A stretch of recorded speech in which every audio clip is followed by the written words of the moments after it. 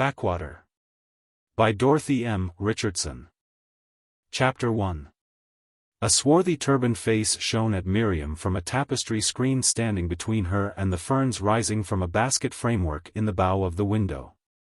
Consulting it at intervals as the afternoon wore on, she found that it made very light of the quiet propositions that were being elaborated within hearing of her inattentive ears.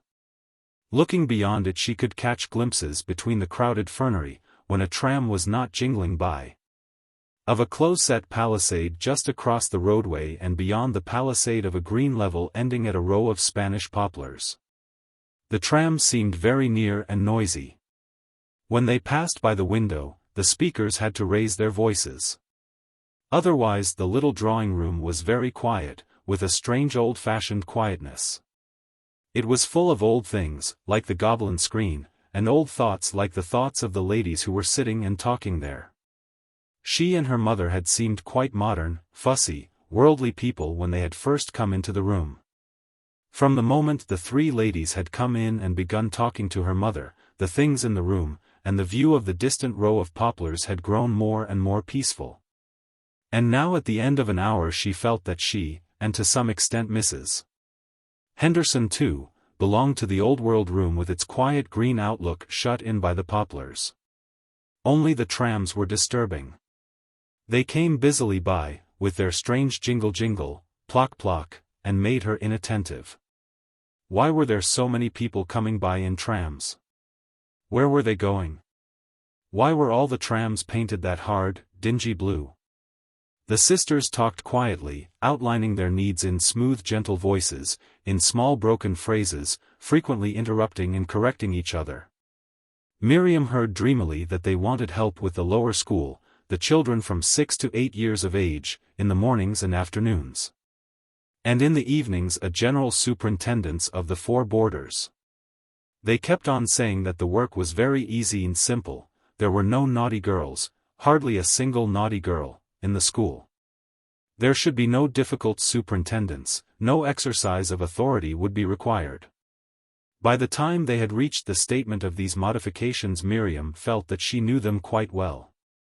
The shortest, who did most of the talking and who had twinkling eyes and crooked pince-nez and soft reddish cheeks and a little red-tipped nose, and whose small coil of sheeny gray hair was pinned askew on the top of her head, stray loops standing out at curious angles, was Miss Jennie, the middle one. The very tall one sitting opposite her, with a delicate wrinkled creamy face and coal-black eyes and a peak of ringlet smooth coal-black hair, was the eldest, Miss Deborah. The other sister, much younger, with neat smooth green-gray hair and a long sad grayish face and faded eyes, was Miss Haddie. They were all three dressed in thin fine black material and had tiny hands and little softly moving feet. What did they think of the trams? "Do you think you could manage it, Chickie?" said Mrs. Henderson suddenly. "I think I could." "No doubt, my dear, oh, no doubt," said Miss Jennie with a little sound of laughter as she tapped her knee with the pince-nez she had plucked from their rakish perch on the reddened bridge of her nose. "I don't think I could teach scripture." An outbreak of incoherent little sounds and statements from all three taught her that Miss Deborah took the Bible classes of the whole school. "How old is Miriam?" "Just 18. She has put up her hair today." "Oh, poor child, she need not have done that. She is a born teacher. She used to hold little classes amongst her schoolfellows when she was only 8 years old." Miriam turned sharply to her mother. She was sitting with her tired look, bright eyes, and moist flushed face. How had she heard about the little classes? Had there been little classes? She could not remember them. "She speaks French like a Parisienne." That was that silly remark made by the woman in the train coming home from Hanover. We thought, it was in Germany she was." "Yes, but I learned more French." The sisters smiled provisionally. "She shared a room with the mademoiselle." "Oh, hey, perhaps she might speak French with the Gels." "Oh no, I couldn't speak." There was a tender little laugh. "I don't know French conversation." Well. The sisters brought the discussion to an end by offering £20 a year in return for Miriam's services, and naming the date of the beginning of the autumn term. On the way to the front door they all looked into the principal schoolroom. Miriam saw a long wide dining room table covered with brown American cloth. Shelves neatly crowded with books lined one wall from floor to ceiling. Opposite them at the far end of the room was a heavy grey marble mantelpiece, on which stood a heavy green marble clock frame.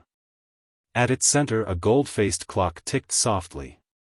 Opposite the windows were two shallow alcoves. In one stood a shrouded blackboard on an easel.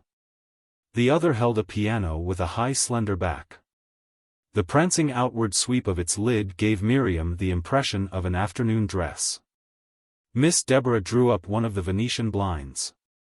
They all crowded to the window and looked out on a small garden backed by trees and lying in deep shadow. Beyond were more gardens and the brownish backs of small old brick houses. Low walls separated the school garden from the gardens on either side. "On our right we have a school for the deaf and dumb," said Miss Perne. "On the other side is a family of Polish Jews." "Mother, why did you pile it on?" They would soon be down at the corner of Banbury Park where the tram lines ended and the favorite omnibuses were standing in the muddy road under the shadow of the railway bridge. Through the jingling of the trams, the dop-dop of the hoofs of the tram horses and the noise of a screaming train thundering over the bridge, Miriam made her voice heard, gazing through the spotted veil at her mother's quivering features. "They might have made me do all sorts of things I can't do." Mrs. Henderson's voice, breathless with walking, made a little sound of protest, a narrowed sound that told Miriam her amusement was half annoyance. The dark, noisy bridge, the clatter and rattle and the mud through which she must plunge to an omnibus exasperated her to the limit of her endurance. "I'd got the post," she said angrily. "You could see it was all settled and then you went saying those things." Glancing at the thin shrouded features she saw the faint lift of her mother's eyebrows and the firmly speechless mouth. "Piccadilly, jump on, chickie.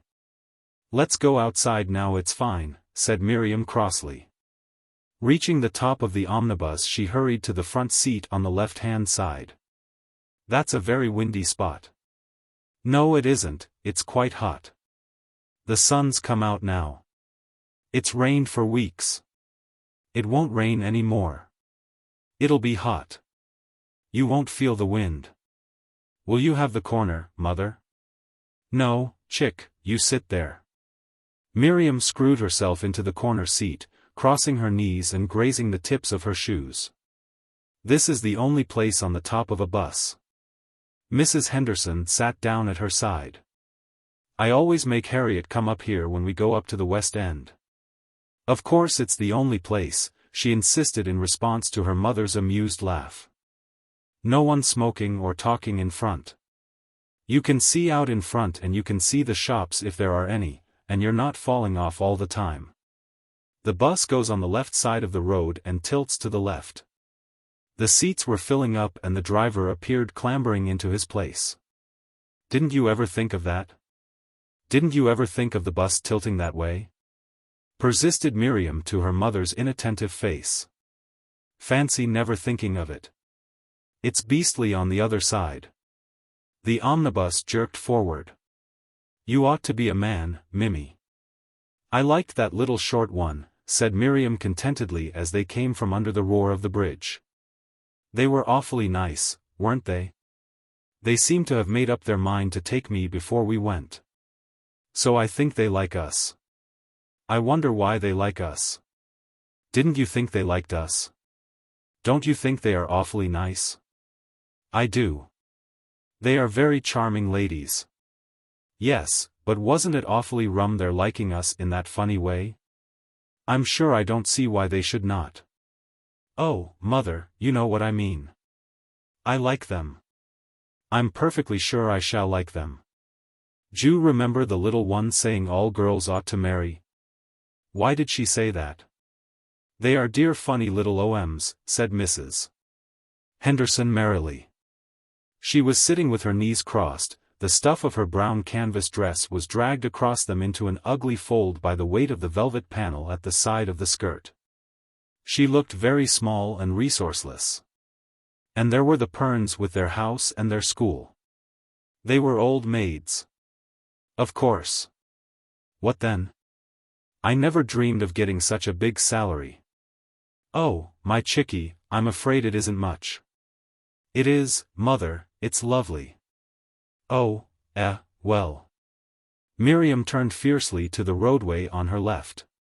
She had missed the first swing forward of the vehicle and the first movements of the compact street.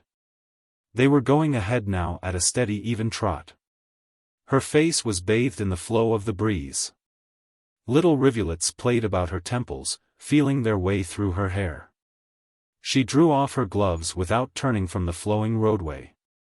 As they went on and on down the long road, Miriam forgot her companion in the tranquil sense of being carried securely forward through the air away from people and problems. Ahead of her, at the end of the long drive, lay 3 sunlit weeks, bright now in the certainty of the shadow that lay beyond them. The junior school. 4 boarders. They lumbered at last round a corner and out into a wide thoroughfare, drawing up outside a newly built public house. Above it rose row upon row of upper windows sunk in masses of ornamental terracotta-colored plaster. Branch roads, laid with tram lines, led off in every direction. Miriam's eyes followed a dull blue tram with a grubby white-painted seatless roof jingling busily off up a roadway where short trees stood all the way along in the small dim gardens of little grey houses. On the near corner of the road stood a wide white building, bulging into heavy domes against the sky. Across its side, large gilt letters standing far apart spelled out Banbury Empire. It must be a theatre, she told herself in astonishment. That's what they call a suburban theatre. People think it is really a theatre. The little shock sent her mind feeling out along the road they had just left.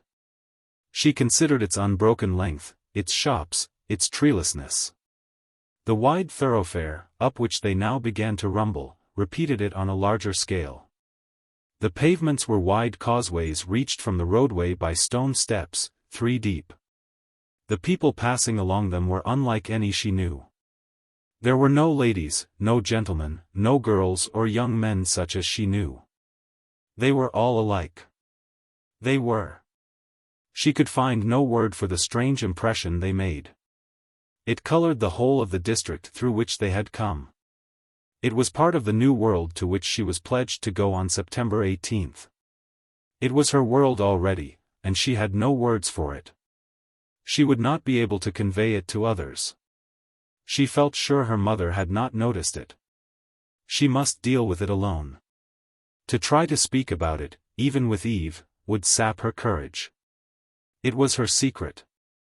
A strange secret for all her life as Hanover had been. But Hanover was beautiful, with distant country through the saal windows with its colors misty in the sunlight, the beautiful, happy town and the woodland villages so near. This new secret was shabby, ugly and shabby. The half-perceived something persisted unchanged when the causeways and shops disappeared and long rows of houses streamed by, their close ranks broken only by an occasional cross-road. They were large, high, flat-fronted houses with flights of grey stone steps leading to their porchless doors. They had tiny railed-in front gardens crowded with shrubs.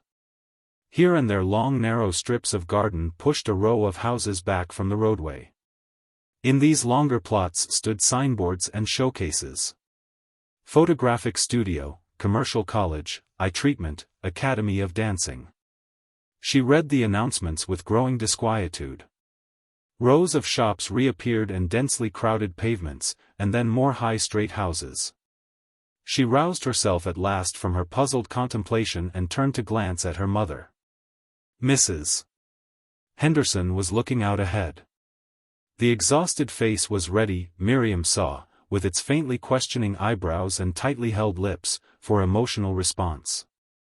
She turned away uneasily to the spellbound streets. Useless to try to talk about anything. Mother would be somehow violent. She would be overpowering. The strange new impressions would be dissolved. But she must do something, show some sign of companionship. She began humming softly. The air was so full of clamor that she could not hear her voice. The houses and shops had disappeared. Drab brick walls were passing slowly by on either side. A goods yard. She deepened her humming, accentuating her phrases so that the sound might reach her companion through the reverberations of the clangor of shunting trains. The high brick walls were drawing away. The end of the long roadway was in sight. Its widening mouth offered no sign of escape from the disquieting strangeness. The open stretch of thoroughfare into which they emerged was fed by innumerable lanes of traffic. From the islands dotted over its surface towered huge lamp standards branching out thin arms. As they rattled noisily over the stone setts, they jolted across several lines of tramway and wove their way through currents of traffic crossing each other in all directions. "I wonder where we're going. I wonder if this is a Piccadilly bus," Miriam thought of saying. Impossible to shout through the din. The driver gathered up his horses and they clattered deafeningly over the last open stretch and turned into a smooth wide prospect. "Oh bliss, wood paving," murmured Miriam. A massive smoke-grayed, sharply steepled stone building appeared on the right. Her eyes rested on its soft shadows. On the left a tall grey church was coming towards them, spindling up into the sky.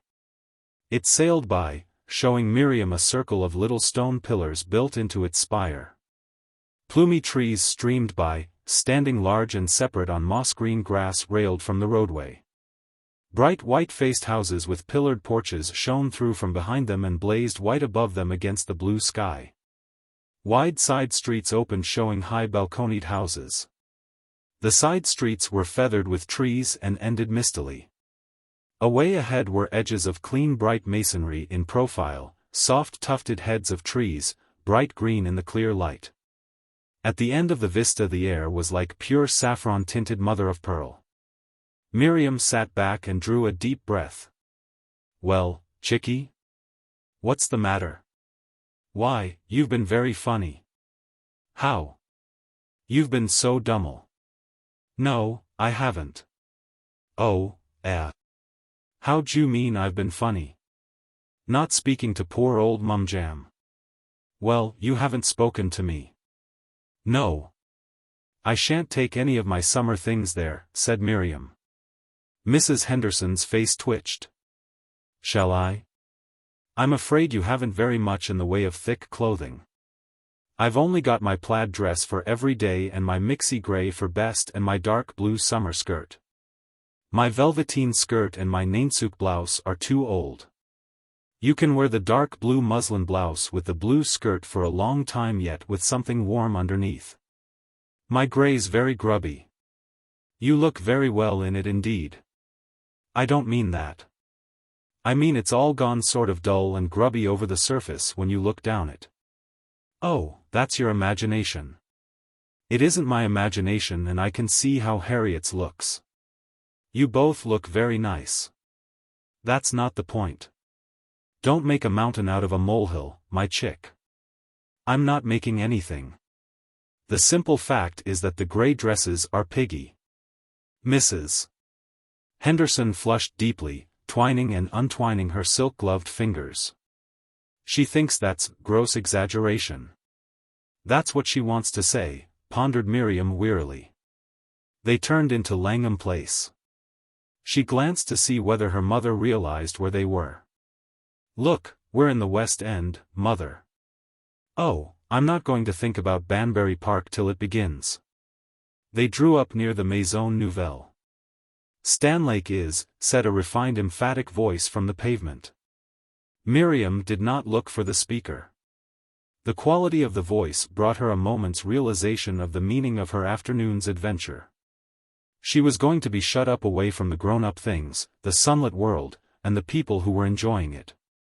She would be shut up and surrounded in Wordsworth House, a proper Shuley school, amongst all those strange roadways. It would be cold English pianos and dreadful English children, and trams going up and down that grey road outside. As they went on down Regent Street she fastened, for refuge from her thoughts, upon a window where softly falling dresses of dull olive stood about against a draped background of pale dead yellow. She held it in her mind as shop after shop streamed by. These shops are extremely recherché. "It's old Regent Street, mother," said Miriam argumentatively. "Glorious old Regent Street. Ruby wine. Ah, Regent Street. We always walk up one side and down the other.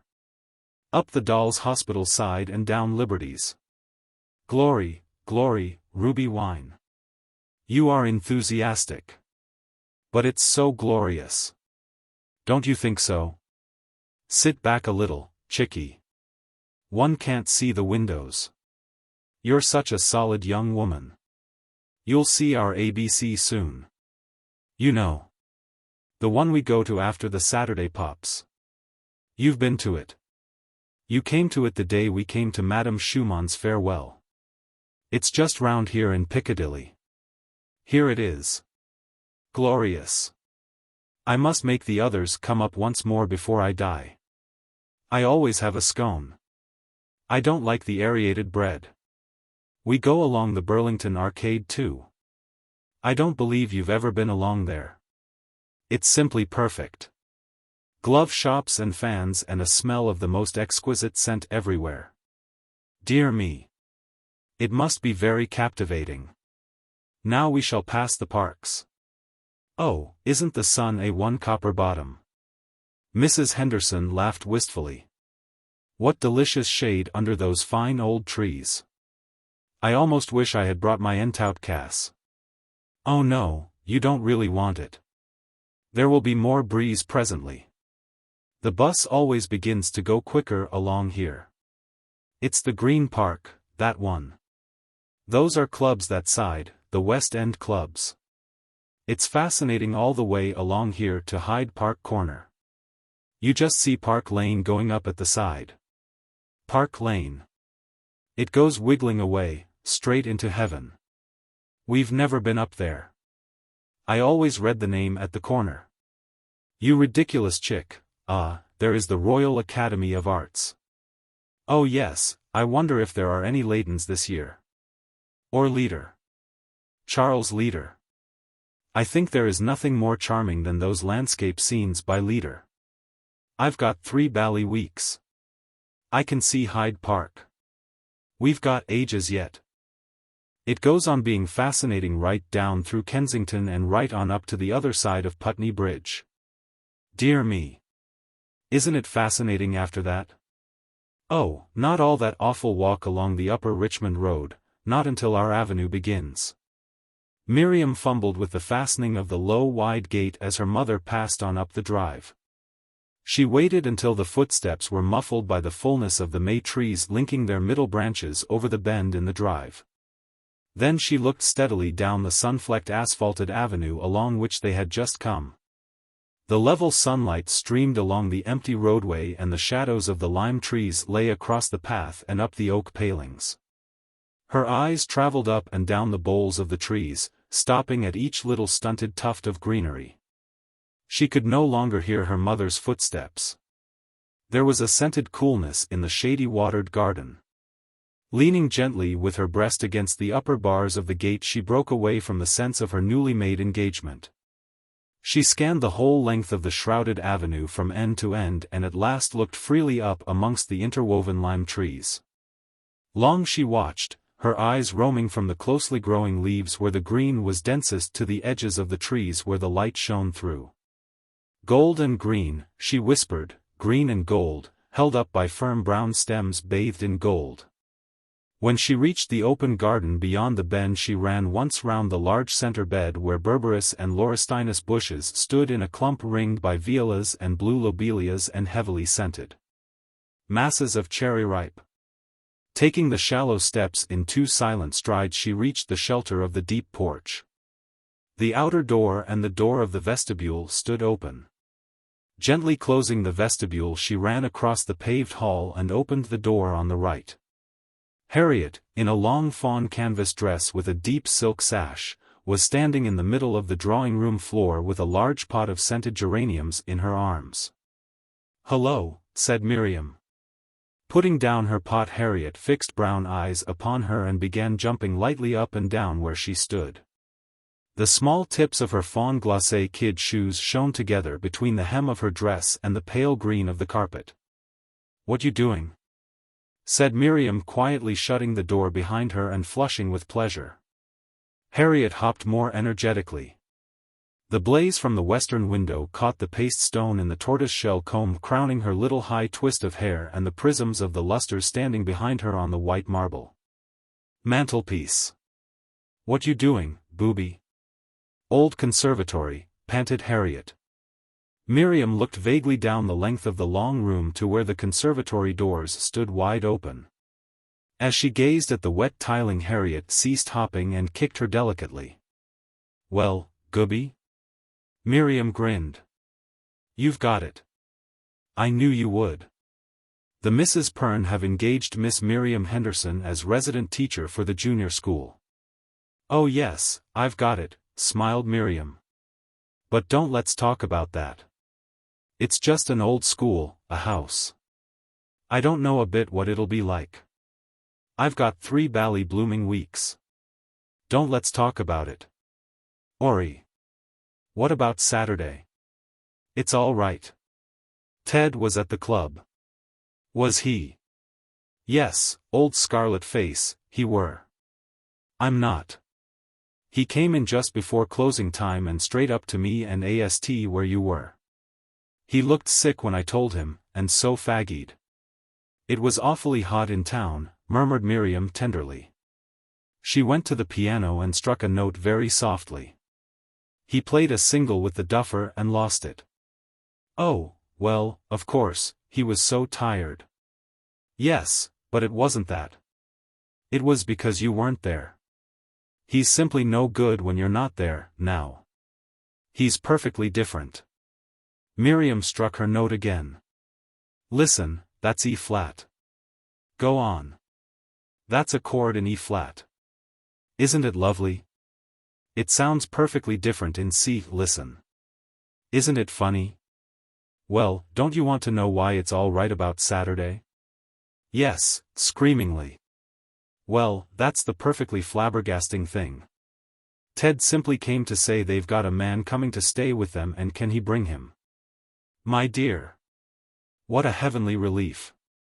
That makes 12 men and 14 girls. That'll do. Nan Babington's hurt her ankle, but she swears she's coming."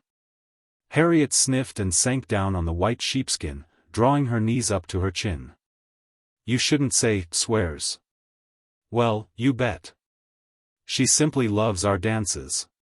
"Did she say she did?" "She sat on the pavilion seat with Bevan Seymour all the afternoon, and I was with them when Ted was playing with the duffer. She told Bevan that she didn't know anywhere else where the kids arranged the dances, and everything was so jolly. 'It's screaming, my dear,' she said. It's horrid the way she calls him, my dear. Your ring is simply dazzling like that, Harry. D'you see? It's the sun. Of course it'll mean she'll sit out in a deck chair in the garden with Bevan all the time. How disgusting. It's her turn for the pavilion tea on Saturday. She's coming in her white muslin and then coming straight on here with 2 sticks and wants us to keep her some flowers. Let's go and have tea. It'll be nearly dinner time. Has Mary made a cake? I dunno. Tea was to be in the breakfast room when you came back. Why not in the conservatory? Because, you silly old crow, I'm arranging it for Saturday. Shall we have the piano in there? Well, don't you think so? 26 of us. Perhaps it'll be more blissful. If we have the breakfast room piano in the hall, it'll bung up the hall. Yes, but the arid bass is so perfect for waltzes. And the brilliant collared treble is so all right in the Backwater. I thought it was Eve and I talked about the collared treble. Well, I was there. Anyhow, we'll have the grand in the conservatory. Oh, Bacchus. Tar are boom dee. Tea, said a rounded voice near the keyhole. Eve, shouted Miriam. The door opened slightly. "I know," said the voice. "Come in, Eve," commanded Miriam, trying to swing the door wide. "I know," said the voice, quivering with the effort of holding the door. "I know all about the new Mrs. Perne and the new man, Max Sonnenheim, Max." "This way out," called Harriet from the conservatory. "Eve," pleaded Miriam, tugging at the door, "let me get at you. Don't be an idiot." A gurgle of amusement made her loosen her hold. "I'm not trying, you beast. Take your iron wrists away." A small white hand waggled fingers through the aperture. Miriam seized and covered it. "Come in for a minute," she begged. "I want to see you." "What have you got on?" "Tea." The hand twisted itself free and Eve fled through the hall. Miriam flung after her with a yell and caught at her slender body. "I've a great mind to drag down your old hair." "Tea," smiled Eve serenely. "All right, I'm coming, damn you, aren't I?" "Oh, Mimi." "Well, damn me, then. Somebody in the house must swear." "I say, Eve." "What?" "Nothing, only I say. How do you find this book?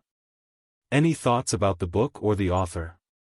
Any suggestion for improvement? Please take a moment to share your thoughts in a comment. If you like it, share it with your friends who might enjoy it as well. Subscribe to keep in touch. Visit CompleteAudiobooks.com for more quality content. Chapter 2. Miriam extended herself on the drawing-room sofa which had been drawn up at the end of the room under the open window. The quintets of candles on the girandoles hanging on either side of the high overmantel gave out an unflickering radiance, and in the center of the large room the chandelier, pulled low, held out in all directions bulbs of softly tinted light. In an intensity of rose-shaded brilliance pouring from a tall standard lamp across the sheepskin hearthrug stood a guest with a fiddle under her arm fluttering pages on a music stand. The family sat grouped towards her in a circle. On her low sofa, outside the more brilliant light, Miriam was a retreating loop in the circle of seated forms, all visible as she lay with her eyes on the ceiling. But no eyes could meet and pilfer her own. The darkness brimmed in from the window on her right. She could touch the rose leaves on the sill and listen to the dewy stillness of the garden. "What shall I play?" said the guest. "What have you there?" "Gluck. Klassisch Stuck. Cavatina." "Ah, Gluck," said Mr. Henderson, smoothing his long knees with outspread fingers. "Have you got that Beethoven thing?" asked Sarah. "Not here, Sally." "I saw it, on the piano, with chords," said Sarah excitedly. "Chords," encouraged Miriam. "Yes, I think so," muttered Sarah taking up her crochet. "I dare say I'm wrong," she giggled, throwing out a foot and hastily withdrawing it. "I can find it, dear," chanted the guest. Miriam raised a flourishing hand. The crimsoned oval of Eve's face appeared inverted above her own. She poked a finger into one of the dark eyes and looking at the screwed-up lid whispered voicelessly, "Make her play the romance first and then the cavatina without talking in between." Eve's large soft mouth pursed a little, and Miriam watched steadily until dimples appeared. "Go on, Eve," she said, removing her hand. "Shall I play the Beethoven first?" inquired the guest. And then the cavatina," murmured Miriam, as if half asleep, turning wholly towards the garden, as Eve went to collect the piano scores. She seemed to grow larger and stronger and easier as the thoughtful chords came musing out into the night and hovered amongst the dark trees. She found herself drawing easy breaths and relaxing completely against the support of the hard friendly sofa. How quietly everyone was listening.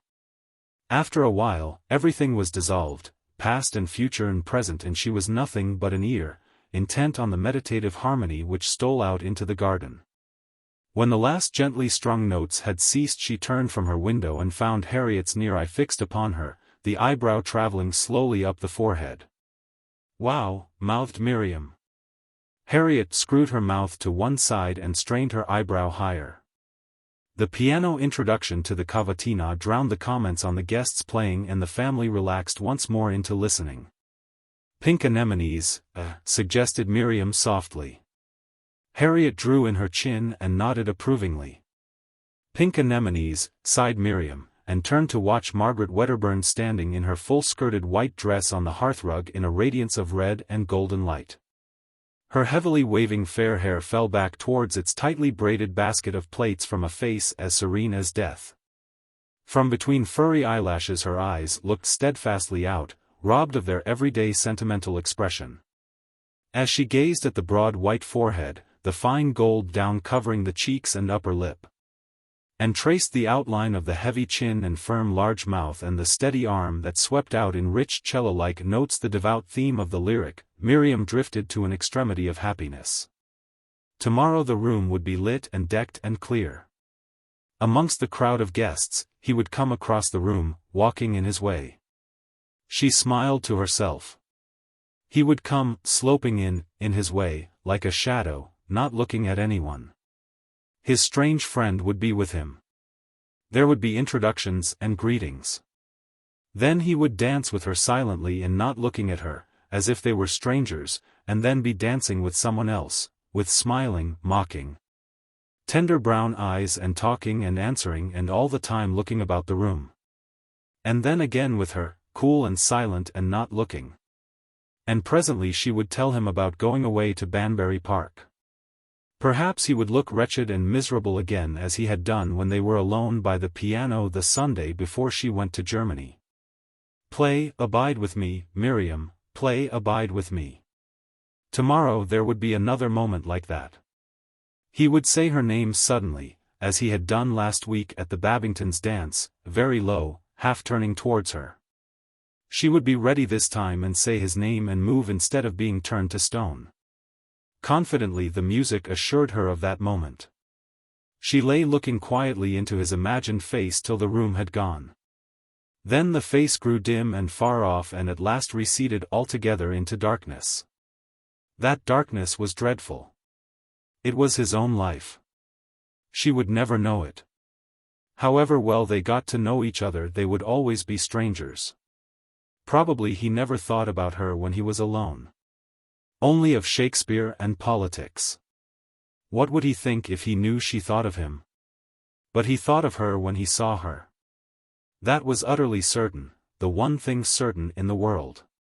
That day, coming along Putney Hill with Mother, tired and dull and trying to keep her temper, passing his house, seeing him standing at his window, alone and pale and serious. The sudden lightening of his face surprised her again, violently, as she recalled it. It had lit up the whole world from end to end. He did not know that he had looked like that. She had turned swiftly from the sudden knowledge coming like a blow on her heart, that one day he would kiss her. Not for years and years. But one day he would bend his head. She wrenched herself from the thought, but it was too late. She thanked heaven she had looked, she wished she had not, the kiss had come, she would forget it. It had not touched her, it was like the breath of the summer. Everything had wavered, her feet had not felt the pavement. She remembered walking on, exulting with hanging head, cringing close to the ivy which hung from the top of the garden wall, sorry and pitiful towards her mother. And everyone who would never stand first with Ted. There were girls who let themselves be kissed for fun. Playing, kiss in the ring, being kissed by someone they did not mean to always be with, all their life. How sad and dreadful. Why did it not break their hearts? Meg Wedderburn was smiling on her hearthrug, being thanked and praised. Her brown violin hung amongst the folds of her skirt. People do like us, mused Miriam, listening to the peculiar sympathy of the family voice.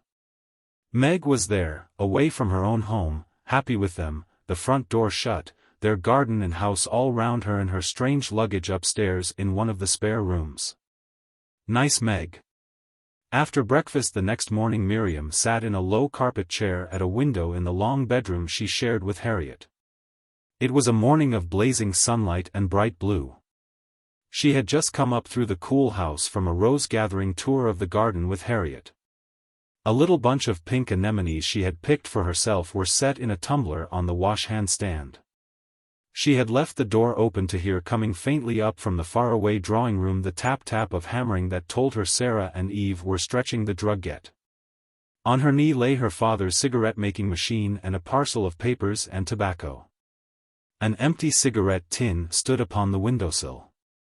She began packing tobacco into the groove of the machine, distributing and pressing it lightly with the tips of her fingers. Watching as she worked the heavy pink cups of the anemones and the shining of their green stalks through the water. They were, she reflected, a little too much out. In the sun they would have come out still more. They would close up at night unless the rooms grew very hot. Slipping the paper evenly into the slot, she shut the machine and turned the roller. As the sound of the loosely working cogs came up to her, she revolted from her self-imposed task. She was too happy to make cigarettes. It would use up her happiness too stupidly. She was surprised by a sudden suggestion that she should smoke the single cigarette herself. Why not? Why had she never yet smoked one? She glanced at the slowly swinging door. No one would come. She was alone on the top floor. Everyone was downstairs and busy. The finished cigarette lay on her knee. Taking it between her fingers, she pressed a little hanging thread of tobacco into place. The cigarette felt pleasantly plump and firm. It was well made. As she rose to get matches, the mowing machine sounded suddenly from the front lawn. She started and looked out of the window, concealing the cigarette in her hand. It was the gardener with bent shoulders pushing with all his might. With some difficulty she unhitched the phosphorescent matchbox from its place under the gas bracket and got back into her low chair, invisible from the lawn. The cool air flowed in, garden-scented. She held the cigarette between two fingers. The match hissed and flared as she held it carefully below the sill, and the flame flowed towards her while she set the paper alight. Raising the cigarette to her lips, she blew gently outwards, down through the tobacco. The flame twisted and went out, leaving the paper charred. She struck another match angrily, urging herself to draw, and drew little panting breaths with the cigarette well in the flame. It smoked. Blowing out the match, she looked at the end of the cigarette. It was glowing all over, and a delicate little spiral of smoke rose into her face. Quickly she applied her lips again and drew little breaths, opening her mouth wide between each breath and holding the cigarette sideways away from her. The end glowed afresh with each breath. The paper charred evenly away and little flecks of ash fell about her. A third of the whole length was consumed. Her nostrils breathed in smoke, and as she tasted the burnt flavor, the sweetness of the unpolluted air all around her was a new thing. The acrid tang in her nostrils intoxicated her. She drew more boldly. There was smoke in her mouth. She opened it quickly, sharply exhaling a yellow cloud oddly different from the gray spirals wreathing their way from the end of the cigarette. She went on drawing in mouthful after mouthful of smoke, expelling each quickly with widely opened lips, turning to look at the well-known room through the yellow haze and again at the sky, which drew nearer as she puffed at it. The sight of the treetops scrolled with her little clouds brought her a sense of power. She had chosen to smoke and she was smoking, and the morning world gleamed back at her. The morning gleamed. She would choose her fate. It should be amongst green trees and sunshine. That daunted lump who had accepted the post at Banbury Park had nothing to do with her. Morning gladness flooded her, and her gladness of the thought of the evening to come quickened as it had done last night into certainty. She burned the last inch of the cigarette in the grate, wrapped with combings from the toilet tidy in a screw of paper. When all was consumed, she carefully replaced the summer bundle of ornamental mohair behind the bars. Useless to tell anyone. No one would believe she had not felt ill.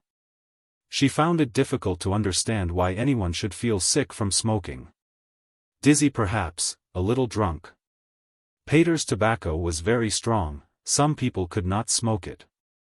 She had smoked a whole cigarette of strong tobacco and liked it. Raising her arms above her head, she worked them upwards, stretching every muscle of her body. No, she was anything but ill. Leaving the window wide, she went on to the landing. The smell of tobacco was everywhere. She flung into each room in turn, throwing up windows and leaving doors propped ajar. Harriet, coming up the garden with a basket of cut flowers, saw her at the cook's bedroom window. "What on earth you doing, Thayer?" she shrieked, putting down her basket. Hanging from the window, Miriam made a trumpet of her hands. Something blew in. All preparations for the evening were made, and the younger members of the household were having a late tea in the breakfast room. "We've done the alcoves," said Sarah explosively, "in case it rains." Nan Babington sat up in her long chair to bring her face round to the deep bay where Sarah stood. "My dear. Seraphina. And she's doing the pink bows. Will some saint take my cup? Ta. My dear, how perfectly screaming." Miriam raised her head from the petal-scattered table, where she lay prone side by side with Harriet, to watch Nan sitting up in her firm white dress, beaming at Sarah through her slanting eye. "What flowers you going to wear, Nan?" Nan patted her sleek, slightly Japanese-looking hair.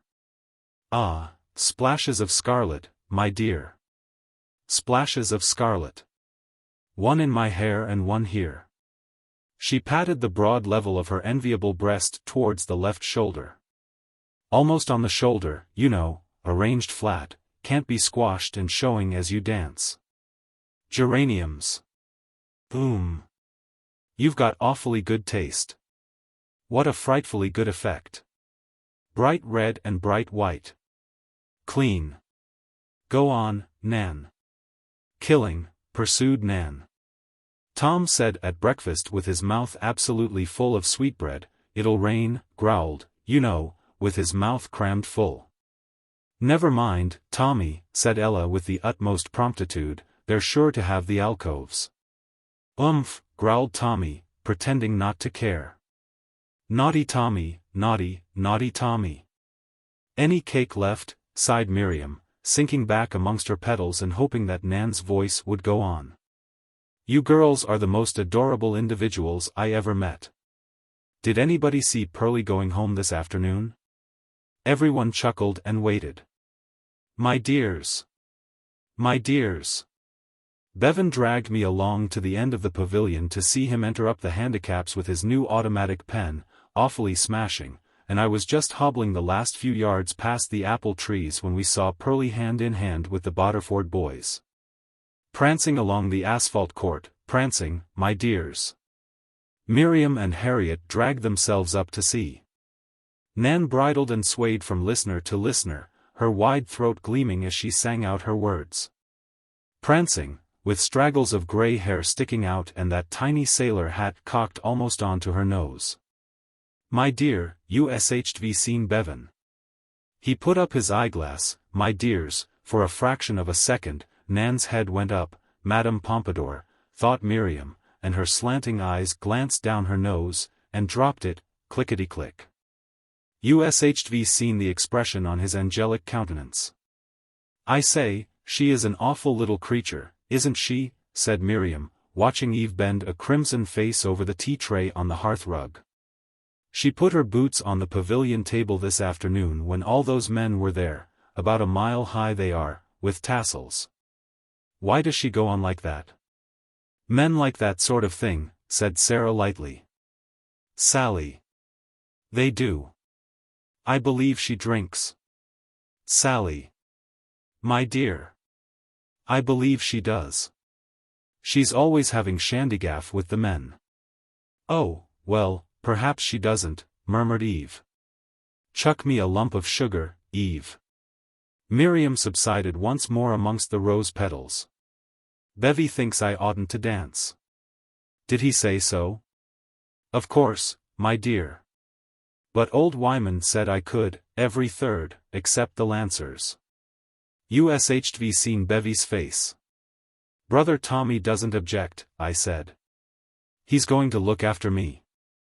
"Is he?" said Bevy in his most superior manner.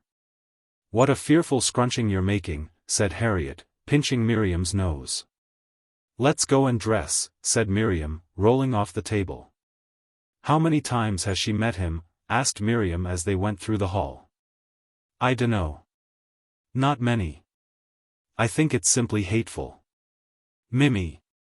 It was Nan's insinuating voice. Coming, called Miriam. And, you know, Tommy needn't think he can carry on with Meg in an alcove. What would she think? Let's go and tell Meg she must dress. Mimmy. Miriam went back and put her head round the breakfast room door. Let me see you when you're dressed. Why?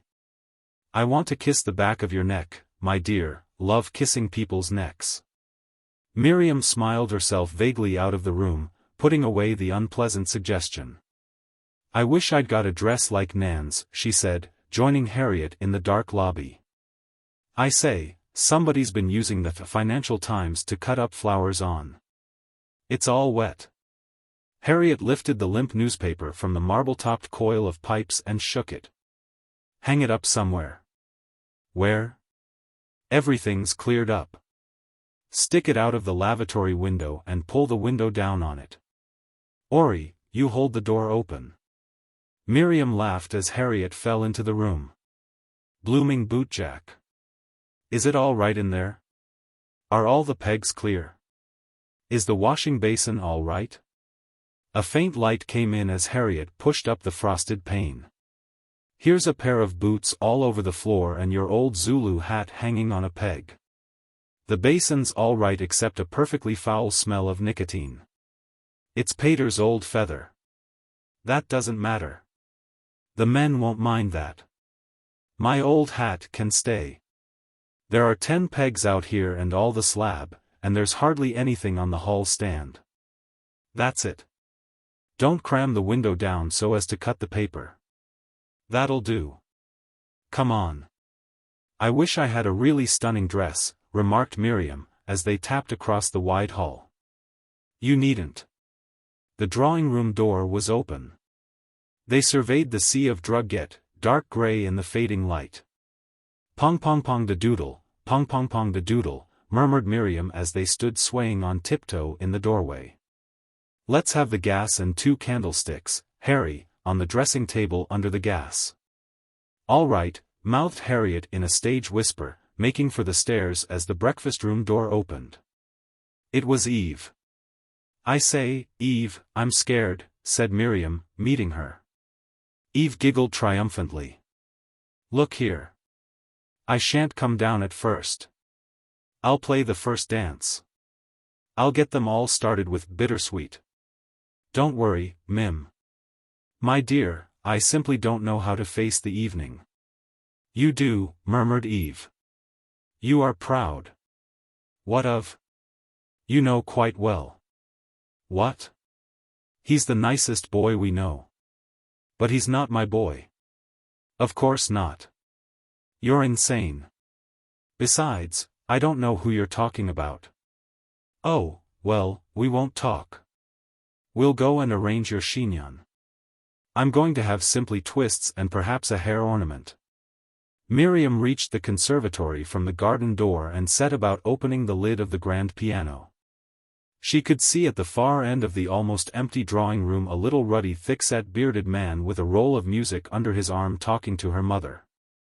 He was standing very near to her, surrounding her with his eager presence. Mother's wonderful, thought Miriam, with a moment's adoration for Mrs. Henderson's softly smiling girlish tremulousness. Listening to the man's hilarious expostulating narrative voice, she fumbled hastily for her waltz amongst the scattered piles of music on the lid of the piano. As she struck her opening chord, she watched her mother gently quell the narrative and steer the sturdy form towards a group of people hesitating in the doorway. Have they had coffee? She wondered anxiously. Is Mary driving them into the dining room properly? Before she had reached the end of her second page, everyone had disappeared. She paused a moment and looked down the brightly lit empty room. The sight of the cold sheeny drugget filled her with despair. The hilarious voice resounded in the hall. There couldn't be many there yet. Were they all looking after them properly? For a moment she was tempted to leave her piano and go and make some desperate attempt at geniality.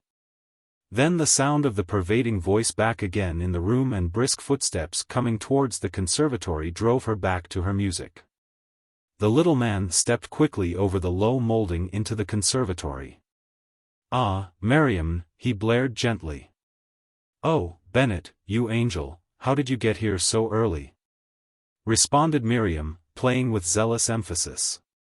"Got old Barrowgate to finish off the outpatients," he said with a choke of amusement. "I say, Murray, don't you play. Let me take it on. You go and ply the light fantastic." He laid his hands upon her shoulders and bowed the tune she was playing like a muted euphonium over the top of her head. "No. It's all right. Go and get them dancing.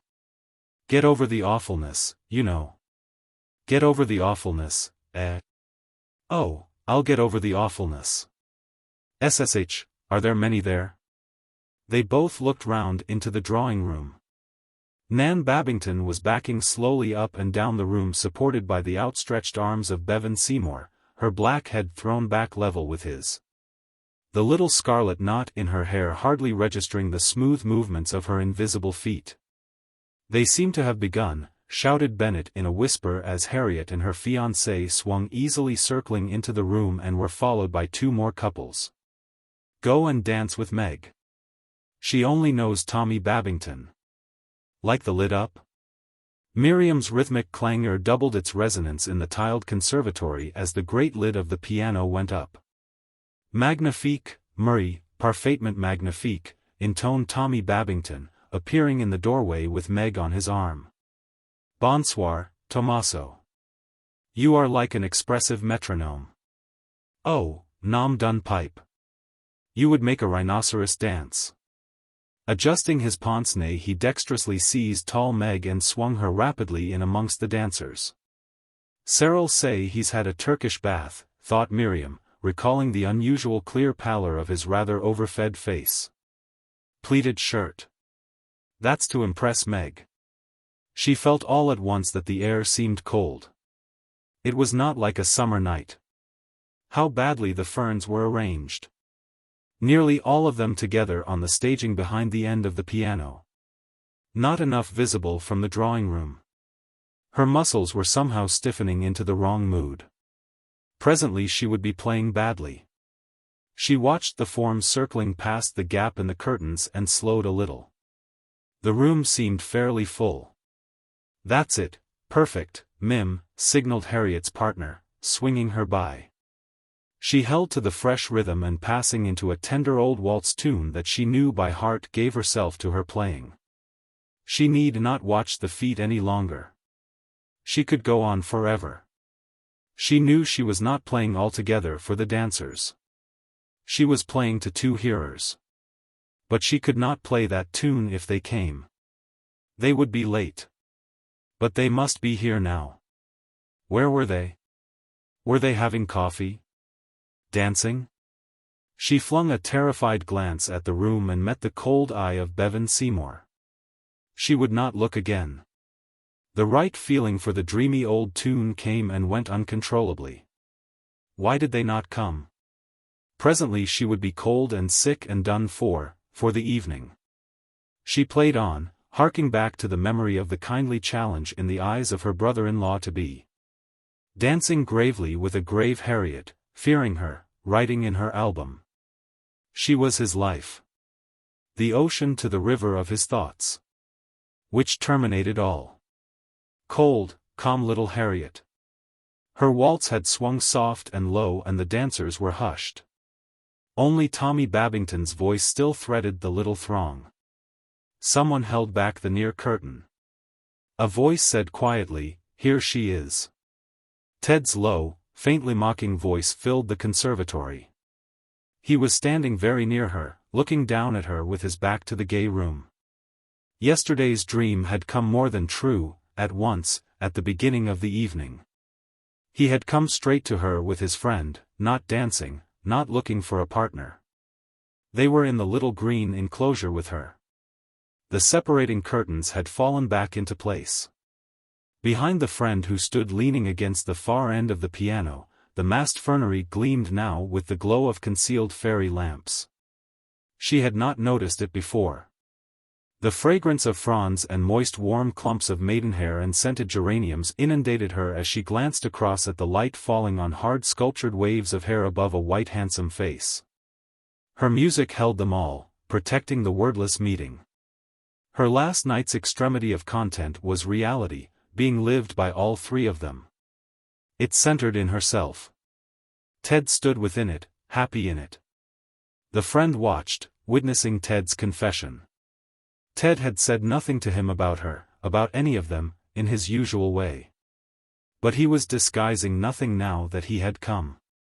At the end of her playing she stood up faintly dizzy, and held out towards Max Sonnenheim's familiar strangeness hands heavy with happiness and quickened with the sense of Ted's touch upon her arm. The swift crushing of the strange hands upon her own, steadied her as the curtains swung wide and a group of dancers crowded in. "Don't tell N.B. We've scrubbed the coffin, Miriam, she'll sit there all the evening." "That was my sister and my future brother-in-law," said Miriam to Max Sonnenheim as Harriet and Gerald ran down the steps and out into the dark garden. "Your sister and brother-in-law," he responded thoughtfully. He was standing at her side at the top of the garden steps staring out into the garden and apparently not noticing the noisy passers-by.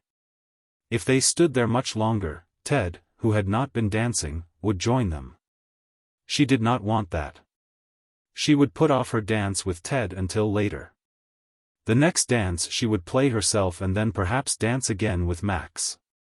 Once more from the strange security of his strongly swinging arms she would meet Ted's eyes, watching and waiting.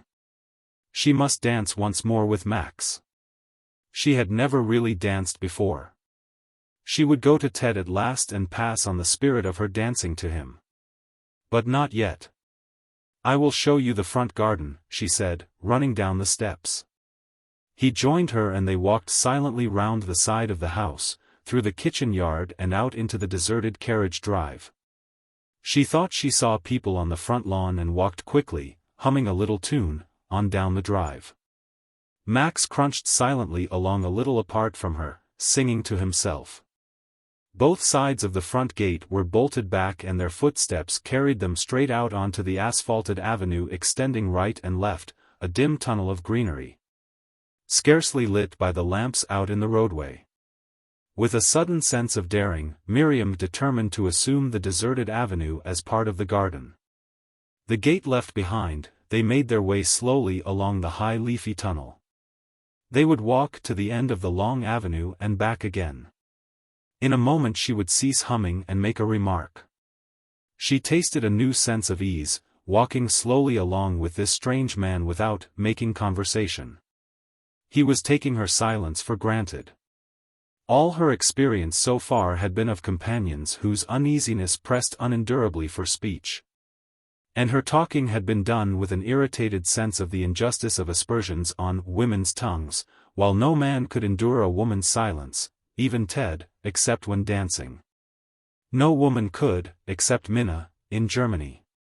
Max must be foreign, of course, German, of course. She could, if she liked, talk of the stars to him. He would neither make jokes nor talk science and want her to admire him, until all the magic was gone. Her mood expanded. He had come just at the right moment. She would keep him with her until she had to face Ted. He was like a big ship towing the little bark of her life to its harbor. His vague humming rose to a little song. It was German. It was the Lorelei. For a moment she forgot everything but pride in her ability to take her share in both music and words. "You understand German," he cried. They had reached the end of the avenue and the starlit roadway opened ahead, lined with meadows. "Ach, we schon," breathed Max. "We schon." Miriam was startled by the gay sound of her own voice. It sounded as if she were alone, speaking to herself. She looked up at the spangled sky. The freshening air streamed towards them from the meadows. "We must go back," she said easily, turning in again under the trees. The limes seemed heavily scented after their breath of the open. They strolled dreamily along keeping step with each other. They would make it a long quiet way to the gate. Miriam felt strangely invisible. It was as if in a moment a voice would come from the clustering lime trees or from the cluster of stars in the imagined sky. "Wie süß," murmured Max, "ist true Liebe." How dear, she translated mentally, is true love. Yes, that was it, that was true, the German phrase.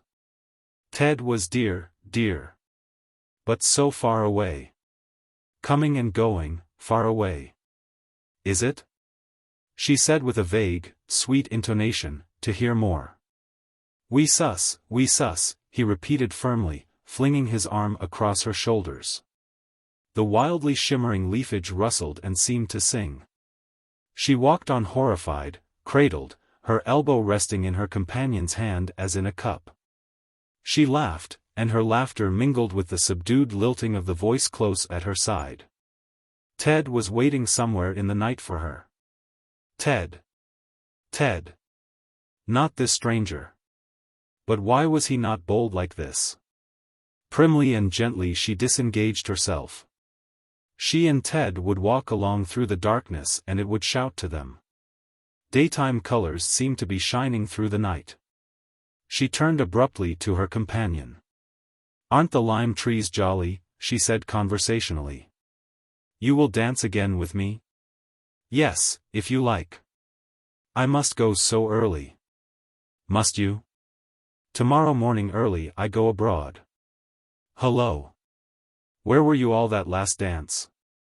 Nan Babington's voice startled her as they came into the bright hall through the open front door. She smiled towards Nan, sitting drearily with a brilliant smile on her face watching the dancers from a long chair drawn up near the drawing-room door. And passed on into the room with her hand on her partner's arm. They had missed a dance and an interval.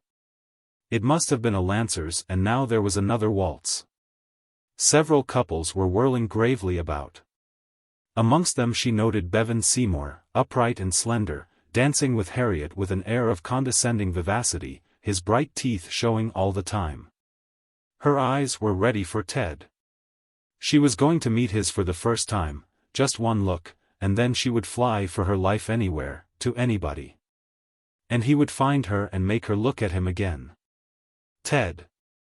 He was not there. People were glancing at her, curiously. She veiled her waiting eyes and felt their radiance stream through her, flooding her with strength from head to foot. How battered and ordinary everyone had looked, frail and sick, stamped with a pallor of sickness. How she pitied them all. "Let us take a short turn," said Max, and his arms came around her. As they circled slowly down the length of the room she stared at his black shoulder a few inches from her eyes. His stranger's face was just above her in the bright light.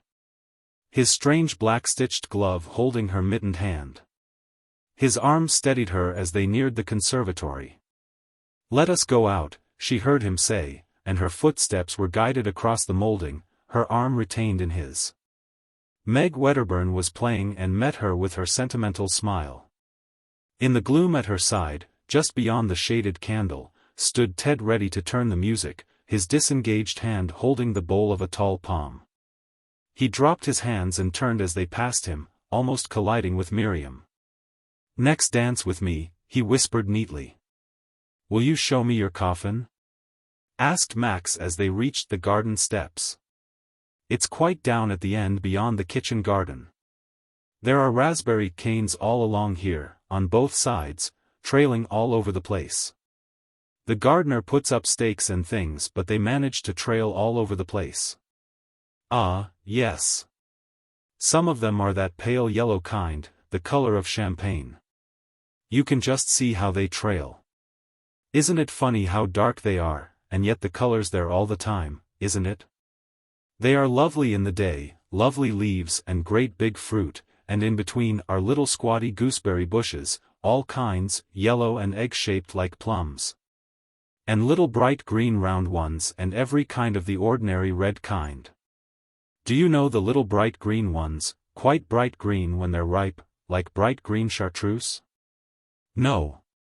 The green chartreuse of course I know. But green ripe gooseberries I have not seen. I expect you only know the unripe green ones they make April Fool of. April Fool? I mean gooseberry fool. Do you know why men are like green gooseberries? No. Why are they? Tell me. Perhaps you would not like it. We are passing the apple trees now, quarendens and stibbids. Tell me. I shall like what you say. Well, it's because women can make fools of them whenever they like. Max laughed, a deep gurgling laugh that echoed back from the wall in front of them. We are nearly at the end of the garden. I think you would not make a man a fool. No? I don't know. I've never thought about it. You have not thought much about men. I don't know. But they have thought about you. Oh, I'm sure I don't know.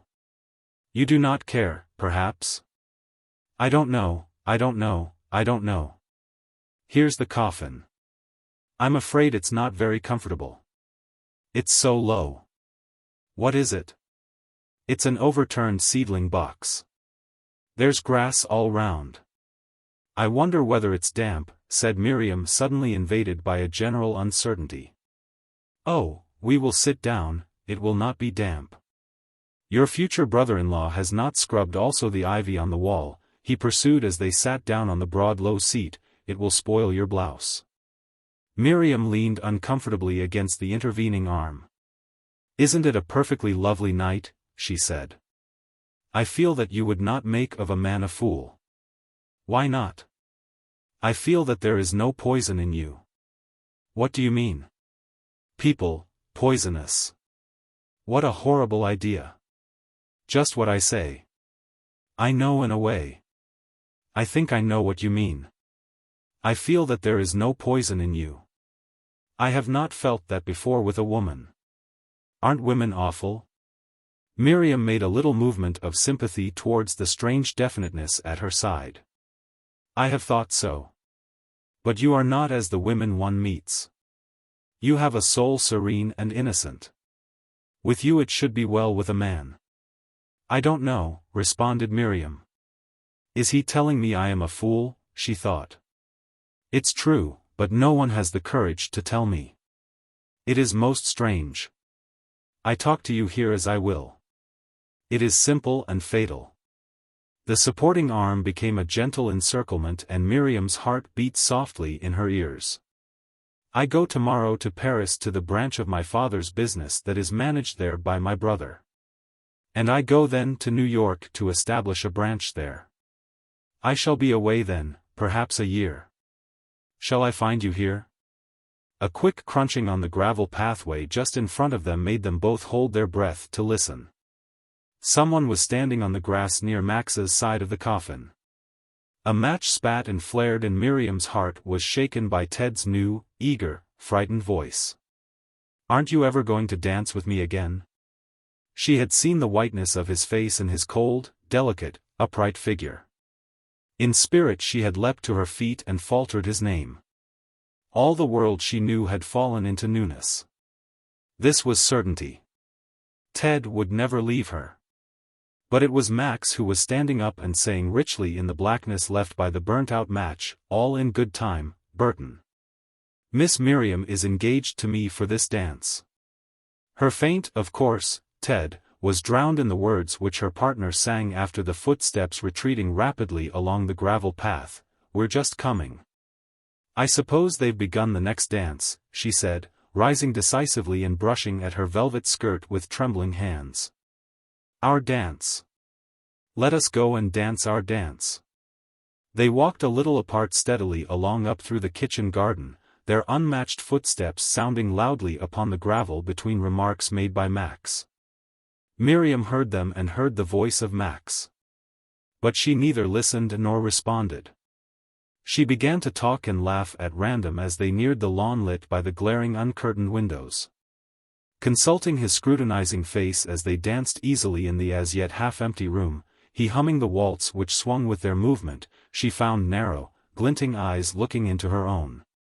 Strange eyes that knew all about a big business and were going to Paris and New York.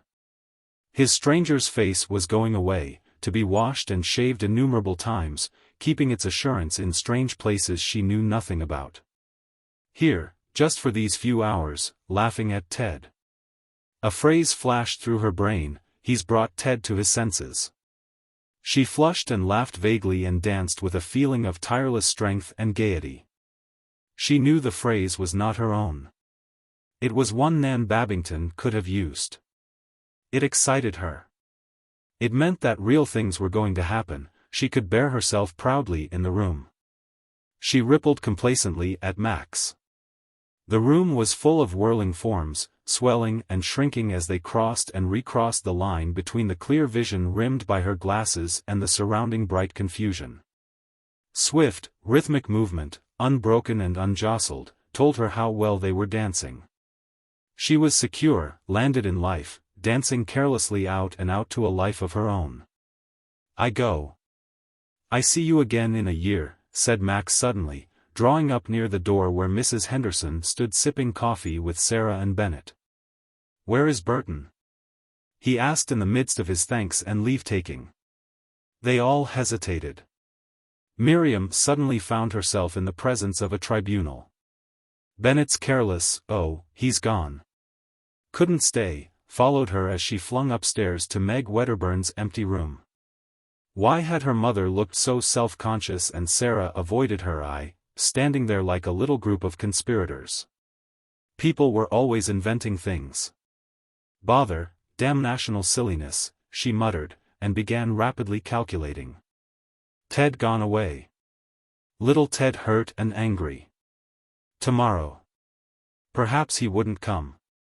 If he didn't, she wouldn't see him before she went.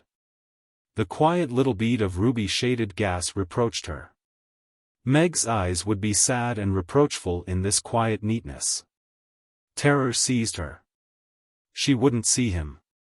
He had finished his work at the institution. It was the big Norwich job next week. Chapter 3. Miriam propped the story of Adele open against the 3 Bibles on the dressing table.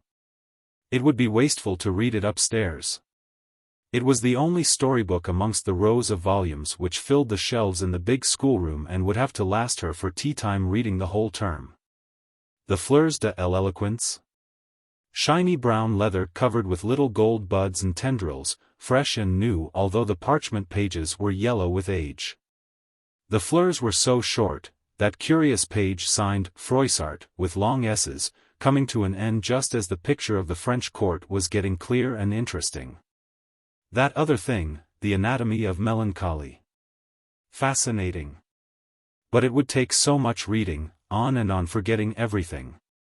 All the ordinary things, seeing things in some new way, some way that fascinated people for a moment if you tried to talk about it and then made them very angry, made them hate and suspect you. Impossible to take it out and have it on the schoolroom table for tea-time reading. What had made the Pernes begin allowing tea-time reading? Being shy and finding it difficult to keep conversation going with the girls for so long? They never did talk to the girls. Perhaps because they did not see through them and understand them. North London girls. So different from the Fairchild family and the sort of girls they had been accustomed to when they were young. Anyhow, they hardly ever had to talk to them. Not at breakfast or dinner time when they were all 3 there, and at tea time when there was only one of them. There were always the books. How sensible. On Sunday afternoons, coming smiling into the schoolroom, one of them each Sunday, perhaps the others were asleep, reading aloud. The Fairchild family, smooth and good and happy, everyone in the book surrounded with a sort of light, going on and on and on towards heaven. Tea-time seeming so nice and mean and ordinary afterwards, or a book about a place in the north of England called Saltcoats, brine, and a vicarage and miners. The people in the book horrible, not lit up, talking about things and being gloomy and not always knowing what to do, never really sure about heaven like the Fairchild family, black brackish book. The Fairchild family was golden and gleaming. The anatomy of melancholy would not be golden like the Fairchild family. The cart was now come alongside a wood which was exceedingly shady and beautiful. Good manners and civility make everybody lovely, but it would be round and real, not just chilly and moaning like Saltcoats. The title would be enough to keep one going at tea time. Anatomy of Melancholy, and the look of the close-printed pages and a sentence here and there. The Pernes would not believe she really wanted it there on the table. The girls would stare. When the story of Adele was finished she would have to find some other book, or borrow one. Nancy Wilkie, sitting at tea with her back to the closed piano facing the great bay of dark green blinded window, reading Nicholas Nickleby. Just the very one of all the Dickens volumes that would be likely to come into her hands. Impossible to borrow it when Nancy had finished with it. Impossible to read a book with such a title. David Copperfield was all right, and the Pickwick Papers. Little Dorrit, A Tale of Two Cities, The Old Curiosity Shop. There was something suspicious about these, too. Adele, The Story of Adele. The book had hard, unpleasant covers with some thin cottony material, bright lobelia blue, strained over them and fraying out at the corners. Over the front of the cover were little garlands and festoons of faded gold, and in the center framed by an oval band of brighter gold was the word Adele. With little strong tendrils on the lettering. There was some secret charm about the book. The strong sunlight striking the window just above the coarse lace curtains that obscured its lower half, made the gilding shine and seem to move, a whole wild woodland. The coarse white toilet cover on the chest of drawers, the 3 Bibles, the little cheap mahogany-framed looking-glass, Nancy Wilkie's folding hand-glass. The ugly gas bracket sticking out above the mirror, her own bed in the corner with its coarse fringed coverlet, the 2 alien beds behind her in the room. And the repellent washstand in the far corner became friendly as the sun shone on the decorated cover of the blue and gold book.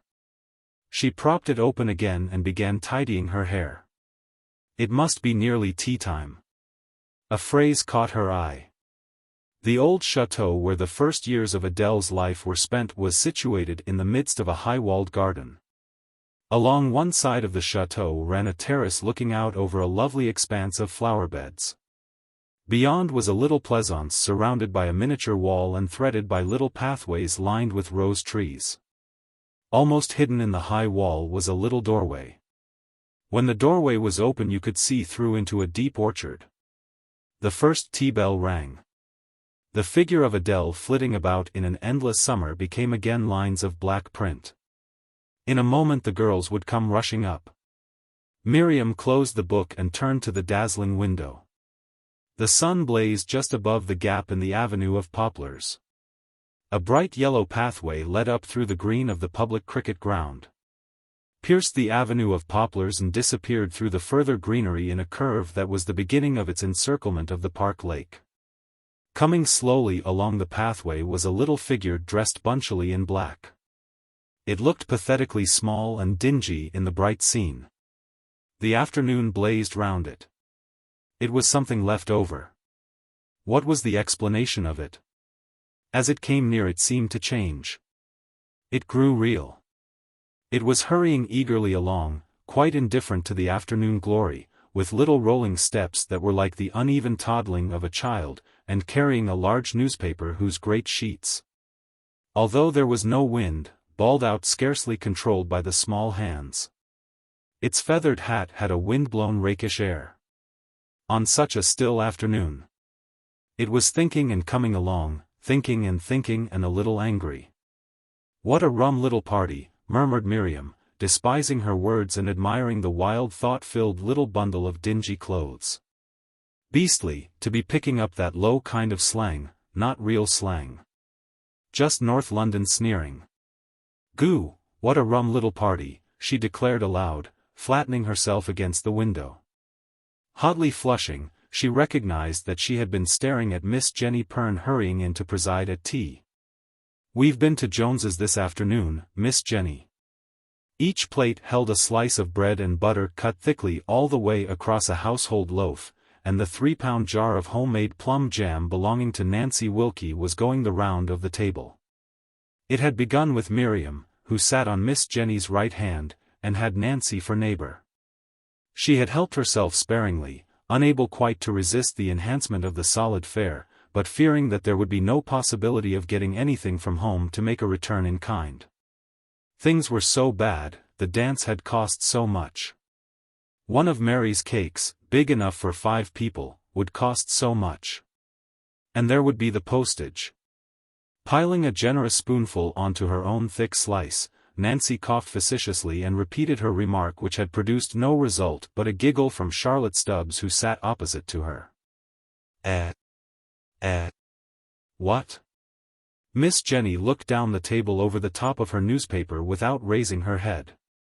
Her pince-nez were perched so that one eye appeared looking through its proper circle, the other glared unprotected just above a rim of glass. "Miss Haddie took us to Jones's this afternoon," said Nancy almost voicelessly. Miriam glanced at the too familiar sight of Nancy's small eyes vanishing to malicious points. She was sitting as usual very solid and upright in her chair, with her long cheeks pink flushed and her fine nose white and cool and twitching. Her yellow hair standing strongly back from her large white brow.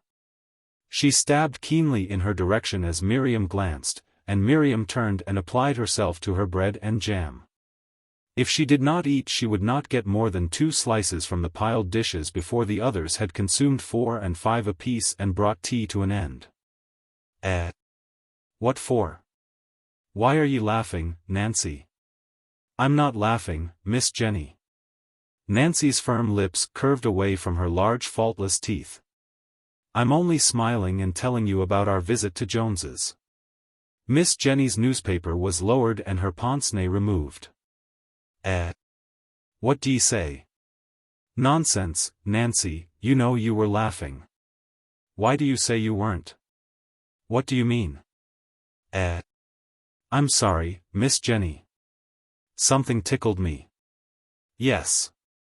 Don't be nonsensical." "D'ye see? It's nonsensical to say no when you mean yes. D'ye understand what I mean, Nancy? It's bad manners." Hitching on her pince-nez, Miss Jennie returned to her paper. Miriam gave herself up to the luxury of reading Adele to the accompaniment of bread and jam. She would not hurry over her bread and jam. As well not have it. She would sacrifice her chance of a 3rd slice. She reflected that it would be a good thing if she could decide never to have more than 2 slices, and have them in peace. Then she could thoroughly enjoy her reading. But she was always so hungry. At home she could not have eaten thick bread and butter. But here every slice seemed better than the last. When she began at the hard thick edge, there always seemed to be tender places on her gums. Her 3 hollow teeth were uneasy and she had to get through worrying thoughts about them. They would get worse as the years went by. And the little places in the front would grow big and painful and disfiguring. After the first few mouthfuls of solid bread, a sort of padding seemed to take place and she could go on forgetful. "They'd got," said Trixie Sanderson in a velvety tone, "they'd got some of their Christmas things out, Miss Jennie." She cleared her throat shrilly on the last word and toned off the sound with a sigh. Inaudible laughter went round the table, stopping at Miriam, who glanced fascinated across at Trixie. Trixie sat in her best dress, a loosely made brown velveteen with a deep lace collar round her soft brown neck. Her neck and her delicate pale face were shaded by lively silky brown curls. She held her small head sideways from her book with a questioning air. One of her wicked swift brown eyes was covered serenely with its thin lid. She uttered a second gentle sigh and once more cleared her throat, accompanying the sound with a rapid fluttering of the lowered lid. Miriam condemned her, flouting the single eye which tried to search her, hating the sudden, sharp dimpling which came high up almost under Trixie's cheek bones in answer to her own expression. "Miss Jennie," breathed Trixie in a high tone, twirling one end of the bow of black ribbon crowning her head. Beatty Featherwell, at the far end of the table opposite the tea-tray, giggled aloud. What? Did somebody speak?" said Miss Jennie, looking up with a smile. "Are ye getting on with your teas? Are ye ready for second cups?" "Beatty spoke," murmured Trixie, glancing at Beatty, whose neat china doll's face was half hidden between her cup and the protruding edge of her thatch of tight gold curls. Miriam disgustedly watched Beatty prolong the irritating comedy by choking over her tea. It was some minutes before the whole incident was made clear to Miss Jennie. Reading was suspended. Everyone watched while Charlotte Stubbs, going carefully backwards, came to the end at last of Miss Jennie's questions, and when Miss Jennie rapidly adjudicating, "Well, you're all very naughty children. I can't think what's the matter with you. Ye shouldn't do it. I can't think what possesses you. What is it, Ye shouldn't do it. D'you see?" And having dispensed the second allowance of tea with small hesitating preoccupied hands returned finally to her newspaper, it was Charlotte who sat looking guilty. Miriam stole a glance at the breadth of her broad flushed face, at its broadest as she hung over her book. Her broad flat nose shone with her tea drinking, and her shock of coarse brown gold hair, flatly brushed on the top, stuck out bushily on either side. Its edges lit by the afternoon glow from the garden behind her. The others were unmoved. Trixie sat reading, the muscles controlling her high dimples still faintly active. She and Nancy and Beatty, whose opaque blue eyes fixed the table just ahead of her book with their usual half-squinting stare, had entered on their final competition for the last few slices. Miriam returned to her book. The story of Adele had moved on through several unassimilated pages. "My child," she read, "it is important to remember," she glanced on gathering a picture of a woman walking with Adele along the magic terrace. Talking, words and phrases that fretted dismally at the beauty of the scene. Examining later chapters she found conversations, discussions, situations, arguments, fusses, all about nothing. She turned back to the early passage of description and caught the glow once more. But this time it was overshadowed by the promise of those talking women. That was all there was. She had finished the story of Adele. A resounding slam came up from the kitchen. "Poor cook, another tooth," sighed Trixie. Smothering a convulsion, Miriam sat dumb. Her thwarted expectations ranged forth beyond control, feeling swiftly and cruelly about for succor where she had learned there was none. Nancy, her parents abroad, her aunt's house at Cromer, with a shrubbery, the cousin from South Africa coming home to Cromer, taking her out in a dog-cart, telling her she was his guiding star. Going back to South Africa. Everything Nancy said and did, even her careful hair-brushing and her energetic upright walk, her positive brave way of entering a room. Coming out through those malicious pinpoints, things she said about the Misses Perne and the girls, things she whispered and laughed, little rhymes she sang with her unbearable laugh. Beatty still shaking at intervals in silent servile glancing laughter, her stepmother, her little half-brother who had fits, her holidays at Margate, "You'd look neat on the seat of a bicycle made for 2-inch, Beatty brought Miriam the utmost sense of imprisonment within the strange influence that had threatened her when she first came to Banbury Park. Beatty was in it, was an unquestioning part of it. She felt that she could in some way, in some one tint or tone, realize the whole fabric of Beatty's life on and on to the end, no matter what should happen to her. But she turned from the attempt. Any effort at full realization threatened complete despair.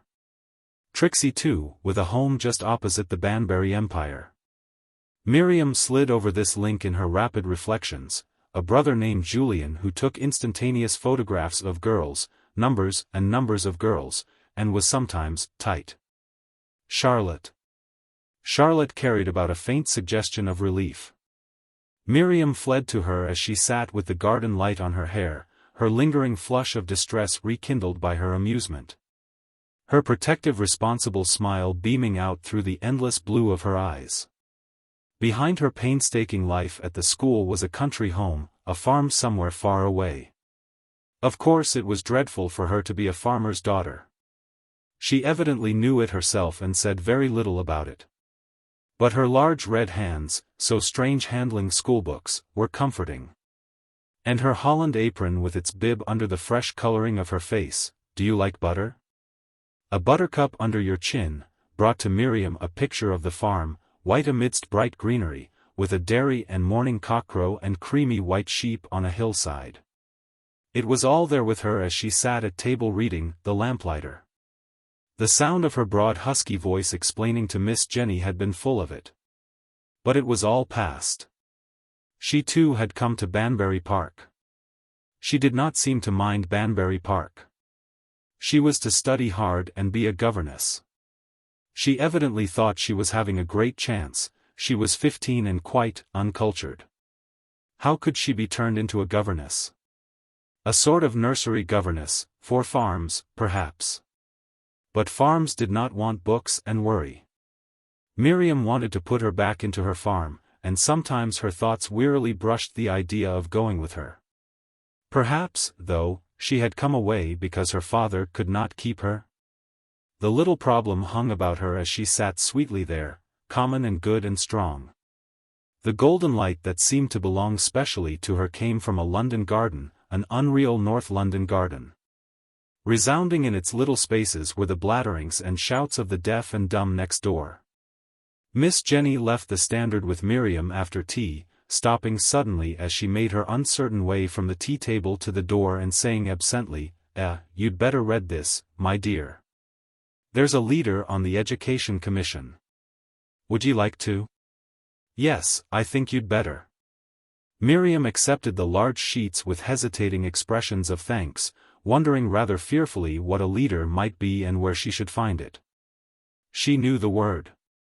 Her mother read the leaders in the evening. "Excellent leader," she sometimes said, and her father would put down his volume of Proceedings of the British Association. Or Herbert Spencer's First Principles, and condescendingly agree.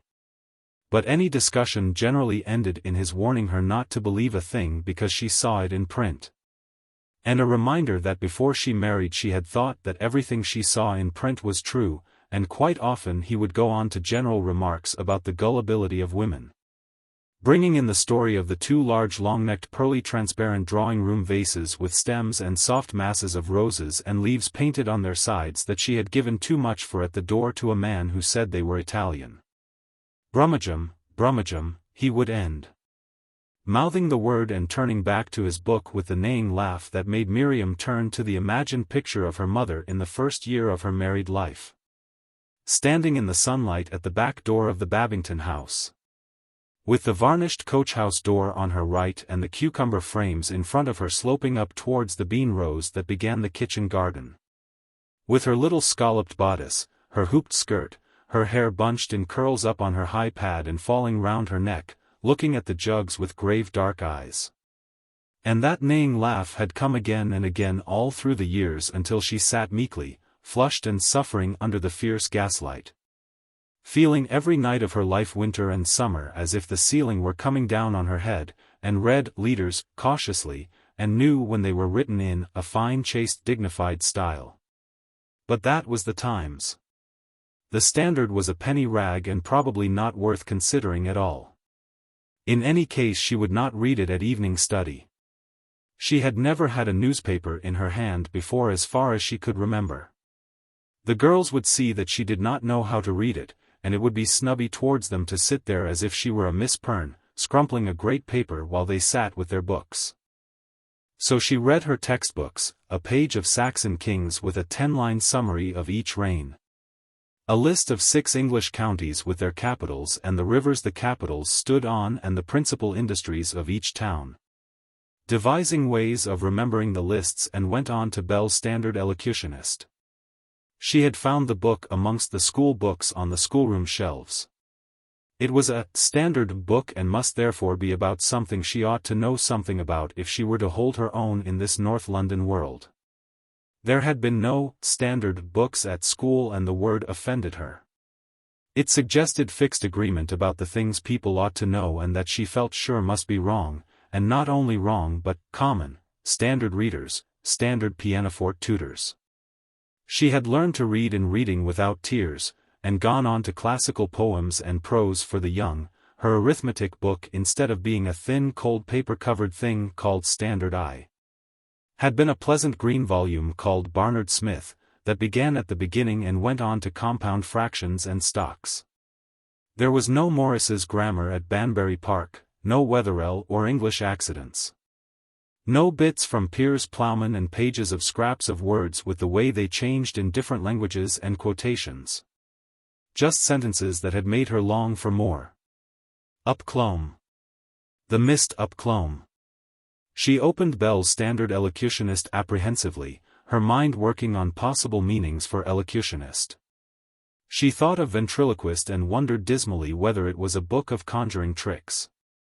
It was poems and prose, all mixed up together anyhow.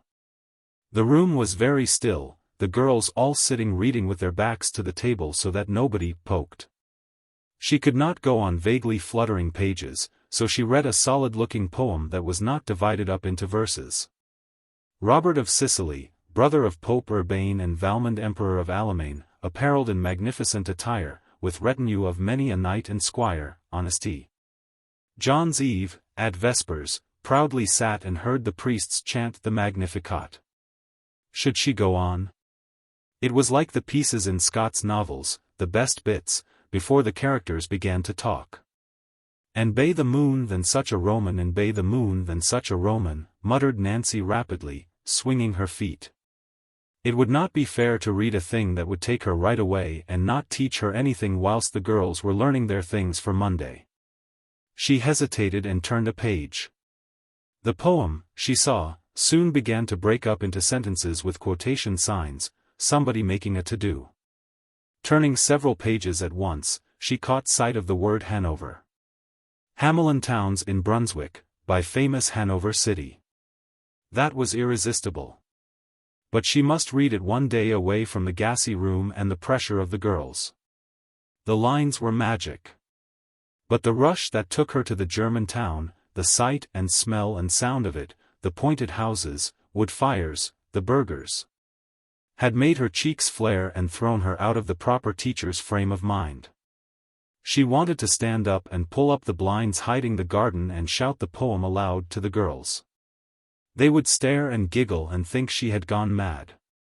The mountain has gone mad, Nancy would mutter. There is a mountain in Banbury Park, covered over with yellow bark, Nancy's description of herself. That was how the girls saw her stiff hair, and they thought she was about 40. Well, it was true. She was, practically. She went on holding Belle up before her face, open at a page of prose, and stared at the keyboard of the piano just beyond her crossed knees. It aroused the sight and sense of the strangely moving hands of the various girls whose afternoon practice it was her business to superintend, their intent faces, the pages of bad unclassical music. Things with horrible names, by English composers, the uselessness of the hours and terms and years of practice. Presently the bread and butter and milk came up for the girls, and then there was prayers, the 3 servants lined up in front of the bookshelves. Cook wheezing heavily, tall and thin and bent, with a sloping mobcap and a thin old brown face with a forehead that was like a buttress of shiny bone and startling dark eyes that protruded so that they could be seen even when she sat looking down into her lap. And Flora the parlour-maid, short and plump and brown with an expression of perfectly serene despair, this was part of Miriam's daily bread. And Annie the housemaid, raw pink and gold and grinning slyly at the girls, Miss Perne, sitting at the head of the table with the shabby family Bible and the book of family prayers. Miss Jennie and Miss Haddie one on each side of the fireplace, Miss Jennie's feet hardly reaching the floor as she sat bunched on a high schoolroom chair. Miss Haddie in her cold slate-gray dress sitting back with her thin hands clasped in her lap, her gray face bent devotionally so that her chin rested on her thin chest. Her eyes darting from the servants to the girls who sat in their places round the table during the time it took Miss Perne to read a short psalm. Miriam tried to cast down her eyes and close her ears. All that went on during that short interval left her equally excluded from either party. She could not sit gazing at Flora, and Miss Perne's polite unvarying tone brought her no comfort. She sometimes thought longingly of prayers in Germany, the big quiet saal with its high windows, its great dark doors, its annex of wooden summer-room, Fräulein's clear, brooding undertone. The pensive calm of the German girls. The strange mass of fresh melodious sound as they all sang together. Here there seemed to be everything to encourage and nothing whatever to check the sudden murmur, the lightning-swift gesture of Nancy or Trixie. The moment Miss Perne had finished her psalm they all swung round onto their knees. Miriam pressed her elbows against the cane seat of her chair and wondered what she should say to Miss Jennie at supper about the newspaper. While Miss Perne decorously prayed that they might all be fed with the sincere milk of the word and grow thereby. After the Lord's Prayer, a unison of breathy mutterings against closed fingers, they all rose. Then the servants filed out of the room followed by the Misses Perne. Miss Perne stopped in the doorway to shake hands with the girls on their way to bed before joining her sisters in the little sitting room across the hall. One of the servants reappeared almost at once with a tray, distributed its contents at the fireplace end of the long table and rang the little bell in the hall on her way back to the kitchen. The Misses Perne filed back across the hall. Deborah, are ye sure?" said Miss Jennie, getting into her chair at Miss Perne's right hand. Perhaps the newspaper would not be mentioned after all. If it were she would simply say she had been preparing for Monday and was going to read it after supper. Anyhow there was never any threat with the Pernes of anything she would not be able to deal with. She glanced to see what there was to eat, and then, feeling Miss Haddie's eye from across the table, assumed an air of interested abstraction to cover her disappointment. Cold white blancmange in a round dish garnished with prunes, bread and butter, a square of cream cheese on a green-edged dessert plate, a box of plain biscuits. The tall bottle of lime juice and the red glass jug of water. Nothing really sweet and nice, the blancmange would be flavored with laurel, prussic acid, and the prunes would be sweet in the wrong sort of way, wholesome, just sweet fruit. Cheese, how could people eat cheese? Well, my dear, I tell you only what I saw with my own eyes, Polly Allen and Eunice Dupont running about in the park without their hats. Eck, siphoned Miss Haddie, drawing her delicate green-gray eyebrows sharply towards the deep line in the middle of her forehead. She did not look up but sat frowning sourly into her bowl of bread and milk, ladling and pouring the milk from the spoon. Miriam kept a nervous eye on her acid preoccupation. No one had seen the behavior of her own face, how one corner of her mouth had shot up so sharply as to bring the feeling of a deeply denting dimple in her cheek. She sat regulating her breathing and carefully extracting the stone from a prune. "Did ye speak to them?" asked Miss Jennie, fixing her tall sister over her pince-nez. Miss Perne sat smilingly upright, her black eyes blinking rapidly at the far-off bookshelves. "I did not speak to them." Deborah, why not?" scolded Miss Jennie as Miss Perne drew breath. "I did not speak to them," went on Miss Deborah, beaming delightedly at the bookcase, "for the very good reason that I was not sufficiently near to them. I was walking upon the asphalt pathway surrounding the lake and had just become engaged in conversation with Mrs. Brinkwell, who had stopped me for the purpose of giving me further details with regard to Constance's prolonged absence from school. When I saw Polly and Eunice apparently chasing one another across the recreation ground in the condition I have described to you.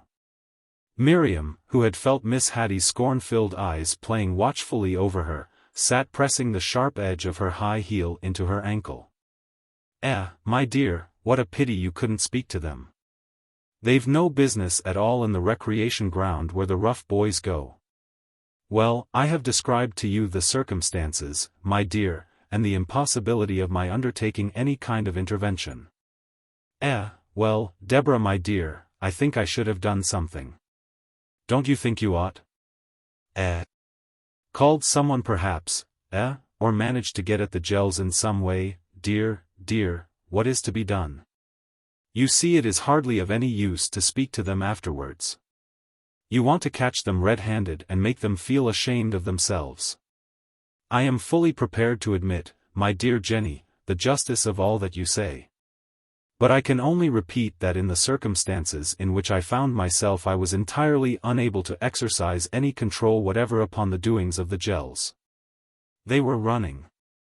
And long before I was free from Mrs. Brinkwell they were out of sight.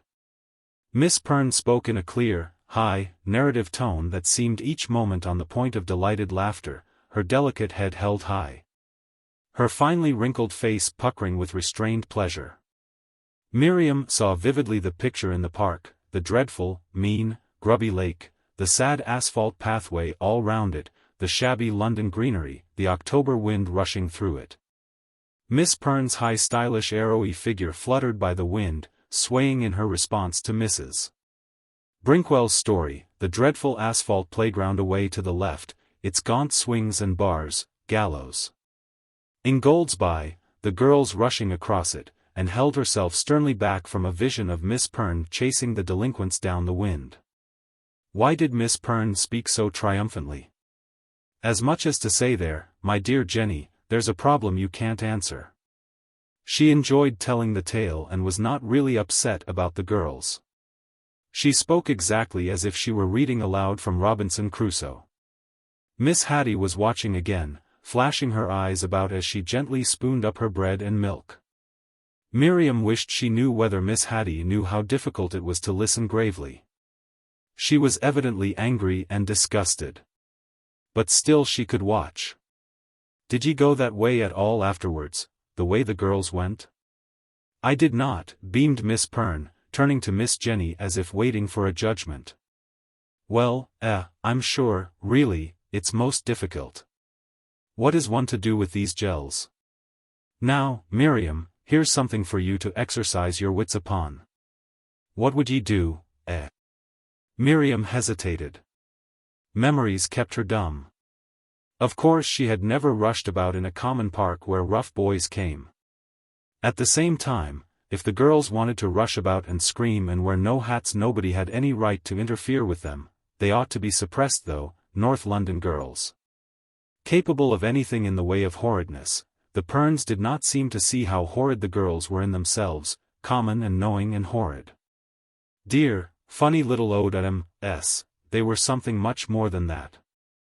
They were wrong about the hats, but it was good, heavenly to be here like this with them. She turned to Miss Jennie, her mind in a warm confusion, and smiled into the little red face peering delicately from out its disorderly gorgon loops. Well? My dear Jennie, said Miss Haddie's soft hollow voice, how should the child judge? Miriam's heart leapt. She smiled inanely and eagerly accepted a second helping of blancmange suddenly proffered by Miss Perne, who was drawing little panting breaths and blinking sharply at her. Nonsense, Haddie. Come along, my dear, it's a chance for you. Come along. Tomboys, said Miss Haddie indignantly. Miriam drew a breath. It was wrong, they were not tomboys, she knew they had not run like tomboys, they had scuttled, she was sure, horrid girls, that was what they were, nothing the Pernes could understand. The Pernes ought not to be bothered with them. Well, she said, feeling a sudden security, are we responsible for them out of school hours? Miss Haddie's eyebrows moved nervously, and Miss Perne's smile turned to a dubious mouthing. There you are.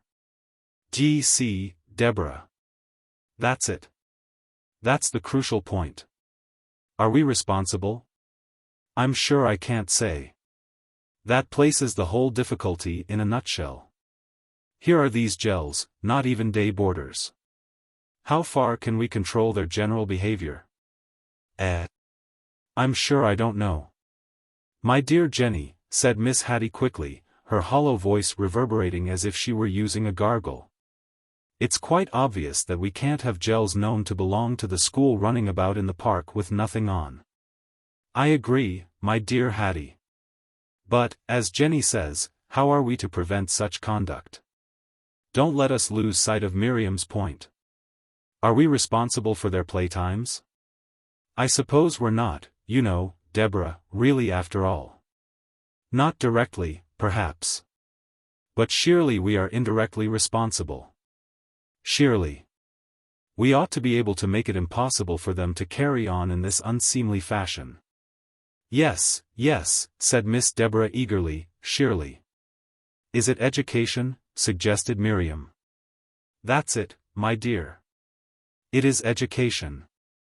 That's what's wanted. That's what these gels want. I don't know, though. All this talk of education. It ought to be the thing. And yet look at these two gels. Both of them from Miss Cass's. There's her school now. Famous all over London. 300 gels. We've had several here. And they've all had that objectionable noisy tone. Deborah? I don't know. How is it to be accounted for? I've never heard of Miss Cass's, said Miriam. My dear child. It's not possible. D'ye mean to say ye don't know Miss Cass's high school? Oh, if it's a high school, of course. All three ladies waited, with their eyes on her, making a chorus of inarticulate sounds. Oh well, high schools are simply fearful. Miriam glowed in a tide of gentle cackling laughter. Well, you know, I think there's something in it, giggled Miss Jennie softly. It's the number perhaps. That's what I always say, Deborah. Treating the gels like soldiers. Like a regiment. D'ye see? No individual study of the gels' characters. Well. However that may be, I am sure of one thing. I am sure that on Monday Polly and Eunice must be reprimanded. Severely reprimanded. Yes. I suppose they must. They're nice gels at heart, you know. Both of them. That's the worst of it. Well, I hardly mean that. Only so often the naughty gels are so thoroughly, well, nice, likable at bottom, you know, I'm sure. I don't know. Miriam sat on in the schoolroom after supper with the newspaper spread out on the brown American cloth table cover under the gas. She found a long column headed, "The Royal Commission on Education." The Queen, then, was interesting herself in education. But in England the sovereign had no power, was only a figurehead. Perhaps the Queen had been advised to interest herself in education by the Privy Council and the Conservatives, people of leisure and cultivation. A commission was a sort of command, it must be important, something the Privy Council had decided and sent out in the Queen's name. She read her column, sitting comfortlessly between the window and the open door. As she read the room grew still. The memory of the talking and clinking supper table faded, and presently even the ticking of the clock was no longer there. She raised her head at last. No wonder people read newspapers. You could read about what was going on in the country, actually what the government was doing at that very moment.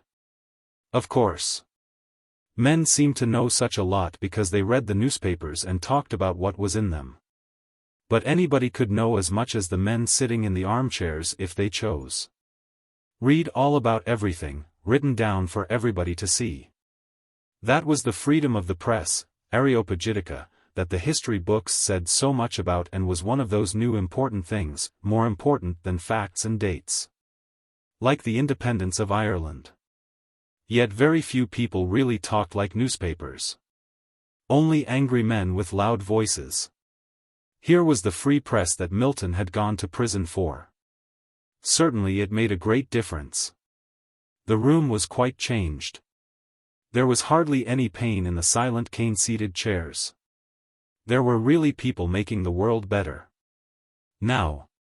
At last. Perhaps it was rather a happy fate to be a teacher in the Banbury Park school and read newspapers. There were plenty of people who could neither read nor write. Someone had a servant like that who did all the marketing and never forgot anything or made any mistake over the change, none the worse for it, Pater said. People who wanted book learning could get it. There must always be hewers of wood and drawers of water, laissez-faire. But Gladstone did not believe that. At this moment Gladstone was saying that because the people of England as a whole were uneducated their condition of ignorance affected the whole of the body politic. That was Gladstone. He had found that out, with large moist silky eyes like a dog and pointed collars seeing things as they were and going to change them. Miriam stirred uneasily as she felt the beating of her heart.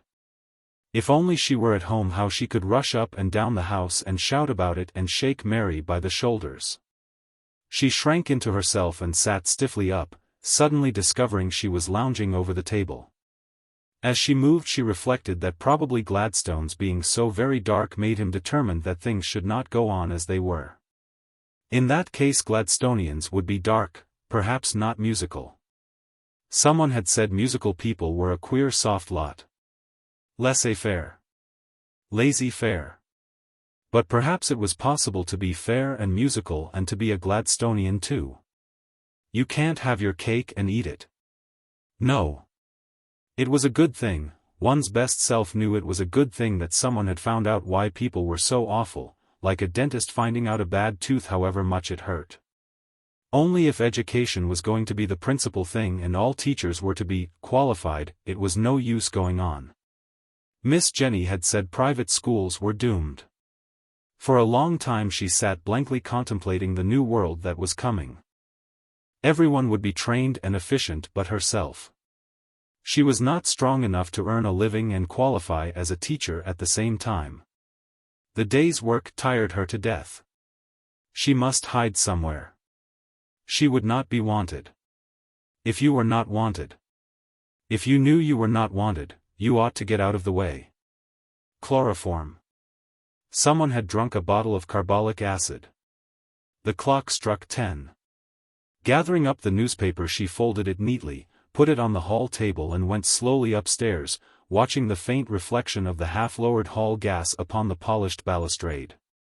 The staircase was cold and airy. Cold rooms and landings stretched up away above her into the darkness. She became aware of a curious buoyancy rising within her. It was so strange that she stood still for a moment on the stair. For a second, life seemed to cease in her and the staircase to be swept from under her feet. I'm alive.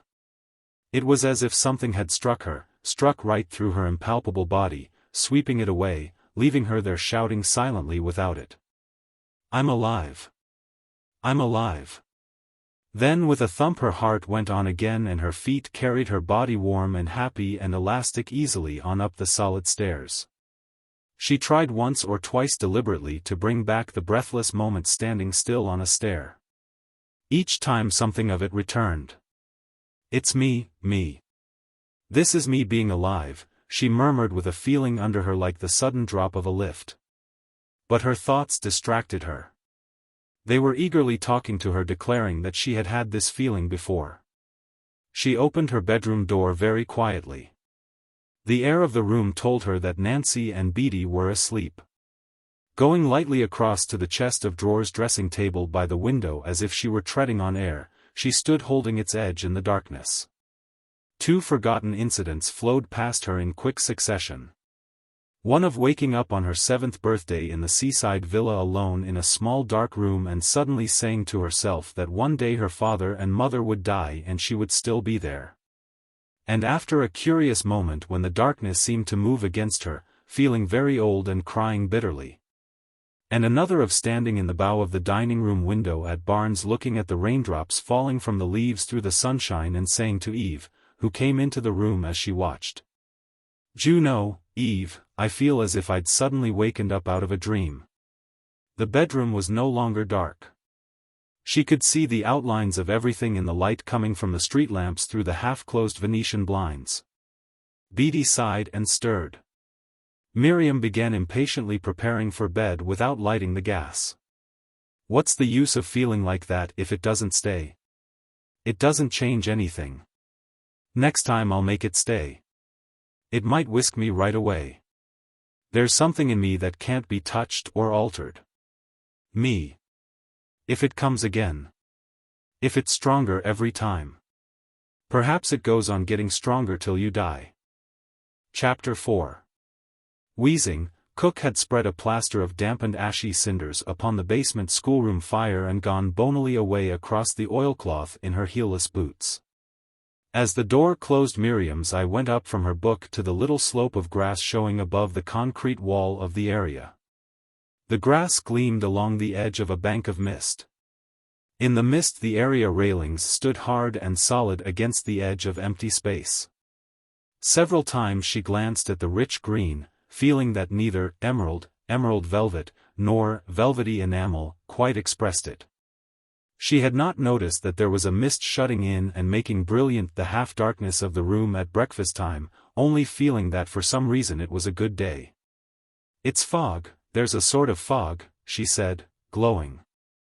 The fog made the room with the strange brilliant brown light on the table, on the horsehair chairs, on the shabby length of brown and yellow oilcloth running out to the bay of the low window. Seemed to be rushing through space, alone. It was quite safe, going on its journey, toward some great good. The back door, just across the little basement hall, scraped inwards across the oilcloth, jingling its little bell, and was banged to. The flounter crack of a raincloak smartly shaken out was followed by a gentle scrabbling in a shoebox. The earliest girl, peaceful and calm, a wonderful sort of girl. Coming into the empty basement quietly getting off her things, with all the rabble of the school coming along the roads, behind. The jingling door was pushed open again just as her slippered feet ran upstairs. "Coo, what a filthy day," said a vibrating hard mature voice. Miriam glanced at her timetable, history, dictation, geography, sums, writing, and shrank to her utmost air of preoccupation lest either of the elder girls should look in. Sounds increased in the little hall, loud abrupt voices, short rallying laughs, the stubbing and stamping of feet on the oilcloth. At the expected rattling of the handle of her own door she crouched over her book. The door opened and was quietly closed again. A small figure flung itself forward. Miriam was clutched by harsh serge-clad arms. As she moved, startled, firm cracked lips were pressed against her cheekbone. "Good morning, Burra," she said, turning to put an arm round the child. She caught a glimpse of broad cheeks bulging firmly against a dark bush of short hair. Large fierce bloodshot eyes glared close to her own. "Who, Angel?" The little gasping body stiffened against her shoulder, pinning down her arm. The crimson face tried to reach her breast. "Have you changed your boots?" said Miriam coldly. Who? The short hard fingers hurt her. "Go and get them off at once." Head down Burra rushed at the door, colliding with the incoming figure of a neat little girl dressed in velvet-trimmed red merino, with a rose and white face and short gentle gold hair. She put a little pile of books on the table and stood still near to Miriam, with her hands behind her. They both looked down the room out of the window, with quiet unsmiling faces. "What have you been doing since Friday, Gertie?" Miriam said presently. "We went for a walk," said Gertie in a neat liquid little voice, dimpling and faintly raising her eyebrows. The 8 little girls who made up the upper class of the junior school stood in a close row as near as possible to Miriam's chair at the head of the table. They were silent and fresh and eagerly crowded, waiting for her to begin. She kept them silent for a few moments for the pleasure of having them there with her. She knew that Miss Perne, sitting in the window space with the youngest class drawn up in a half-circle for their scripture lesson, was an approving presence. Keeping her own little class at a level of quiet question and answer had made a background rather than a disturbance for the adventure of the elder girls. "Not too close together," said Miriam at last, gathering herself with a deep breath. "Throw back your shoulders and stand straight. Don't lump down on your heels. Let your weight come on the ball of your feet. Are you all right? Don't poke your heads forward." As the girls eagerly maneuvered themselves, willfully carrying out her instructions even to turning their heads to face the opposite wall, she caught most of the eyes in turn smiling their eager affectionate conspiracy, and restraining her desire to get up then and there and clasp the little figures one by one, began the lesson. 4 of the girls, 2 square-built Quakeresses with straight brown frocks, deep slow voices and dreamy eyes, a white-faced, tawny-haired, thin child with an eager stammer, and a brilliant little Jewess knew the principal facts and dates of the reign of Edward I by rote backwards and forwards in response to any form of question. Burra hung her head and knew nothing. Beatty Featherwell, dreadfully tall, a head taller, with her 12 years, than the tallest child in the lower school, knew no more than Burra and stood staring at the wall and biting her lips. A stout child with open mouth and snoring breath answered with perfect exactitude from the book, but her answers bore no relationship to the questions. And Gertie could only pipe replies if the questions were so put as to contain part of the answer. The white-faced girl was beginning to gnaw her fingers by the time the questioning was at an end. "Well now, what is the difficulty," said Miriam, "of getting hold of the events of this queer little reign?" Everybody laughed and was silent again at once because Miriam's voice went on, trying to interest both herself and the successful girls in inventing ways of remembering all the things that had to be hooked on to the word Edward. In less than 10 minutes even the stout snoring girl could repeat the reign successfully, and for the remainder of their time they talked aimlessly. The children standing at ease, saying whatever occurred to them, even the snoring girl secured from ridicule by Miriam's consideration of whatever was offered. Their adventure took them away from their subject into what Miriam knew clever people would call side issues. Nothing is a side issue, she told herself passionately with her eyes on the green glare beyond the window. The breaking up of Miss Perne's class left the whole of the lower school on her hands for the rest of the morning. By 12:30 she was sitting alone and exhausted with aching throat at her place at the head of the table. "Coo, isn't it a filthy day?" Polly Allen, a short heavy girl with a sallow-pitted face, thin ill-nourished hair and kind swiftly moving grey eyes, marched in out of the dark hall with flapping bootlaces. In the bay she sat down and began to lace up her boots. The laces flicked carelessly upon the linoleum as she threaded, profaning the little sanctuary of the window space. "Oh me bones, me poor old bones," she muttered. "Eunice," her hard mature voice vibrated through the room. "Eunice Dupont." "What's the jolly row?" said a slow voice at the door. "What's the bally shindy, beloved?" Like a really beautiful Cheshire cat, Miriam repeated to herself, propped studiously on her elbows shrinking, and hoping that if she did not look round, Eunice's carved brown curls, her gleaming slithering opaque oval eyes and her short upper lip, the strange evil carriage of her head, the wicked lines of her figure, would be withdrawn. "Cheshire, Cheshire," she scolded inwardly, feeling the pain in her throat increase. "Nothing. Wait for me. That's all. Oh, my lungs, bones and etceteras.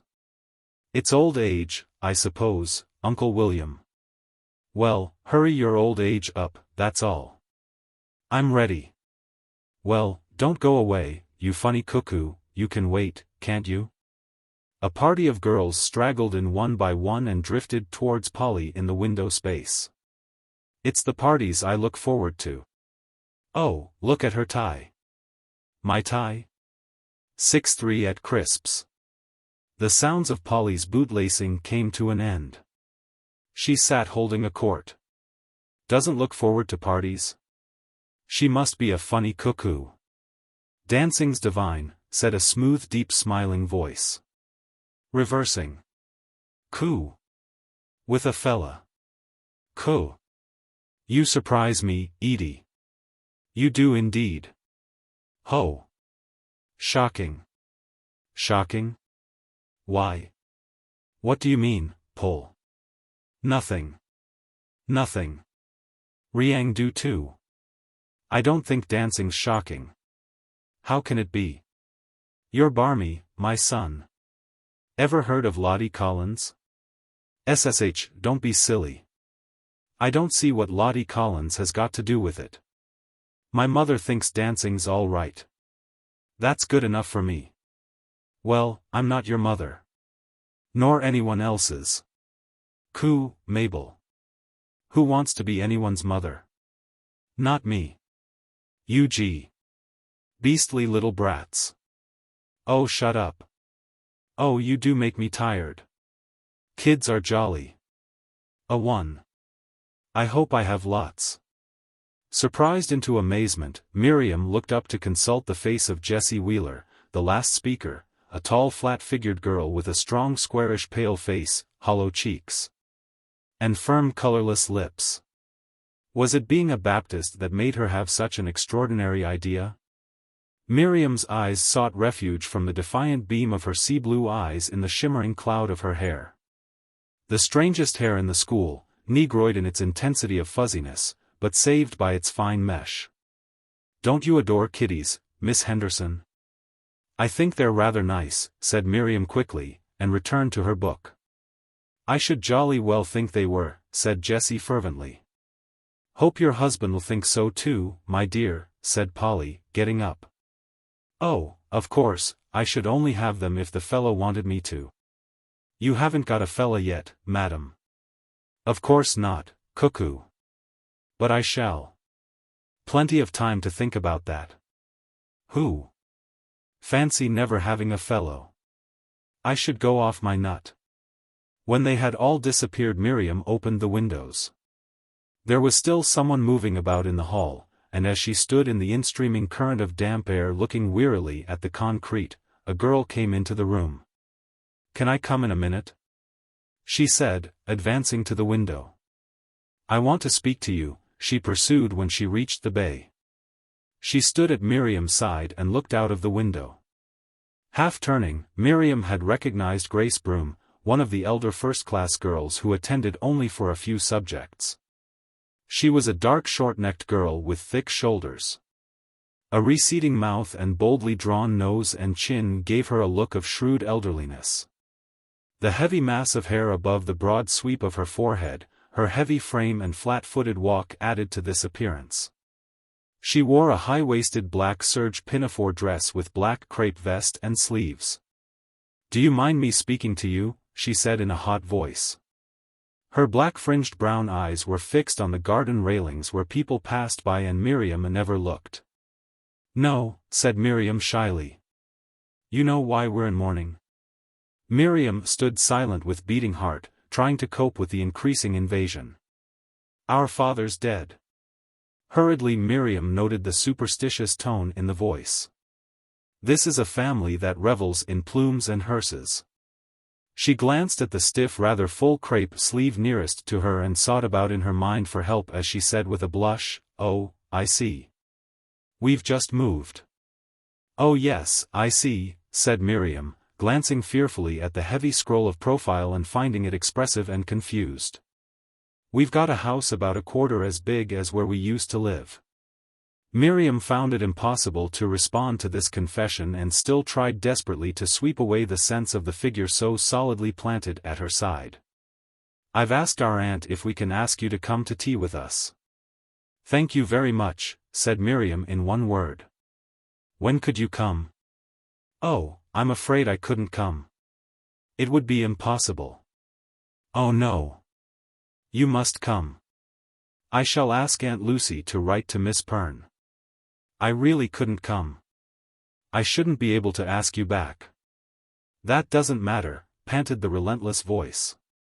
I've wanted to speak to you ever since you came. When next Miriam saw the black-robed Brooms and their aunt file past the transept where were the Wordsworth House sittings, she felt that to visit them might perhaps not be the ordeal she had not dared to picture. It would be strange. Those three heavy black-dressed women. Their small new house. She imagined them sitting at tea in a little room. Why was Grace so determined that she should sit there too? Grace had a life and a home and was real. She did not know that things were awful. Nor did Florrie Broom, nor the aunt.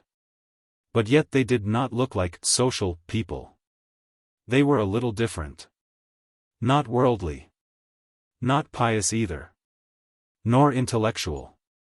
What could they want with her? She had soon forgotten them and the congregation assumed its normal look. As the service went on the thoughts came that came every Sunday.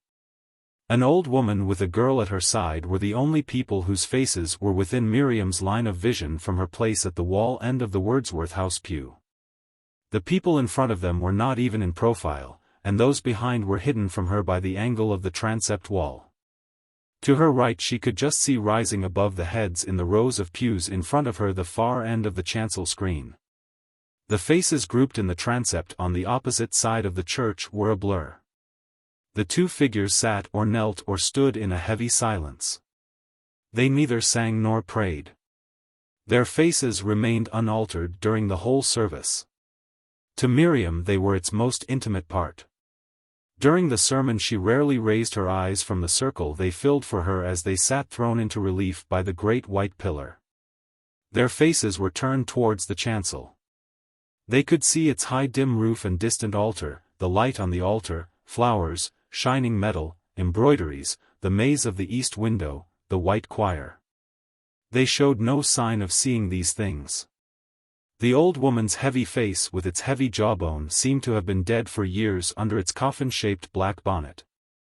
Her large body was covered by a mantle of thickly ribbed black material trimmed with braid and bugles. That bright yellow color meant liver. Whatever she had, she was dying of it. People were always dying when they looked like that. But it was a bad way to die. The real way was the way of that lady trailing about over the heath near Roehampton, dying by inches of an internal complaint. With her face looking fragile, like the little alabaster chapel in the nursery with a candle alight inside. She was going to die, walking about alone on the heath in the afternoons. Her family going on as usual at home, the greengrocer calling. She knew that everybody was alone and that all the fuss and noise people made all day was a pretense. What to do? To be walking about with a quiet face meeting death. Nothing could be so alone as that. The pain, and struggle, and darkness. That was what the old woman feared. She did not think about death. She was afraid and sullen all the time. Stunned, sitting there with her cold common daughter. She had been common herself as a girl, but more noisy, and she had married and never thought about dying, and now she was dying and hating her cold daughter. The daughter, sitting there with her stiff slaty blue coat and skirt, her indistinct hat tied with a thin harsh veil to her small flat head, what a home with her in it all the time. She would never laugh. Her poor-looking cheeks were yellowish, her fringe dry, without gloss. She would move her mouth when she spoke, sideways with a snarling curl of one half of the upper lip, and have that resentful way of speaking that all North Londoners have. And the maddening North London accent. The old woman's voice would be deep and hollow. The girl moving heavily about the house wearing boots and stiff dresses and stiff stays showing their outline through her clothes. They would be bitter to their servant and would not trust her. What was the good of their being alive, a house and a water system and drains and cooking? And they would take all these things for granted and grumble and snarl, the gas meter man would call there. Did men like that resent calling at houses like that? No. They'd just say, the old party, she says to me. How good they were, these men. Good and kind and cheerful. Someone ought to prevent the extravagance of keeping whole houses and fires going for women like that. They ought to be in an institution. But they never thought about that. They were satisfied with themselves. They were self-satisfied because they did not know what they were like. Why should you have a house, and tradesmen calling? Jehoiakim. The rush of indistinct expostulating sound coming from the pulpit was accompanied for a moment by reverberations of the one clearly bawled word. The sense of the large cold church, the great stone pillars, the long narrow windows faintly stained with yellowish green. The harsh North London congregation stirred and seemed to settle down more securely. She saw the form of the vicar in the light grey stone pulpit standing up short and neat against the cold grey stone wall, enveloped in fine soft folds, his small puckered hands beautifully cuffed. His plump crumpled little face, his small bald head fringed with little saffron white curls, his pink pouched busy mouth. What was it all about? Pompous pottering, going on and on and on, in the Old Testament. The whole church was in the Old Testament. Honor thy father and thy mother. How horribly the words would echo through the great cold church. Why honor thy father and thy mother? What had they done that was so honorable? Everybody was dying in cold secret fear. Christ, the Son of God, was part of it all, the same family, vindictive. Christmas and Easter, hard white cold flowers, no real explanation. I came not to destroy but to fulfill. The stagnant blood flushed in her face and tingled in her ears as the words occurred to her. Why didn't everybody die at once and stop it all? Miss Haddie paused at the door of her room and wheeled suddenly round to face Miriam, who had just reached the landing. You've not seen my little corner, she tweedled breathlessly, throwing open her door. Miriam went in. Oh, how nice, she said fearfully, breathing in the freshness of a little square sun-filled muslin-draped, blue-papered room. Taking refuge at the white-skirted window, she found a narrow view of the park, greener than the one she knew. The wide yellow pathway going up through the cricket ground had shifted away to the right. "It's really a dressing room from your room." "Oh," said Miriam vivaciously. "There's a door, a door. I dare say you've noticed." "Oh. That's the door in our cupboard." The dim door behind the hanging garments led to nothing but to Miss Haddie's room. She began unbuttoning her gloves. Miss Haddie was hesitating near a cupboard, making little sounds. "I suppose we must all make ourselves tidy now," said Miriam. "I thought you didn't look very happy in church this morning," cluttered Miss Haddie rapidly. Miriam felt heavy with anger. "Oh," she said clumsily, "I had the most frightful headache." "Poor child. I thought you didn't look yourself." The window was shut. But the room was mysteriously fresh, far away from the school. A fly was hovering about the muslin window blind with little reedy loops of song. The oboe, in the quintet, thought Miriam suddenly. "I don't know," she said, listening. The flies sang like this at home. She had heard them without knowing it. She moved in her place by the window. The fly swept up to the ceiling, wavering on a deep note like a tiny gong. Hot sunny refined lawns, roses in bowls on summerhouse tea tables, refined voices far away from the Caledonian Road.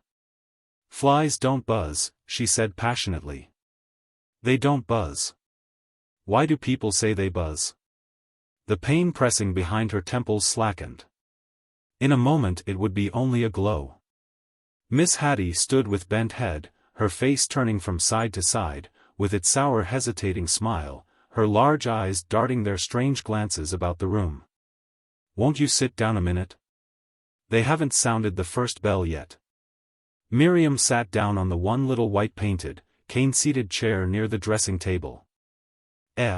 Said Miss Haddie, beginning to unfasten her veil. "She doesn't approve of general conversation," thought Miriam. "She's a female. Oh well, she'll have to see I'm not." "What gave you your headache?" "Oh well, I don't know. I suppose I was wondering what it was all about. I don't think I quite understand ye." "Well, I mean, what that old gentleman was in such a state of mind about." "D'ye mean Mr. La Trobe?" "Yes. Why do you laugh?" "I don't understand what ye mean."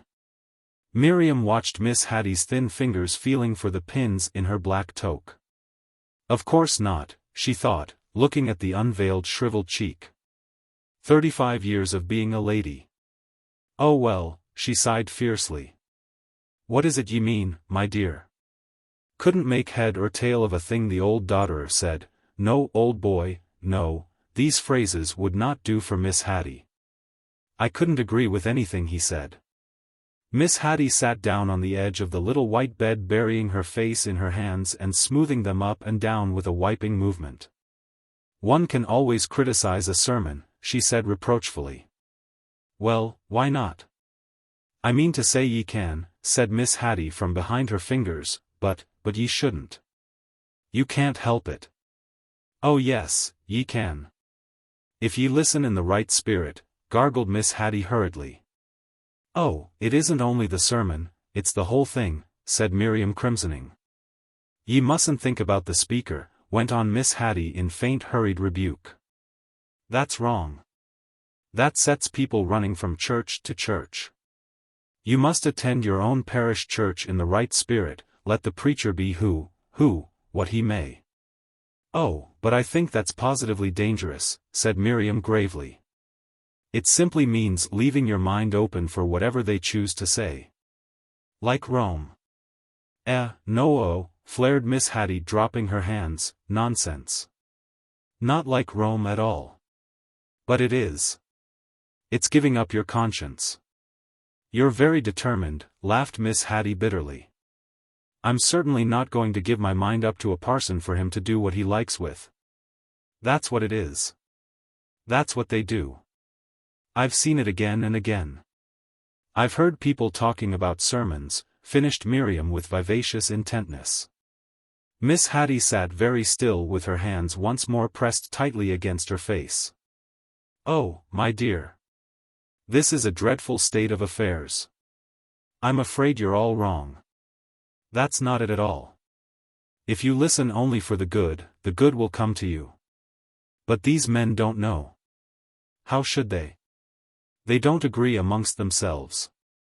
"Oh, my dear, that is a very wrong attitude. How long have you felt like this?"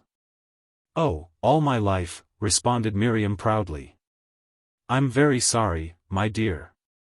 Ever since I can remember. Always." There were ivory-backed brushes on the dressing table. Miriam stared at them and let her eyes wander onto a framed picture of an agonized thorn-crowned head. Have ye been confirmed?" "Oh yes." "Did ye discuss any of your difficulties with your vicar?" "Not I. I knew his mind too well. Had heard him preach for years. He would have run round my questions. He wasn't capable of answering them. For instance, supposing I had asked him what I've always wanted to know. How can people, ordinary people, be expected to be like Christ, as they say, when they think Christ was supernatural? Of course, if he was supernatural it was easy enough for him to be as he was. If he was not supernatural, then there's nothing in the whole thing. My dear child. I'm dreadfully sorry ye feel like that. I'd no idea ye felt like that, poor child. I knew ye weren't quite happy always, I've thought ye weren't quite happy in your mind sometimes, but I'd no idea. Have ye ever consulted anybody able to give ye advice? There you are. That's exactly the whole thing. Who can one consult? There isn't anybody. The people who are qualified are the people who have the thing called faith, which means that they beg the whole question from the beginning. Dear me, Miriam, child. Well, I'm made that way. How can I help it if faith seems to me just an abnormal condition of the mind with fanaticism at one end and agnosticism at the other? My dear, ye believe in God? Well, you see, I see things like this. On one side a prime cause with a certain object unknown to me, bringing humanity into being. On the other side humanity, all more or less miserable, never having been consulted as to whether they wanted to come to life. If that is belief, a South Sea Islander could have it. But good people with faith, want me to believe that one day God sent a Savior to rescue the world from sin and that the world can never be grateful enough and must become as Christ. Well, if God made people he is responsible and ought to save them. What do your parents think about your ideas?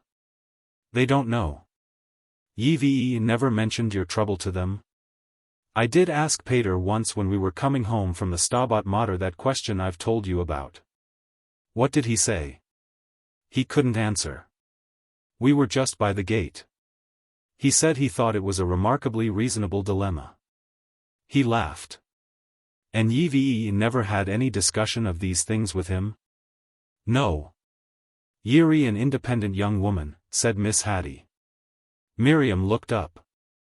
Miss Haddie was sitting on the edge of her bed.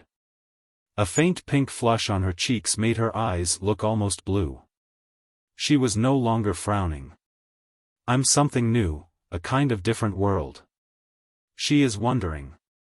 I must stick to my guns, mused Miriam. I'll not ask ye, said Miss Haddie quietly and cheerfully, to expect any help from your fellow creatures since ye such a poor opinion of them. But ye're not happy. Why not go straight to the source? Miriam waited. For a moment the sheen on Miss Haddie's silk sleeves had distracted her by becoming as gentle and unchallenging as the light on her mother's dresses when there were other people in the room. She had feared the leaping out of some emotional appeal. But Miss Haddie had a plan. Strange secret knowledge. I should like to ask ye a question. Yes? Well, I'll put it in this way. While ye watched the doings of your fellow creatures ye forgotten that the truth ye're seeking is a person. Miriam pondered. That's where ye ought to begin. And how about, what What about, I fancy ye've been neglecting the means of grace. I think ye have. Miss Haddie rose and crossed the room to a little bookshelf at the head of her bed, talking happily on. Upright as a dart, commented Miriam mentally, waiting for the fulfillment of the promise of Miss Haddie's cheerfulness. Against the straight lines of the wallpaper Miss Haddie showed as swaying slightly backwards from the waist as she moved. The first bell rang and Miriam got up to go. Miss Haddie came forward with a small volume in her hands and held it out, standing close by her and keeping her own hold on the volume. Ye'll find no argument in it. Not, but I think a few sound arguments would do ye good. Give it a try. Don't be stiff-necked. Just read it and see. The smooth soft leather slipped altogether into Miriam's hands and she felt the passing contact of a cool small hand and noted a faint fine scent coming to her from Miss Haddie's person. In her own room she found that the soft binding of the book had rounded corners and nothing on the cover but a small plain gold cross in the right-hand corner. She feasted her eyes on it as she took off her things. When the second bell rang she glanced inside the cover. Preparation for Holy Communion. Hurriedly hiding it in her long drawer under a pile of linen, she ran to the door. Running back again she took it out and put it, together with her prayer book and hymn book, in the small top drawer. The opportunity to use Miss Haddie's book came with Nancy's departure for a weekend visit. Beatty was in the deeps of her first sleep and the room seemed empty. The book lay open on her bed. She noted as she placed it there when she began preparing for bed that it was written by a bishop, a man she knew by name as being still alive. It struck her as extraordinary that a book should be printed and read while the author was alive, and she turned away with a feeling of shame from the idea of the bishop still going about in his lawn sleeves and talking, while people read a book that he had written in his study. But it was very interesting to have the book to look at, because he probably knew about modern people with doubts and would not think about them as infidels. An honest agnostic has my sympathy, he might say, and it was possible he did not believe in eternal punishment. If he did he would not have had his book printed with rounded edges and that beautiful little cross. Line upon line and the Pilgrim's Progress were not meant for modern minds. Archbishop Whately had a chaste and eloquent wit and was a great gardener. A witty archbishop fond of gardening was simply aggravating and silly. Restraining her desire to hurry, Miriam completed her toilet and at last knelt down in her dressing gown. Its pinked neck frill fell heavily against her face as she leant over the bed. Tucking it into her neck she clasped her outstretched hands, leaving the book within the circle of her arms. The attitude seemed a little lacking in respect for the beautifully printed gilt-edged pages. Flattening her entwined hands between herself and the edge of the bed, she read very slowly that just as for worldly communion men cleanse and deck their bodies, so for attendance at the holy feast must there be a cleansing and decking of the spirit. She knelt upright, feeling herself grow very grave. The cold air of the bedroom flowed round her carrying conviction. Then that dreadful feeling at early service, kneeling like a lump in the pew, too late to begin to be good, the exhausted moments by the altar rail, the challenging light on the shining brass rod, on the priest's ring and the golden lining of the cup, the curious bite of the wine in the throat, the sullen disappointed homecoming. All the strange failure was due to lack of preparation. She knelt for some moments, without thoughts, breathing in the cleansing air, sighing heavily at intervals. What she ought to do was clear. A certain time for preparation could be taken every night, kneeling up in bed with the gas out if Nancy were awake, and especially long time on Saturday night. The decision took her back to her book. She read that no man can cleanse himself, but it is his part to examine his conscience and confess his sins with a prayer for cleansing grace. The list of questions for self-examination as to sins past and present in thought, word, and deed brought back the sense of her body with its load of well-known memories. Could they be got rid of? She could cast them off, feel them sliding away like Christian's burden. But was that all? Was it being reconciled with your brother to throw off ill-feeling without letting him know and telling him you were sorry for unkind deeds and words? Those you met would find out the change. But all the others, those you had offended from your youth up, all your family? Write to them. A sense of a checking of the tide that had seemed to flow through her fingertips came with this suggestion, and Miriam knelt heavily on the hard floor, feeling the weight of her well-known body. The wallpaper attracted her attention and the honeycomb pattern of the thick fringed white counterpane. She shut the little book and rose from her knees. Moving quickly about the room, she turned at random to her wash-hand basin and vigorously re-washed her hands in its soapy water. The Englishman, she reflected as she wasted the soap, puts a dirty shirt on a clean body, and the Frenchman a clean shirt on a dirty body. Chapter 5.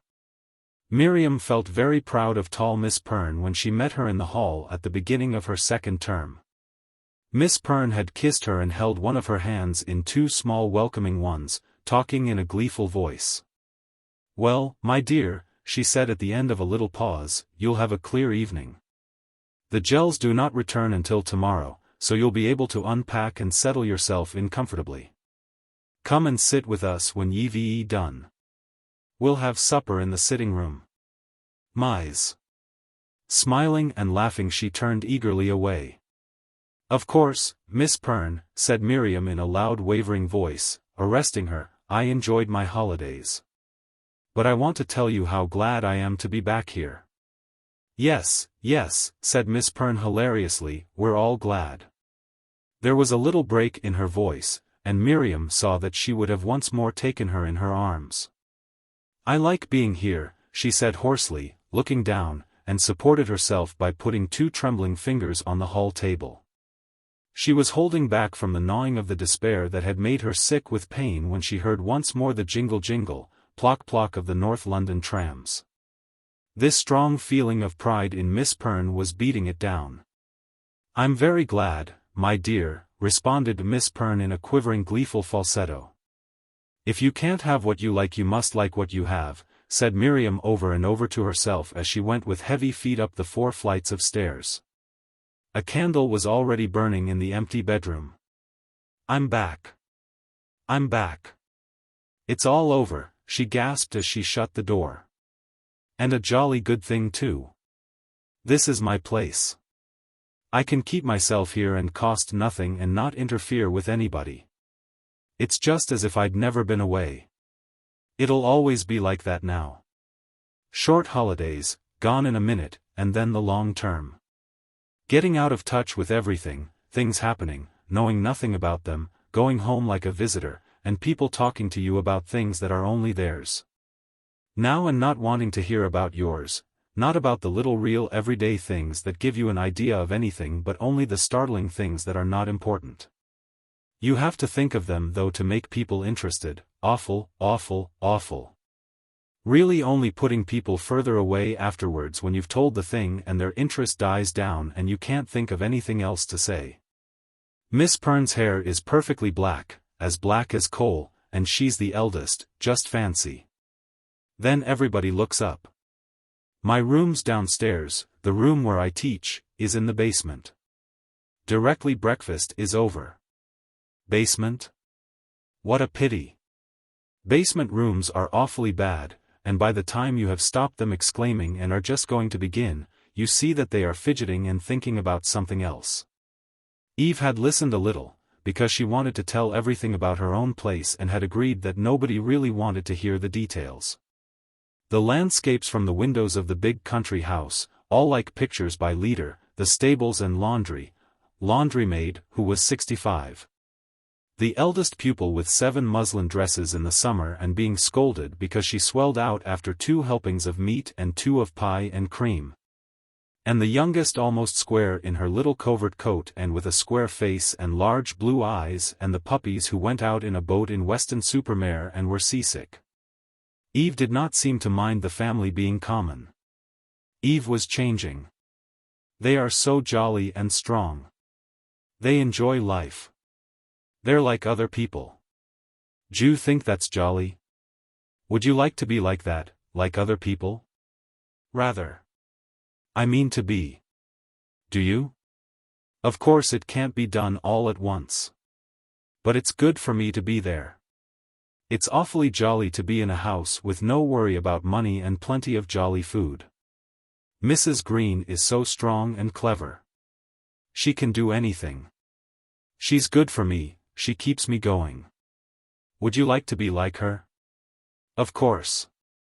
They're all so jolly, even when they're old. Her sister's 40 and she's still pretty, not given up hope a bit. Eve had listened. But not agreed about the teaching, about making the girls see how easy it was to get hold of the things and then letting them talk about other things. I see how you do it, and I see why the girls obey you, of course. Funny. Eve thought it was hard and inhuman. That's what she really thought. 2 newly purchased lengths of spotted net veiling were lying at the top of her lightly packed trunk, partly folded in uncrumpled tissue paper. She took the crisp dye-scented net very gently into her hands, sitting alone on the floor by her trunk. The full satisfaction that had failed her in the shop with Harriet's surprise at her sudden desire flowing over the counter and infecting the charm of baskets full of cheap stockings and common bright-bordered handkerchiefs, some of which had borders so narrow and faint as really hardly to show when they were scrumpled up. Veiling, Madame? Yes, Madame, the assistant had retorted when she had asked for a veil. What on earth for? Without answering Harriet, she had bought 2. There was no need to have bought 2. One could go back in the trunk as a store. They would be the beginning of gradually getting a suitable outfit, things convenient for you. She got up to put a veil in the little top drawer very carefully, trying it across her face first. It almost obliterated her features in the dim candlelight. It would be the greatest comfort on winter walks, warm and like a rampart. You've no idea how warm it keeps you, she could say if anybody said anything. She arranged her clothes very slowly and exactly in her half of the chest of drawers. My appointments ought to be an influence in the room. Until all my things are perfectly refined, I shan't be able to influence the girls as I ought. I must begin it from now. At the end of the term I shall be stronger. From strength to strength. She wished she could go to bed at once and prepare for tomorrow, lying alone in the dark with the trams going up and down outside as they would do night by night for the rest of her life. The 9 o'clock post brought a letter from Harriet. Miriam carried it upstairs after supper. Placing it unopened on a chair by the head of her bed under the gas bracket, she tried to put away the warm dizzy feeling it brought her in an elaborate toilet that included the placing in readiness of everything she would need for the morning. When all was complete, she was filled with a peace that promised to remain indefinitely as long as everything she had to do should be carried out with unhurried exactitude. It could be made to become the atmosphere of her life. It would come nearer and nearer, and she would live more and more richly into it until she had grown like those women who were called blessed. She looked about her. The plain room gave her encouragement. It became the scene of adventure. She tiptoed about it in her nightgown. All the world would come to her there. Flora knew. Flora was the same, sweeping the floors and going to bed in an ugly room with 2 other servants. But she was in it alone sometimes and knew. 1 verse tonight will be enough. Opening her Bible at random she read, and not only so, but we glory in tribulations also, knowing that tribulation worketh patience. Eagerly closing the volume she knelt down smiling. Oh, do let tribulation work patience in me, she murmured, blushing, and got up staring gladly at the wall behind her bed. Shaking her pillow lengthwise against the ironwork head of the bed, she established herself with the bedclothes neatly arranged. Sitting up to read Harriet's letter before turning out the gas. Tuesday morning, you've not gone yet, old Tura Laurel, but I'm writing this because I know you'll feel blue this evening. To tell you not to. Because, it's no time to Easter, and because here's a great piece of news. The last of the Neville subscription dances comes in the Easter holidays and you're to come. Gee, dear, Liza. Gerald says if you can't stump up he's going to get you a ticket, and anyhow you've got to come. You'll enjoy it just as much as you did the first and probably more, because most of the same people will be there. So Goodney. Mind the lamppost. Harry. P.S. Heaps of love, old silly. You're just the same. It's no bally good pretending you're not. Miriam felt her heart writhe in her breast. Get thee behind me, Harry, she said, pushing the letter under the pillow and kneeling up to turn out the gas. When she lay down again her mind was rushing on by itself. Harry doesn't realize a bit how short holidays are. Easter, nothing. Just one dance and never seeing the people again. I was right just now. I was on the right track then. I must get back to that. It's no good giving way right or left, I must make a beginning of my own life. I wish I had been called Patience and had thin features. Adam Street, Adelphi. Now do you want to be dancing out there with one of those young fellows, my dear girl? No. That's a very good thing for me. I'm an old buffer who can't manage more than every other dance or so. But if you do me the honor of sitting here while those young barbarians romp their lancers? Ah, that is excellent, I want you to talk to me. You needn't mind me. Hey. What?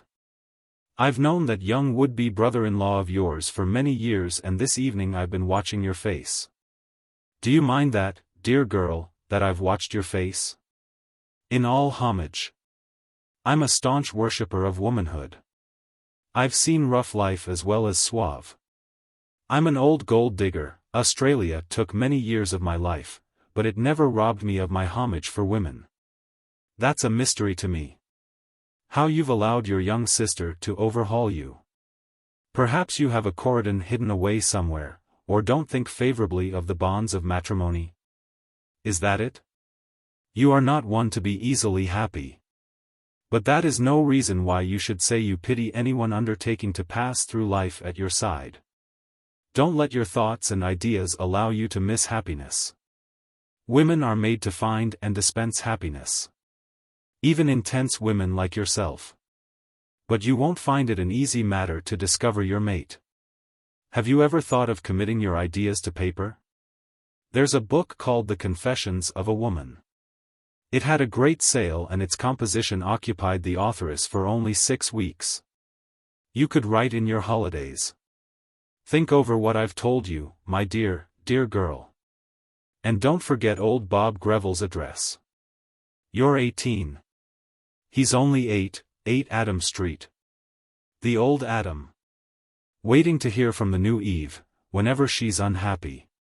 He would be there again, old flatterer, with his steely blue eyes and that strong little Dr. Connolly who held you like a vice and swung you round and kept putting you back from him to say things. If only you knew the refreshment it is to dance with a girl who can talk sense and doesn't giggle. Yes, women are physically incapable of keeping a secret. Meredith, he's the man.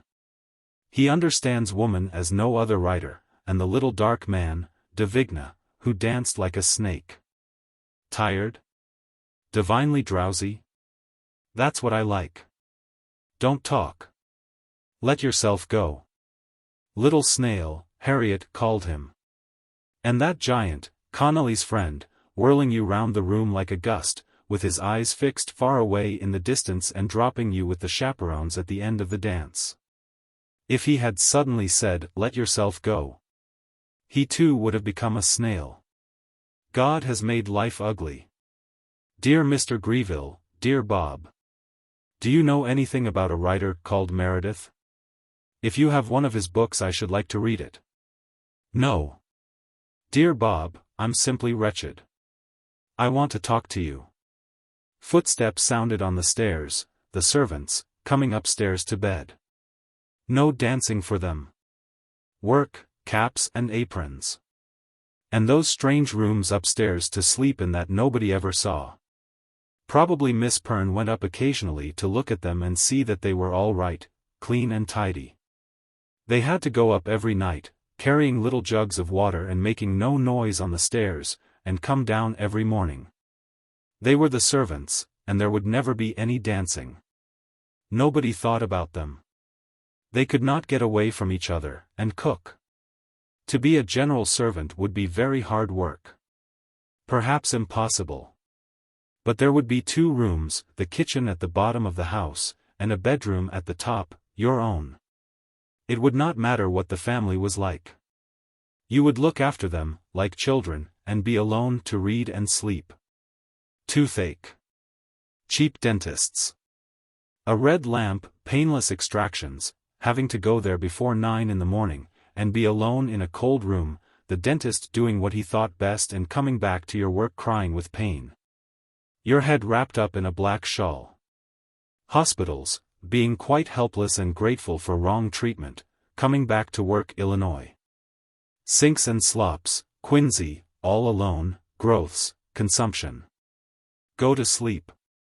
It would be better to think in the morning.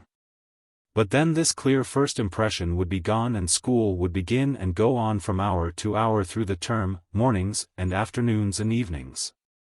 Dragging you along further and changing you, months and years until it was too late to get back and there was nothing ahead. The thing to remember, to keep in mind all the time was to save money, not to spend a single penny that could be saved. To be determined about that so that when the temptation came you could just hang on until it was past. No fun in the holidays, no money spent on flowers and gloves and blouses. Keeping stiff and sensible all the time. The family of the 2 little Quaker girls had a home library, with lists, an inventory, lending each other their books and talking about them. And albums of pressed leaves and flowers with the Latin names, and went on wearing the same plain clothes. You had to be a certain sort of person to do that. It would spoil the holidays to be like that at home. Every penny must be spent, if only on things for other people. Not spending would bring a nice strong secret feeling and a horrid expression into one's eyes. The only way was to give up your family and stay at your work, like Flora, and have a box of half-crowns in your drawer. Spend and always be afraid of rainy days, or save and never enjoy life at all. But going out now and again in the holidays. Feeling stiff and governessy and just beginning to learn to be oneself again when it was time to go back was not enjoying life. Your money was spent and people forgot you and you forgot them and went back to your convent to begin again. Save, save. Sooner or later saving must begin. Why not at once? Harry, it's no good. I'm old already. I've got to be one of those who have to give everything up. I wonder if Flora is asleep? That's settled. Go to sleep. Get thee behind me. Sleep, the dark cool room. Air, we breathe it in and it keeps us alive. Everybody has air. Manna. As much as you want, full measure, pressed down and running over. Wonderful. There is somebody giving things, whatever goes, something left. Somebody seeing that things are not quite unbearable, but the pain all the time, mysterious black pain. Into thy hands I commit my spirit. In Maine something. You understand if nobody else does. But why must I be one of the ones to give everything up? Why do you make me suffer so? Chapter 6. Piecemeal statements in her letter home brought Miriam now and again a momentary sense of developing activities. But she did not recognize the completeness of the change in her position at the school until halfway through her 2nd term she found herself talking to the new pupil teacher. She had heard apathetically of her existence during supper-table conversations with the Mrs. Perne at the beginning of the term. She was an Irish girl of 16, one of a large family living on the outskirts of Dublin, and would be a boarder. Attending the 1st class for English and earning pocket money by helping with the lower school. As the weeks went on and Miriam grew accustomed to hearing her name, Julia Doyle, she began to associate it with an idea of charm that brought her a sinking of heart. She knew her position in the esteem of the Pernes was secure. But this new young teacher would work strange miracles with the girls. She would do it quite easily and unconsciously. The girls would be easy with her and would laugh and one would have to hear them. However, when at last her arrival was near and the 3 ladies discussed the difficulty of having her met, Miriam plied them until they reluctantly gave her permission to go. Taking a workman's train that would bring her to Euston Station at 7 o'clock in the morning. At the end of an hour spent pacing the half-dark platform exhausted with cold and excitement and the monotonously reiterated effort to imagine the arrival of one of Mrs. Hungerford's heroines from a train journey, Miriam, whose costume had been described in a letter to the girl's mother, was startled wandering amidst the vociferous passengers at the luggage end of the newly arrived train by a liquid colorless intimate voice at her elbow. "I think I'll be right to say how'd you do." She turned and saw a slender girl in a middle-aged toque and an ill-cut old-fashioned coat and skirt. What were they to say to each other, two dowdy struggling women both in the same box? She must get her to Banbury Park as quickly as possible. It was dreadful that they should be seen together there on the platform in their ragbag clothes. At any rate they must not talk. "Oh, I'm very pleased to see you. I'm glad you've come. I suppose the train must have been late," she said eagerly. "Ah, we'll be late I dare venture. Haven't an idea of the hour." "Oh, yes," said Miriam emphatically, "I'm sure the train's late. Where'll we find a car?" "What?" "We'll need a car for the luggage." "Oh yes, a cab. We must get a cab. We'd better find a porter." "Ah, I've a man here seeking out my things." Inside the cab Julia's face shone chalky white, and Miriam found that her eyes looked like Weymouth Bay, the sea in general, on days when clouds keep sweeping across the sun. When she laughed she had dimples and the thick white rims of her eyelids looked like piping cord round her eyes. But she was not pretty. There were lines in her cheeks as well as dimples, and there was something apologetic in her little gusty laugh. She laughed a good deal as they started off, saying things, little quiet remarks that Miriam could not understand and that did not seem to be answers to her efforts to make conversation. Perhaps she was not going the right way to make her talk. Perhaps she had not said any of the things she thought she had said. She cleared her throat and looked out of the window thinking over a possible opening. "I've never been so glad over anything in my life as hearing you're one of the teachers," said Julia presently. "The Pernes call me by my name, so I suppose you will too as you're a teacher," said Miriam headlong. "That's awfully sweet of you," replied Julia laughing and blushing a clear deep rose. "It makes anyone feel at home. I'll be looking out till I hear it." Miriam laughed. "Isn't it funny that people don't like saying their own names? I wish you'd tell me about your teaching. I'm sure you're awfully clever." Miriam gave her a list of the subjects she taught in the lower school. "You know all there is to know." "Oh well, and then I take the top girls now for German and the second class for French reading, and 2 arithmetic classes in the upper school. And a shell of 2 very stupid girls to help with their college of preceptors." "You're frightening me." Miriam looked out of the cab window, hardly hearing Julia's next remark. The drab brick walls of King's Cross Station were coming towards them. When they had got themselves and Julia's luggage out of the cab and into the train for Banbury Park she was still pondering uneasily over her own dislike of appearing as a successful teacher. This stranger saw her only as a teacher. That was what she had become. If she was really a teacher now, just that in life, it meant that she must decide at once whether she really meant to teach always. Everyone now would think of her as a teacher. As someone who was never going to do anything else, when really she had not even begun to think about doing any of the things that professional teachers had to do. She was not qualifying herself for examinations in her spare time as her predecessor had done. Supposing she did. This girl Julia would certainly expect her to be doing so. What then?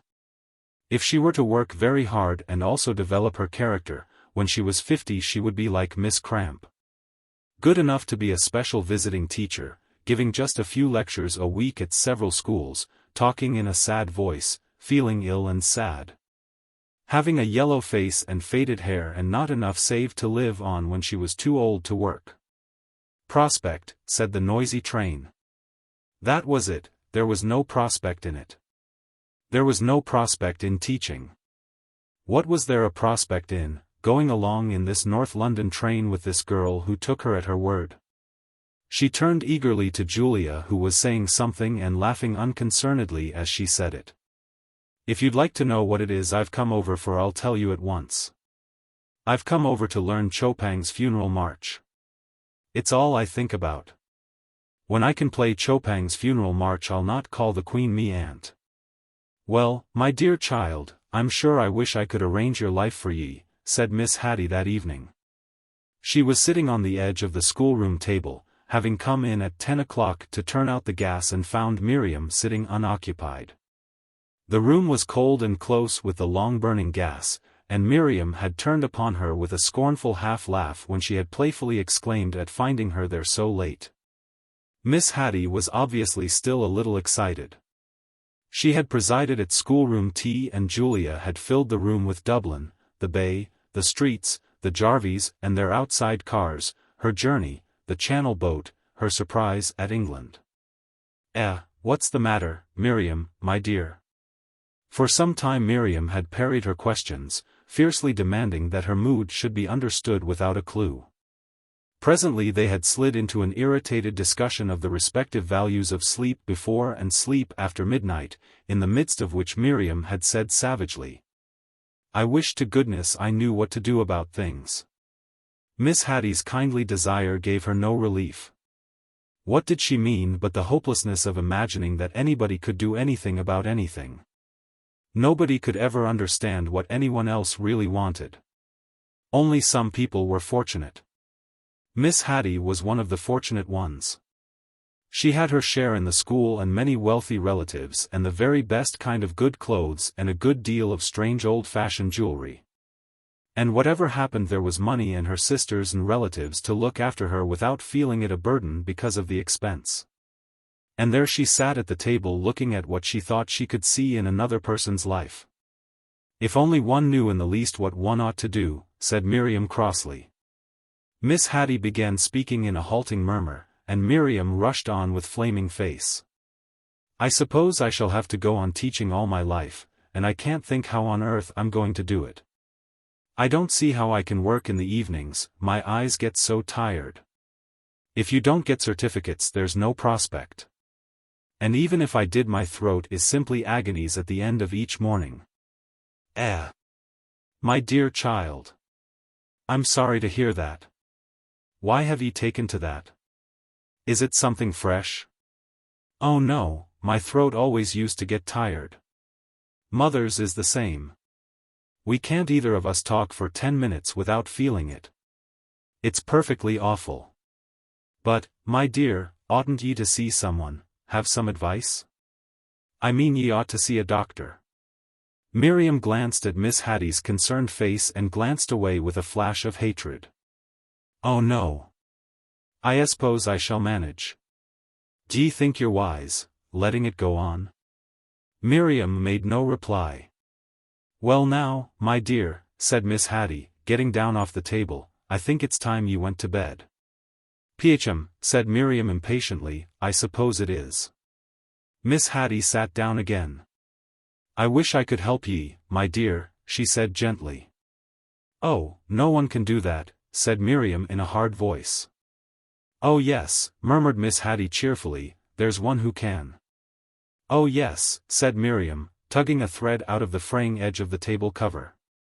"But it's practically impossible to discover what on earth they mean you to do." "N-A-I-C-H-E, my dear," she said in an angry guttural, "Ye're always led." Miriam tugged at the thread and bit her lips. "Why do ye suppose you'll go on teaching all your life? Perhaps ye'll marry." "Oh no. Ye can't tell." "Oh, I never shall, in any case now." "Have ye quarrelled with him?" "Oh, well, him," said Miriam roundly, digging a pencil point between the grainings of the table cover. "It's they, I think, goodness knows, I don't know, it's so perfectly extraordinary. You're a very funny young lady. Well, I shan't marry now anyhow." "Have you refused somebody?" "Oh well, there was someone, who went to America, who was coming back to see me when he came back." "Yes, my dear?" "Well, you see, he's handed in his checks." My dear, I don't understand, said Miss Haddie, thwarted and frowning. Ah, said Miriam, jabbing the table, kicked the bucket. My dear child, you use such strange language, I can't follow ye. Oh well, you see, he went to America. It was in New York. I heard about it in January. He caught that funny illness. You know. Influenza, and died. My poor dear child, I'm very sorry for ye. Ye do seem to have troubles. Ah well, yes, and then the queer thing is that he was really only the friend of my real friend. And it was my real friend who told me about it and gave me a message he sent me and didn't like it, of course. Naturally. Well really, Miriam, said Miss Haddie, blushing, with a little laugh half choked by a cough. Oh yes, then of course one meets people, at dances. It's appalling. I wish I understood ye, my dear.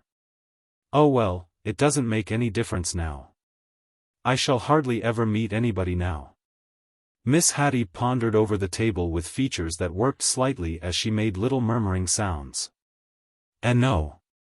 Ye needn't think that. Ye shouldn't think like that. Things happen sometimes, just when ye least expect it. Not to me. Oh, things will happen to ye, never fear. Now, my dear child, trot along with ye off to bed.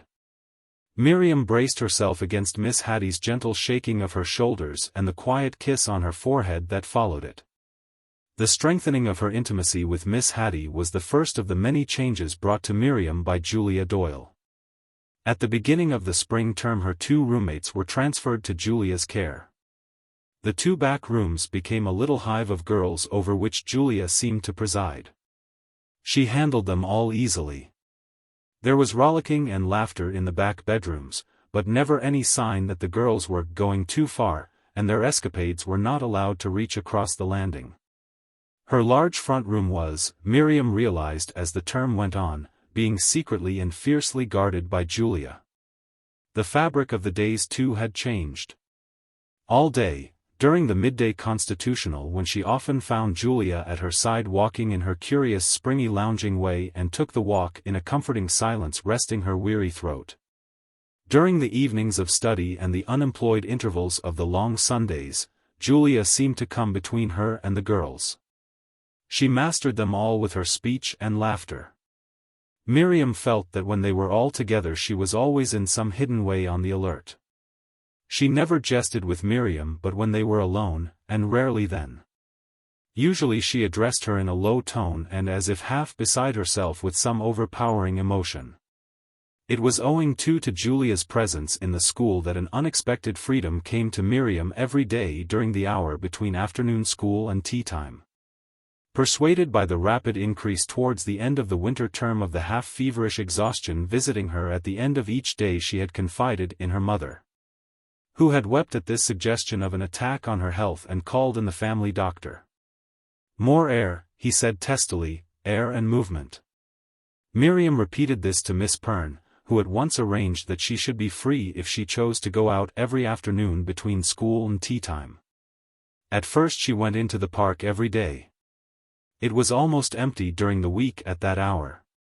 The cricket green was sparsely decked with children and their maids. A few strollers were left along the poplar avenue and round the asphalt-circled lake. But away on the further slopes usually avoided in the midday walks because the girls found them oppressive, Miriam discovered the solitary spring air. Day by day she went as if by appointment to meet it. It was the same wandering eloquent air she had known from the beginning of things. Whilst she walked along the little gravel pathways winding about over the clear green slopes in the flood of afternoon light it stayed with her. The day she had just passed through was touched by it. It added a warm promise to the hours that lay ahead, tea time, the evening's reading, the possible visit of Miss Haddie, the quiet of her solitary room, the coming of sleep. One day she left the pathways and strayed amongst pools of shadow lying under the great trees. As she approached the giant trunks and the detail of their shape and color grew clearer her breathing quickened. She felt her prim bearing about her like a cloak. The reality she had found was leaving her again. Looking up uneasily into the forest of leaves above her head, she found them strange. She walked quickly back into the sunlight, gazing reproachfully at the trees. There they were as she had always known them. But between them and herself was her governess veil, close drawn, holding them sternly away from her. The warm, comforting, communicative air was round her, but she could not recover its secret. She looked fearfully about her. To get away somewhere by herself every day would not be enough. If that was all she could have, there would come a time when there would be nothing anywhere. For a day or two she came out and walked feverishly about in other parts of the park, resentfully questioning the empty vistas. One afternoon, far away, but coming towards her as if in answer to her question, was the figure of a man walking quickly. For a moment her heart cried out to him. If he would come straight on and, understanding, would walk into her life and she could face things knowing that he was there. The light would come back and would stay until the end, and there would be other lives, on and on. She stood transfixed, trembling. He grew more and more distinct and she saw a handbag and the outline of a bowler hat, a North London clerk hurrying home to tea. With bent head she turned away and dragged her shamed heavy limbs rapidly towards home. Early in May came a day of steady rain. Enveloped in a raincloak and sheltered under her lowered umbrella she ventured down the hill towards the shops. Near the railway arch the overshadowed street began to be crowded with jostling figures. People were pouring from the city trams at the terminus and coming out of the station entrance in a steady stream.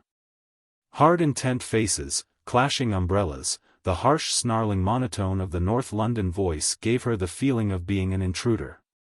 Everything seemed to wonder what she was doing down there instead of being at home in the schoolroom. A sudden angry eye above a coarse loudly talking mouth all but made her turn to go with instead of against the tide. But she pushed blindly on and through and presently found herself in a quiet side street just off the station road looking into a shop window. £1. Super cream-laid boudoir note, with envelopes, ones. Her eyes moved about the window from packet to packet, set askew and shining with freshness. If she had not brought so much notepaper from home she could have bought some. Perhaps she could buy a packet as a Christmas present for Eve and have it in her top drawer all the time. But there was plenty of notepaper at home. She half turned to go, and turning back fastened herself more closely against the window meaninglessly reading the inscription on each packet. Standing back at last she still lingered. A little blue-painted tin plate sticking out from the side of the window announced in white letters, Carter Patterson.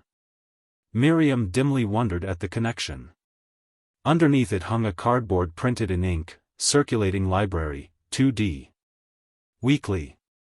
This was still more mysterious. She timidly approached the door and met the large pleasant eye of a man standing back in the doorway. "Is there a library here?" she said with beating heart.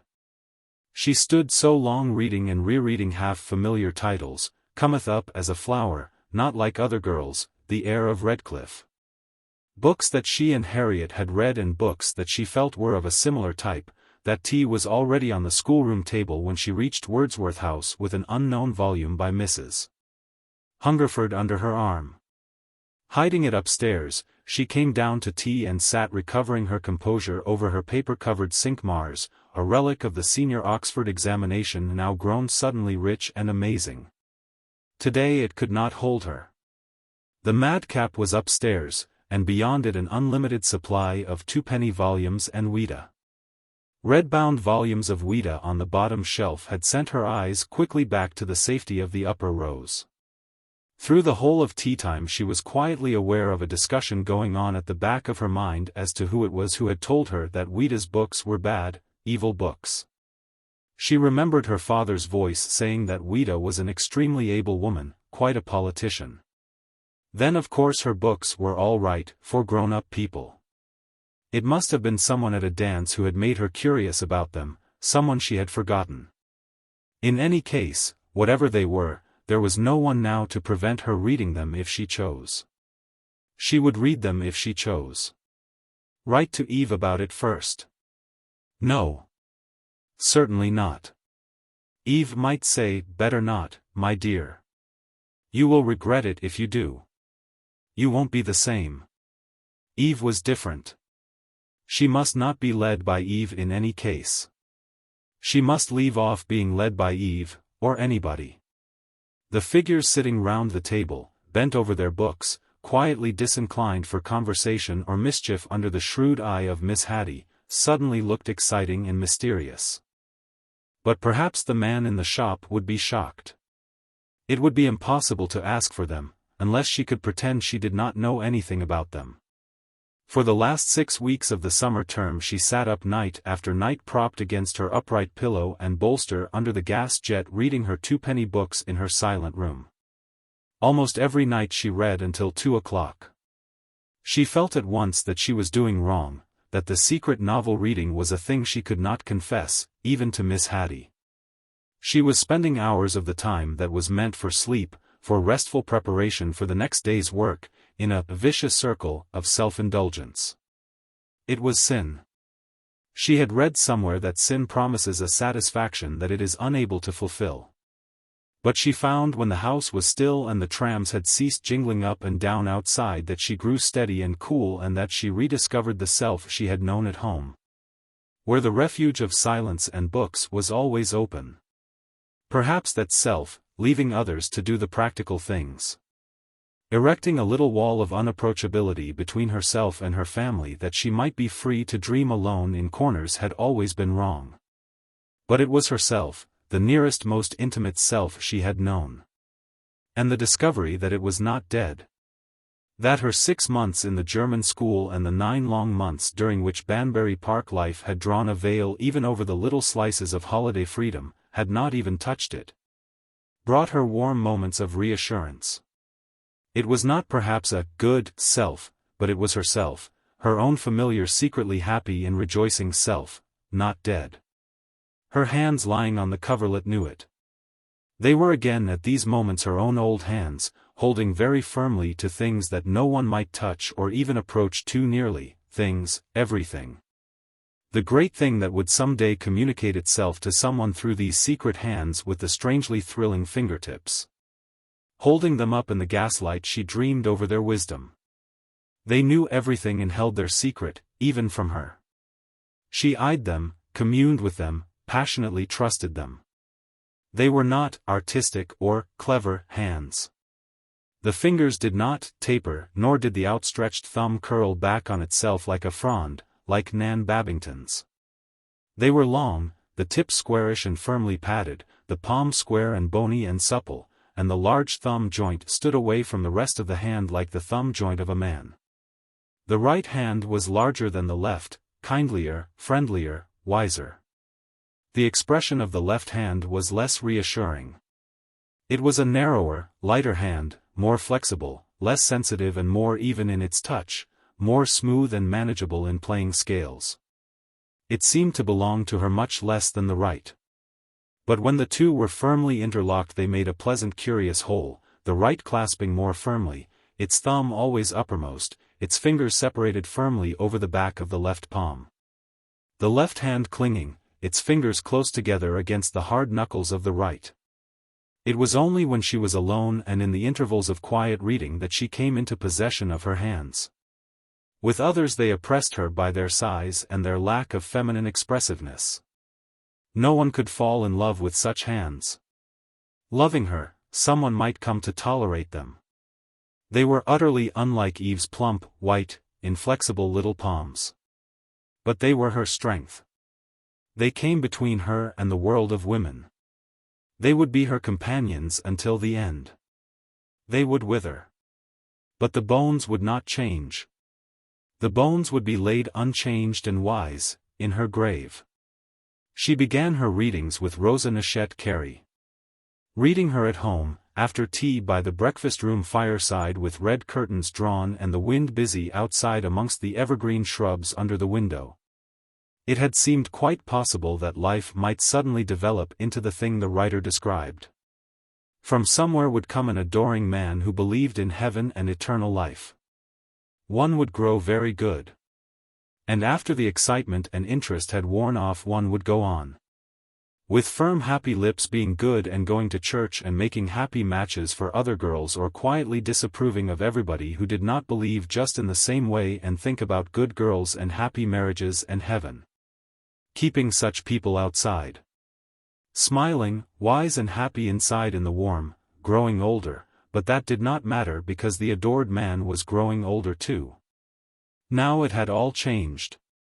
The quiet house and fireside, gravity, responsibility, a graying husband, his reading profile always dear, both of them going on towards heaven, all tears wiped away. Tears and laughter of relief after death, still seemed desirable, but women. Those awful, awful women, she murmured to herself stirring in bed. I never thought of all the awful women there would be in such a life. I only thought of myself and the house and the garden and the man. What an escape! Good God in heaven, what an escape! Far better to be alone and suffering and miserable here in the school, alive. Then there'll be whole heaps of books, millions of books I can't read, perhaps nearly all the books. She took one more volume of Rosa, in hope, and haunted its deeps of domesticity. I've gone too far. If Rosa Neschette Carey knew me, she'd make me one of the bad characters who are turned out of the happy homes. I'm some sort of bad unsimple woman. Oh, damn, she sighed. I don't know. Her hand seemed to mock her, barring her way. Then came a series of Mrs. Hungerford, all the volumes she had not already read. She read them eagerly, inspirited. The gabled country houses, the sunlit twilit endless gardens, the deep orchards, the falling of dew, the mists of the summer mornings, masses of flowers in large rooms with carved oaken furniture. Wide staircases with huge painted windows throwing down strange patches of light on shallow thickly carpeted stairs. These were the things she wanted, gay house parties, people with beautiful wavering complexions and masses of shimmering hair catching the light, fragrant filmy diaphanous dresses. These were the people to whom she belonged, a year or two of life like that, dancing and singing in and out the houses and gardens, and then marriage. Living alone, sadly estranged, in the house of a husband who loved her and with whom she was in love. Both of them thinking that the other had married because they had lost their way in a thunderstorm or spent the night sitting up on a mountain top or because of a clause in a will. And then one day both finding out the truth. That is what is meant by happiness, happiness. But these things could only happen to people with money. She would never have even the smallest share of that sort of life. She might get into it as a governess. Some of Mrs. Hungerford's heroines were governesses, but they had clouds of hair and were pathetically slender and appealing in their deep mourning. She read volume after volume, forgetting the titles. The single word, Hungerford, on a cover inflamed her. Her days became an irrelevance and her evenings a dreamy sunlit indulgence. Now and again she wondered what Julia Doyle would think if she knew what she was reading and how it affected her, whether she would still watch her in the way she did as she went about her work pale and tired. Whether she would go on guarding her so fiercely. At last exasperated, tired of the mocking park, the mocking happy books, she went one day to the lower shelf, and saying very calmly, I think I'll take a Ouida. Drew out under 2 flags with a trembling hand. The brown-eyed man seemed to take an interminable time noting the number of the book, and when at last she got into the air her limbs were heavy with sadness. That night she read until 3 o'clock and finished the volume the next night at the same hour, sitting upright when the last word was read, refreshed. From that moment the red-bound volumes became the center of her life. She read Moths and In Maremma slowly word by word, with an increasing steadiness and certainty. The mere sitting with the text held before her eyes gave her the feeling of being strongly confronted. The strange currents which came whenever she was alone and at ease flowing to the tips of her fingers, seemed to flow into the book as she held it and to be met and satisfied. As soon as the door was shut and the gas alight, she would take the precious, solid trusty volume from her drawer and fling it on her bed, to have it under her eyes while she undressed. She ceased to read her Bible and to pray. Ouida, Ouida, she would muse with the book at last in her hands. I want bad things, strong bad things. It doesn't matter, Italy, the sky, bright hot landscapes, things happening. I don't care what people think or say. I am older than anyone here in this house. I am myself. If you had loved, if you loved, you could die, laughing, gasping out your life on a battlefield, fading by inches in a fever swamp, or living on, going about seamed and old and ill. Whatever happened to you, if you had cared, fearing nothing, neither death nor hell. God came. He would welcome and forgive you. Life, struggle, pain. Happy laughter with twisted lips, all waiting somewhere outside, beyond. It would come. It must be made to come. Who was there in the world? Ted had failed. Ted belonged to the Rosa Nachette Carey world. He would marry one of those women. Bob knew. Bob Greville's profile was real. Sitting on the wide stairs at the Easter subscription dance, his soft fine white hair standing up, the straight line of polished forehead, the fine nose and compressed lips. The sharp round chin with the 3 firm folds underneath it, the point of his collar cutting across them, the keen blue eyes looking straight out ahead, across Australia. The whole face listening. He had been listening to her nearly all the evening. Now and again quiet questions. She could go on talking to him whenever she liked. Go to him and go on talking, safely, being understood. Talking on and on. But he was old. Living old and alone in chambers in Adam Street, Adelphi. One day just before the end of the summer term, Miss Perne asked Miriam to preside over the large schoolroom for the morning. The first and second class girls were settled there at their written examination in English history. Rounding the schoolroom door she stood for a moment in the doorway. The sunlight poured in through the wide bay window and the roomful of quiet girls seemed like a field. Jessie Wheeler's voice broke the silence. "It's the hen," she shouted gently. "It's the blessed hen. Oh, come on. You going to sit with us?" "Yes." "Be quiet," said Miriam. "Oh, thank goodness," groaned Jessie, supported by groans and murmurs from all over the room.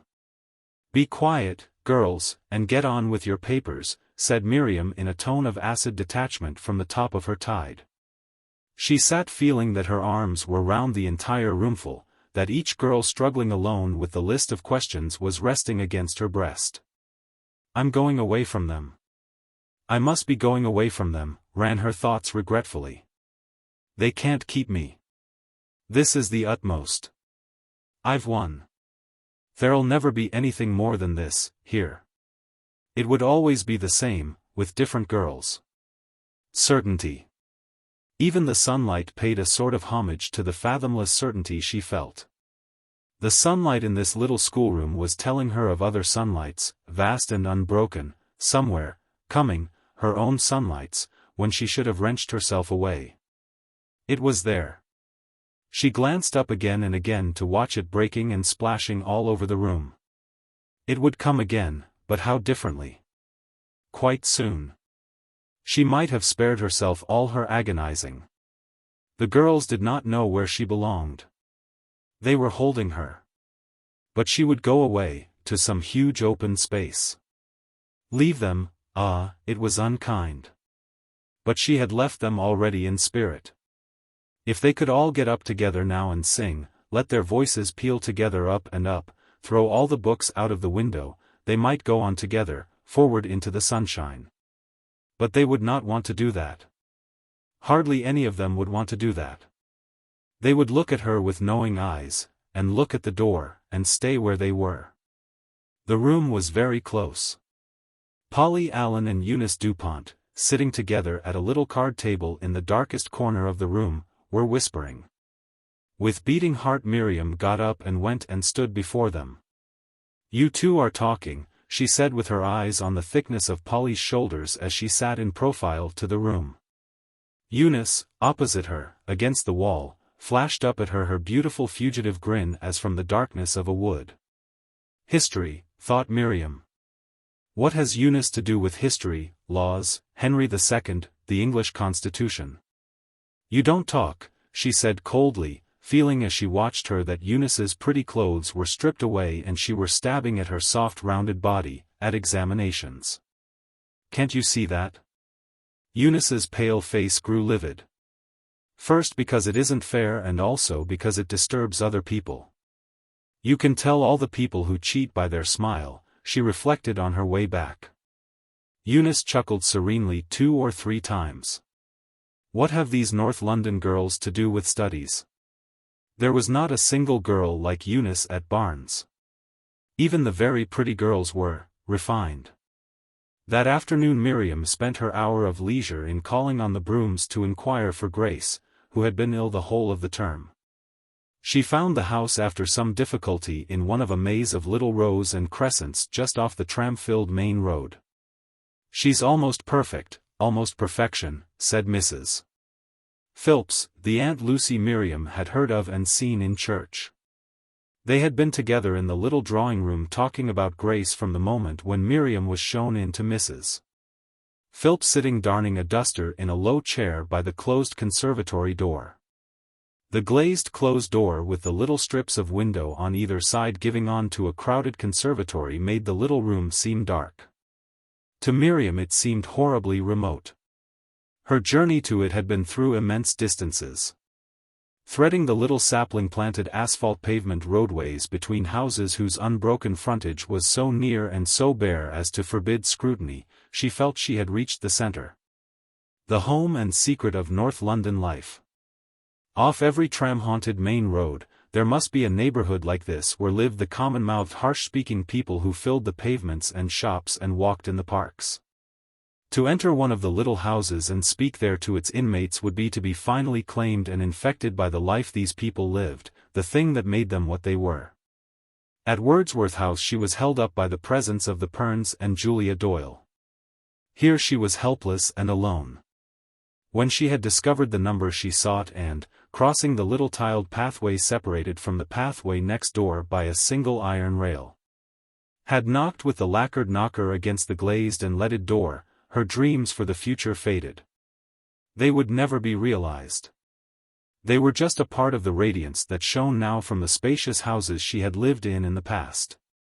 The things she had felt this morning in the examination room were that, too. They had nothing to do with the future. All the space was behind. Things would grow less and less.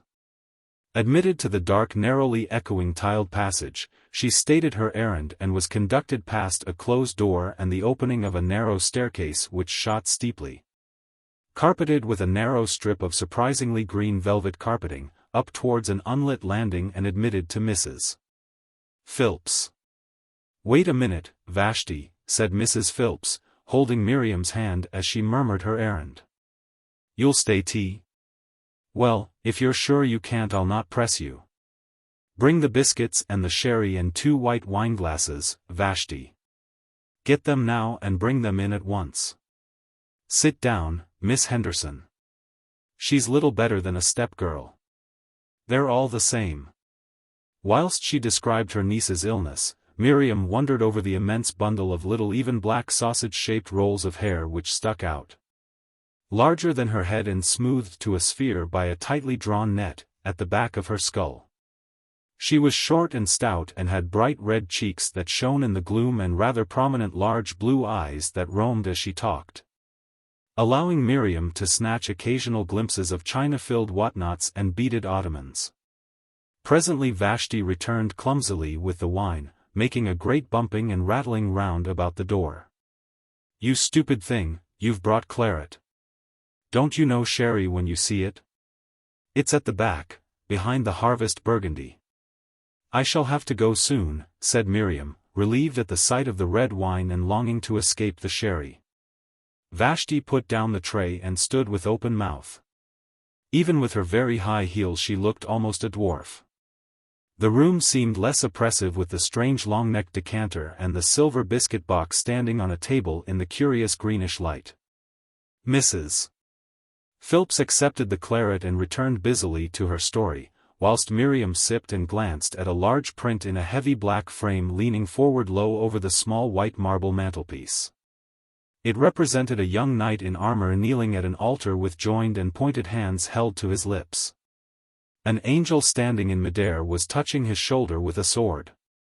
Why doesn't she kiss the top of his head, thought Miriam as she sipped her wine. The distant aisles and pillars of the church made the room seem larger than it was.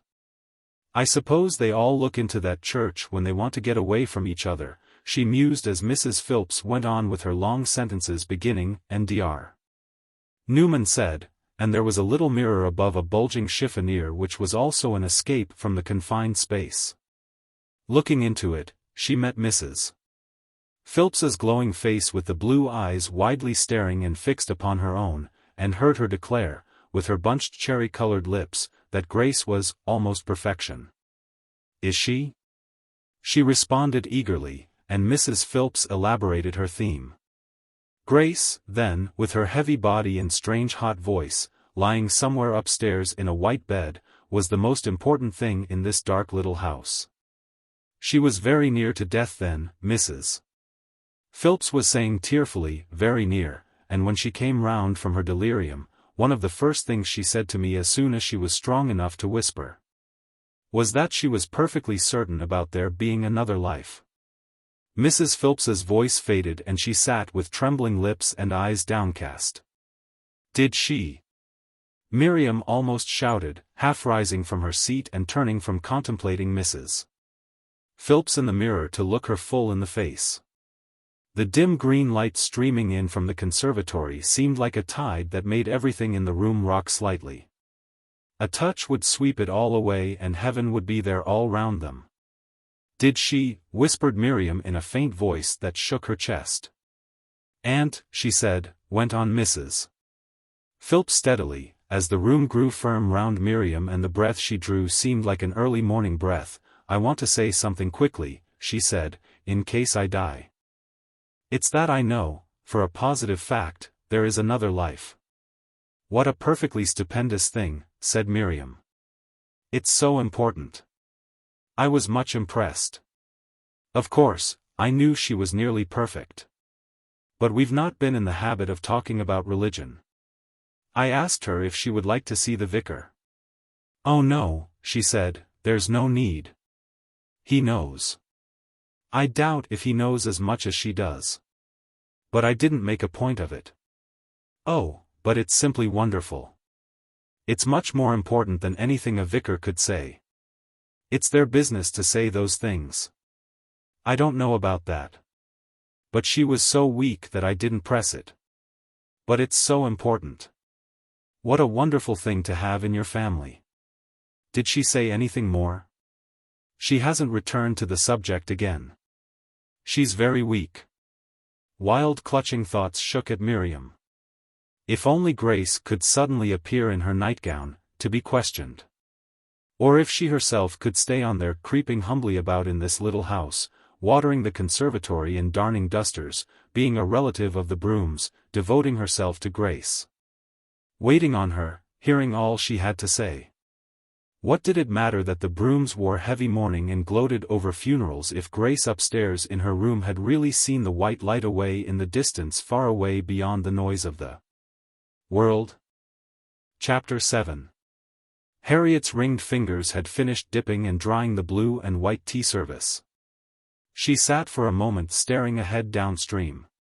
Sitting opposite her, Gerald watched her face with a half-smile. Miriam waited sitting at her side. It was the first moment of silence since she had come home at midday. From the willow-curtained island against which they were moored came little crepitations and flittings. Ahead of them the river blazed gold and blue, hedged by high spacious trees. Come to tea, hurry up dear, said a bird suddenly from the island thicket. "Do you know what bird that is, Gerald?" asked Miriam. "Not from Adam," breathed Gerald, swaying on his seat with a little laugh. "It's a bird. That's all I know." "We'd better unmoor, silly," muttered Harriet briskly, gathering up the tiller ropes. "Right, Lorraine. Look here, let me do something this time, pull or something." "You sit still, my dear." "But I should simply love to." You shall pull downstream if you like later on when the bally sun's down. My advice to you now is to go and lounge in the bow. Oh yes, Mim, you try it. Lie right down. It's simply heavenly. The boat glided deliciously away upstream as Miriam, relinquishing her vision of Harriet sitting very upright in the stern in her white drill dress. And Gerald's lawn-shirted back and long lean arms grasping the sculls, lay back on the bow cushions with her feet comfortably outstretched under the unoccupied seat in front of her. 6 hours ago, shaking hands with a roomful of noisy home-going girls, and now nothing to do but float dreamily out through the gateway of her 6 weeks' holiday. The dust of the school was still upon her. The skin of her face felt strained and tired, her hands were tired and hot, her blouse dim with a week of schoolwear, and her black skirt oppressed her with its invisible burden of grime. But she was staring up at a clean blue sky fringed with treetops. She stretched herself out more luxuriously upon her cushions. The river smoothly moving and lapping underneath the boat was like a cradle. The soft fingers of the air caressed her temples and moved along the outlines of her face and neck. 42 days, like this. Tomorrow she would wake up a new person, sing, and shout with Harriet. She closed her eyes. The gently lifting water seemed to come nearer. The invading air closed in on her. She gave herself ecstatically to its touch, the muscles of her tired face relaxed and she believed that she could sleep, cry or sleep. It was Gerald who had worked this miraculous first day for her. Boating hitherto had meant large made-up parties of tennis club people, a fixed day, uneasy anticipations as to the weather, the carrying of hampers of provisions and crockery. Spirit lamps and kettles, clumsy hired randons, or little fleets of stupidly competing canoes, lack of space, heavy loads to pull, the need for ceaseless chaff. The irritating triumphs of clever, knowing girls in smart clothes, the pools, or really beautiful people, like Nan Babington and her cousin. Everything they said sounding wonderful and seeming to improve the scenery. The jokes of the men, even Ted always joked all the time, the misery of large noisy picnic teas on the grass, and in the end great weariness and disappointment. The beauty of the river and the trees only appearing the next day or perhaps long afterwards. This boat was Gerald's own private boat, a double-sculling skiff, slender and gold-brown, beautifully fitted and with a locker containing everything that was wanted for picnicking. They had arranged their expedition at lunchtime, trained to Richmond, bought fruit and cakes and got the boat's water keg filled by one of Redknapp's men. Gerald knew how to do things properly. He had always been accustomed to things like this boat. He would not care to have anything just anyhow. Let's do the thing decently, Lorraine. He would keep on saying that at intervals until Harriet had learned too. How he had changed her since Easter when their engagement had been openly allowed. The clothes he had bought for her, especially this plain drill dress with its neat little coat. The long black tie fastened with the plain heavy cable brooch pinned in lengthwise halfway down the ends of the tie, which reached almost to her black belt. That was Gerald. Her shoes, the number of pairs of light, expensive, beautifully made shoes. Her bearing, the change in her voice, a sort of roundness about her old Harryish hardness. But she was the same Harry, the Harry he had seen for the first time snorting with anger over Mr. Marth's sentimental singing at the Assembly Rooms concert. My hat, wasn't Lorraine fuming? He would forgive her all her ignorance. It was her triumph. What an extraordinary time Harry would have. Gerald was well off. He had a private income behind his Canadian Pacific salary. His grandfather had been a diplomatist, living abroad nearly all the time, and his wealthy father and wealthy mother with a large fortune of her own had lived in a large house in Chelsea, giving dinner parties and going to the opera until nearly all the capital had gone, both dying just in time to leave enough to bring Gerald in a small income when he left Haylaybury. And the wonderful thing was that Gerald liked mooshing about and giggling. He liked looking for hours in shop windows and strolling on the heath eating peppermints. Everything had disappeared into a soft blackness, only on the water a faint light was left. It came and went, sometimes there was nothing but darkness and the soft air. The small paper lantern swinging at the bow made a little blot of light that was invisible from the stroke seat. The boat went swiftly and easily.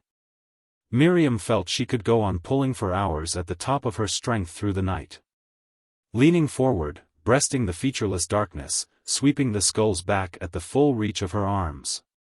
Leaning back and pressing her whole weight upwards from the footboard against the pull of the water, her body became an outstretched elastic system of muscles, rhythmically working against the smooth dragging resistance of the dark water.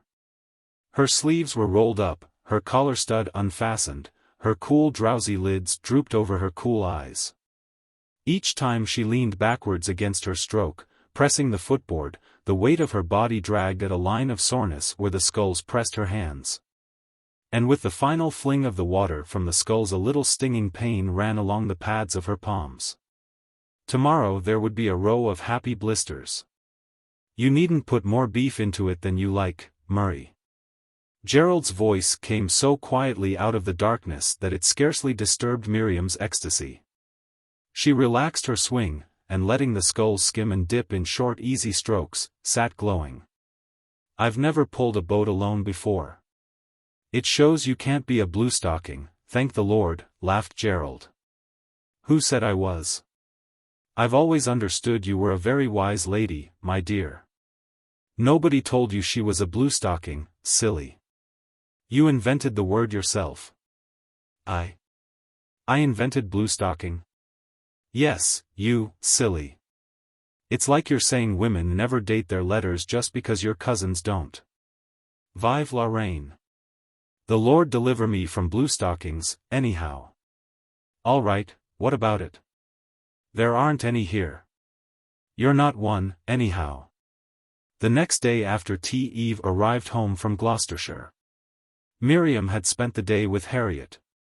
After breakfast, bounding silently up and down stairs, they visited each room in turn, chased each other about the echoing rooms and passages of the basement and all over the garden. Miriam listened speechlessly to the sound of Harriet's heels soft on the stair carpet, ringing on the stone floors of the basement. And the swish of her skirts as she flew over the lawn following surrounding responding to Miriam's wild tour of the garden. Miriam listened and watched, her eyes and ears eagerly gathering and hoarding visions. It could not go on. Presently some claim would be made on Harriet and she would be alone. But when they had had their fill of silently rushing about, Harriet piloted her into the drawing-room and hastily began opening the piano. A pile of duets lay on the lid. She had evidently gathered them there in readiness. Wandering about the room, shifting the familiar ornaments, flinging herself into chair after chair, Miriam watched her and saw that her strange quiet little snub face was lit and shapely. Harriet, grown up, serene and well-dressed and going to be married in the spring, was transported by this new coming together. When they had played the last of the duets that they knew well, Harriet fumbled at the pages of a bound volume of operas in obvious uncertainty. At any moment Miriam might get up and go off and bring their sitting together on the long cretonne-covered duet stool to an end. "Come on," roared Miriam gently, "let's try this." And they attacked the difficult pages. Miriam counted the meter, whispered it intoned and sang it, carrying Harriet along with shouts, go on, when they had lost each other. They smashed their way along by turns playing only a single note here and there into the framework of Miriam's desperate counting, or banging out cheerful masses of discordant tones. Anything to go on driving their way together through the pages while the sunlight streamed half-seen into the conservatory and the flower-filled garden crowded up against the windows. Anything to come out triumphantly together at the end and to stop satisfied, the sounds of the house, so long secretly known to them both, low now around them, heard by them together, punctuating their joy. The gong sounded for lunch. Miriam remembered suddenly, Eve's coming this afternoon. The thought set gladness thundering through her as she rose from the piano. "Let's go for a walk after lunch," she muttered. Harriet blushed. "Ori," she responded tenderly. The mile of gently rising roadway leading to the heath was overarched by huge trees. Shadowy orchards, and the silent sunlit outlying meadows and park land of a large estate streamed gently by them beyond the trees as they strode along through the cool leaf-scented air. They strode speechlessly ahead as if on a pilgrimage, keeping step. Harriet's stylish costume had a strange unreal look in the great lane, under the towering trees. Miriam wondered if she found it dull and was taking it so boldly because they were walking along it together. Obviously she did not want to talk. She walked along swiftly and erect, looking eagerly ahead as if, when they reached the top and the heath and the windmill, they would find something they were both looking for. Miriam felt she could glance about unnoticed and looked freely, as she had done so many hundreds of times before. At the light on the distant meadows and lying along the patches of undergrowth between the trunks of the trees. They challenged and questioned her silently as they had always done, and she them, in a sort of passionate sulkiness. They gave no answer, but the scents in the cool tree-filled air went on all the time, offering steady assurance. And presently, as walking became an unconscious rhythm and the question of talk or no talk had definitely decided itself, the challenge of the light was silenced and the shaded roadway led on to paradise. Was there anyone anywhere who saw it as she did? Anyone who, looking along the alley of white road, would want to sit down in the roadway or kneel amongst the undergrowth and shout and shout? In the north of London there were all those harsh street voices infesting the trees and the parks. No. They did not exist. There was no North London. Let them die. They did not know the meaning of far-reaching meadows, parkland, deer, the great silent heath, the silent shoulders of the windmill against the far-off softness of the sky. Harsh streetiness, cunning, knowing, do you blame me, or charwomanishness, smarmy, churchy or chapelish sentimentality. Sentimentality. No need to think about them. Never the time and the place and the loved one all together. Who said that? Was it true? Dreadful. It couldn't be. So many people had seen moonlit gardens, together. All the happy people who were sure of each other. I say, Harriet, she said at the top of her voice, bringing Harriet curvetting in the road just in front of her. I say, listen. Harriet ran up the remaining strips of road and out onto the heath. It was ablaze with sunlight, as the river and the trees had been yesterday, a whole day of light, and Eve on her way home, almost home. Harriet must not know how she was rushing to Eve. With what tingling fingers.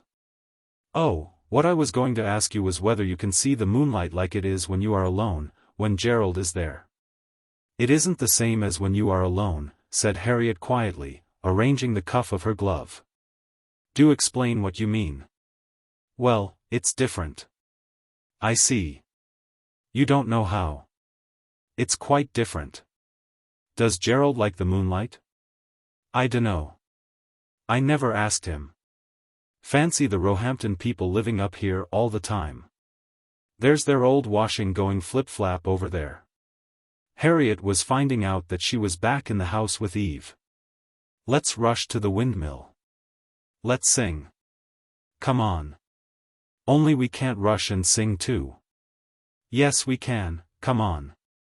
Running up over hillocks and stumbling through sandy gorse-grown hollows they sang a hunting song, Miriam leading with the short galloping phrases, Harriet's thinner voice dropping in.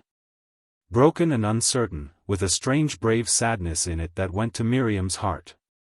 Eve, you look exactly like Dudley's gracious lady in these things. Don't you feel like it? Eve stopped near the landing window and stood in her light green canvas dress with its pale green silk sleeves shedding herself over Miriam from under her rose-trimmed white chip hat. Miriam was carrying her light coat and all the small litter of her journey. Go on up, she said, I want to talk, and Eve hurried on, Miriam stumblingly following her, holding herself in. Eyes and ears wide for the sight and sound of the slender figure flitting upstairs through the twilight. The twilight wavered and seemed to ebb and flow, suggesting silent dawn and full midday, and the house rang with a soundless music. It was Mrs. Wallace who suggested my wearing all my best things for the journey, panted Eve. They don't get crushed with packing and they needn't get dirty if you're careful. You look exactly like Dudley's gracious lady. You know you do. You know it perfectly well. They do seem jolly now I'm back. They don't seem anything down there. Just ordinary with everybody in much grander things. How do you mean, grander? What sort of things? Oh, all sorts of lovely white dresses. It is extraordinary about all those white dresses, said Miriam emphatically, pushing her way after Eve into Sarah's bedroom. Can I come in? I'm coming in. Sarah says it's because men like them and she gets simply sick of girls in white and cream dresses all over the place in the summer, and it's a perfect relief to see anyone in a color in the sun. They have red sunshades sometimes, but Sarah says that's not enough, you want people in colors.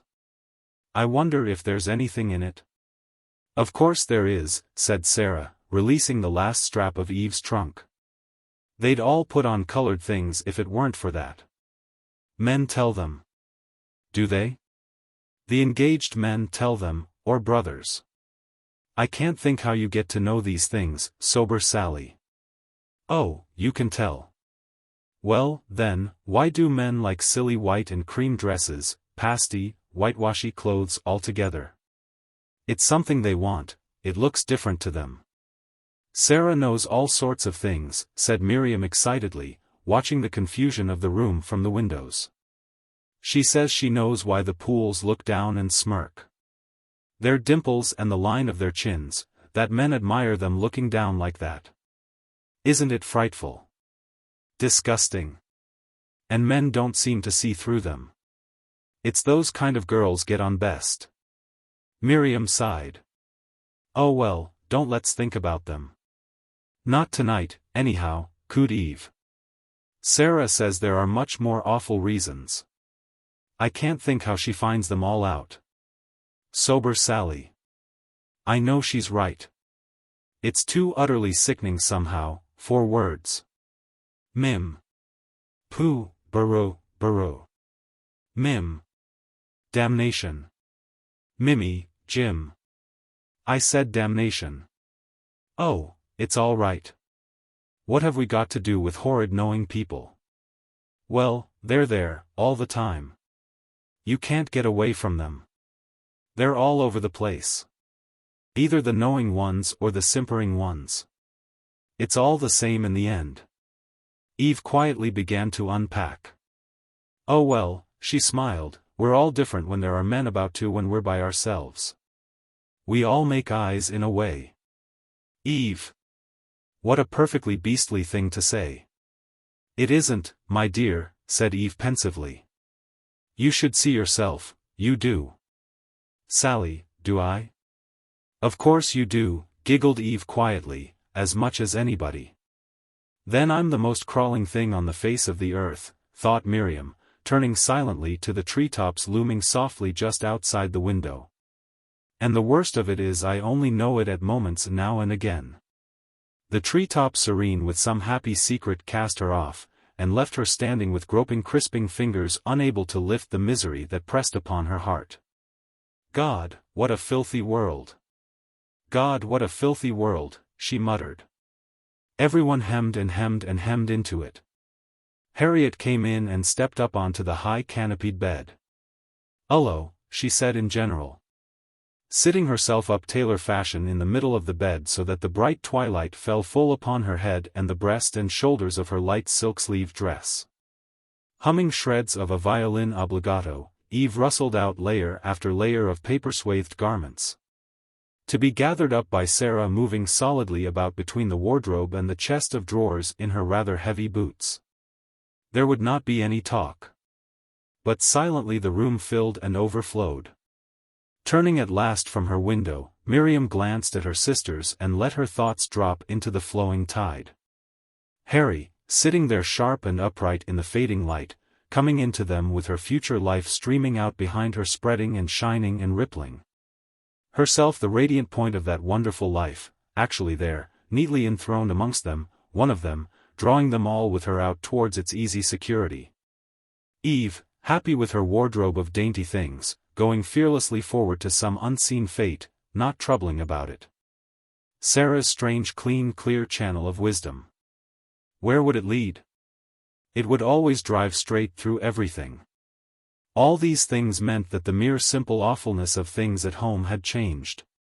These three girls she had known so long as fellow prisoners, and who still bore at moments in their eyes, their movements. The marks of the terrors and uncertainties amongst which they had all grown up, were going on, out into life, scored and scarred, but alive and changeable, able to become quite new. Memories of strange crises and the aging deadening shifts they had invented to tide them over humiliating situations were here crowded in the room together with them all. But these memories were no longer, as they had so often been, the principal thing in the room whenever they were all gathered silently together. If Eve and Harriet had got away from the past and now had happy eyes and mouths. Sarah's solid quiet cheerfulness, now grown so large and free that it seemed even when she was stillest to knock your mind about like something in a harlequinade. Why had they not all known in the past that they would change? Why had they been so oppressed whenever they stopped to think? Those American girls in Little Women and Good Wives made fun out of everything. But they had never had to face real horrors and hide them from everybody, mute up. When it was nearly dark, Sarah lit the gas. Harriet had gone downstairs. Miriam lowered the Venetian blinds, shutting out the summer. Tomorrow it would be there again, waiting for them when they woke in the morning. In her own and Harriet's room the daylight would be streaming in through the madras muslin curtains, everything in the room very silent and distinct. Nothing to be heard but the little flutterings of birds under the eaves. You could listen to it forever if you kept perfectly still. When you drew back the curtains the huge day would be standing outside clear with gold and blue and dense with trees and flowers. Sarah's face was uneasy. She seemed to avoid meeting anyone's eyes. Presently she faced them, sitting on a low rocking chair with her tightly clasped hands stretched out beyond her knees. She glanced fearfully from one to the other and bit her lips. What now, thought Miriam. The anticipated holidays disappeared. Of course. She might have known they would. For a moment she felt sick, naked and weak. Then she braced herself to meet the shock. I must sit tight and not show anything. Eve's probably praying. Oh, make haste, Sally, and get it over. What's the matter, Sally? Said Eve in a low voice. Oh, Eve and Mim, I'm awfully sorry. You'd better tell us at once, said Eve, crimsoning. Haven't you noticed anything? Miriam looked at Sarah's homely prosperous shape. It couldn't be anything. It was a nightmare. She waited, pinching her wrist. What is it, Sally? Breathed Eve, tapping her green-clad knee. Clothes and furniture and pictures. Houses full of things and people talking in the houses and having meals and pretending, talking and smiling and pretending. It's Mother. What on earth do you mean, Sarah? Said Miriam angrily. She's ill. Bennett took her to a specialist. She's got to have an operation. Miriam drew up the blind with a noisy rattle, smiling at Eve frowning impatiently at the noise. Driving the heavy sash up as far as it would go, she leaned her head against the open frame. The garden did not seem to be there. The tepid night air was like a wall, a black wall. For a moment a splintered red light, like the light that comes from a violent blow on the forehead, flashed along it. Sarah and Eve were talking in strange voices, interrupting each other. It would be a relief to do something, faint or something selfish. But she must hear what they were saying, listen to both the voices cutting through the air of the hot room. Propped weak-limbed against the window open-mouthed for air she forced herself to hear, pressing her cold hands closely together. The gas light that had seemed so bright hardly seemed to light the room at all. Everything looked small, even Granny's old Chippendale bedstead and the double-fronted wardrobe. The girls were little monkey ghosts babbling together beside Eve's open trunk. Did they see that it was exactly like a grave? The sun shone through the apple trees, making the small half-ripe apples look as though they were coated with enamel. It was quite clear that if they did go away together, the four of them, she, Eve, Gerald and Harriet, to Brighton or somewhere, they would be able to forget. You could tell that from the strange quiet easy tone of Harriet's and Gerald's voices. There would be the aquarium. She supposed they would go to the aquarium with its strange underground smell of stagnant sea air and stare into the depths of those strange green tanks and watch the fish flashing about like shadows. Or skimming by near the front of the tank with the light full on their softly tinted scales. Harriet sat steadily at her side on the overturned seed box, middle-aged and responsible, quietly discussing the details of the plan with Gerald, cross-legged at their feet on the grass plot. They had not said anything about the reasons for going, but of course Gerald must know all that. He knew everything now, all about the money troubles, all the awful things, and it seemed to make no difference to him. He made light of it. It was humiliating to think that he had come just as things had reached their worst, the house going to be sold, Pater and Mother and Sarah going into lodgings in September. And the maddening helpless worry about Mother and all the money for that. And yet it was a good thing he had known them all in the old house and seen them there, even pretending to be prosperous. And yet the house and garden was nothing to him. Just a house and garden. Harriet's house and garden, and he was going to take Harriet away. The house and garden did not matter. She glanced at the sunlit fruit trees, the thickets of the familiar kitchen garden, the rising grass bank at the near end of the distant lawn, the eloquent back of the large red house. He could not see all the things there were there, all the long years, or know what it was to have that cutaway and nothing ahead but Brighton Aquarium with Harriet and Eve. And then the school again, and disgraceful lodgings in some strange place, no friends and everybody looking down on them. She met his eyes and they both smiled. Keep her perfectly quiet for the next few weeks, that's the idea, and when it's all over she'll be better than she's ever been in her life. Do you think so? I don't think, I know she will, people always are. I've known scores of people have operations. It's nothing nowadays. Ask Bennett. Does he think she'll be better? Of course. Did he say so? Of course he did. Well, I suppose we'd really better go. Of course, we're going.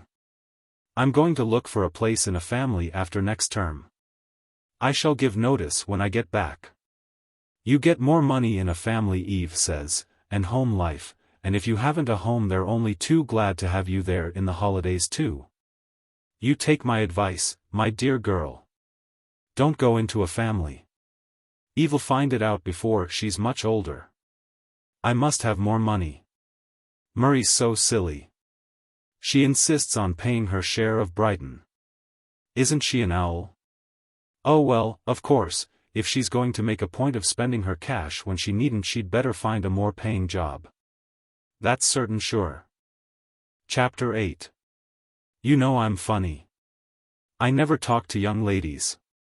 Miriam looked leisurely at the man walking at her side along the grass-covered cliff. His well-knit frame, his well-cut blue serge, the trimness of collar and tie, his faintly blunted regular features, clean ruddy skin and clear expressionless German blue eyes. Altogether he was rather like a German, with his red and white and gold and blue coloring and his small military mustache. She could imagine him snapping abruptly in a booming chest voice, "Mit Frauen sprech ich überhaupt nicht." But he spoke slowly and languidly. He was an Englishman and somehow looked like a man who was accustomed to refined society. It was true he never spoke at the boarding-house meals, excepting an occasional word with his friend, and he had been obliged to join their Sunday walk because his friend was so determined to come. Still he was not awkward or clumsy either at table or now. Only absolutely quiet, and then saying such a startling rather rude thing quite suddenly. One could stare at him to discover the reason of his funny speech, because evidently he was quite common, not a bounder but quite a common young man, speaking of women as young ladies. Then how on earth did he manage to look distinguished? Oppressed and ill at ease she turned away to the far-reaching green levels and listened to the sea tumbling heavily far below against the cliffs. Away ahead Eve and her little companion walking jauntily along, his tight dust-colored curls exposed to the full sunlight, his cane swinging round as he talked and laughed. Seemed to be turning inland towards the downs. They had seen Ovingdean in the distance, stupid Ovingdean that everybody had talked about at breakfast, and were finding the way. How utterly silly. They did not see how utterly silly it was to make up your mind to go to Ovingdean and then go to Ovingdean. How utterly silly everybody and everything was. Eve looked very straight and slim and was walking happily, bending her head a little as she always did when she was listening. Their backs looked happy. And here she was forced to walk with this nice-looking strange solid heavyish man and his cold insulting remark, almost the only thing he had said since they had been alone together. It had been rather nice walking along the top of the cliff side by side saying nothing. They walked exactly in step and his blunted features looked quite at ease. And she had gone easily along disposing of him with a gentle feeling of proprietorship, and had watched the gentle swing and movement of the landscape as they swung along. It seemed secure and painless and was gradually growing beautiful, and then suddenly she felt that he must have his thoughts, men were always thinking. And would be expecting her to be animated and entertaining. Lumpishly she had begun about the dullness of the beach and promenade on Sundays and the need to find something to do between dinner and tea, lies. All conversation was a lie. And somehow she had led him to his funny German remark. "How do you mean?" she said at last anxiously. It was very rude intruding upon him like that. He had spoken quite simply. She ought to have laughed and changed the conversation. But it was no laughing matter. He did not know what he was saying or how horribly it hurt. A worldly girl would chaff and make fun of him. It was detestable to make fun of men, just a way of flirting. But Sarah said that being rude to men or talking seriously to them was flirting just as much. Not true. Not true. And yet it was true. She did want to feel happy walking along with this man, have some sort of good understanding with him as a man with her as a woman. Was that flirting? If so, she was just a more solemn underhand flirt than the others, that was all. She felt very sad. Anyhow, she had asked her question now. She looked at his profile. Perhaps he would put her off in some way. Then she would walk slower and slower until Harriet and Gerald caught them up and come home walking 4 in a row, taking Harriet's arm. His face had remained quite expressionless. "Well," he said at length in his slow well-modulated tone, "I always take care to get out of the way when there are any young ladies about." "When do you mean?" "I didn't ask you to come, I don't want to talk to you, you food-loving, pipe-loving, comfort-loving beast," she thought. But it would be impossible to finish the holiday and go back to the school with this strange statement uninvestigated. "Well, when my sisters have young ladies in the evening I always get out of the way." "Ah," thought Miriam, "you are one of those men who flirt with servants and shop girls, perhaps those awful women." Either she must catch Eve up or wait for Harriet, not be alone any longer with this man. "I see. You simply run away from them," she said scornfully. "Go out for a walk or something." A small Brixton sitting room full of Brixton girls. Gerald said that Brixton was something too chronic for words, just like Clapham.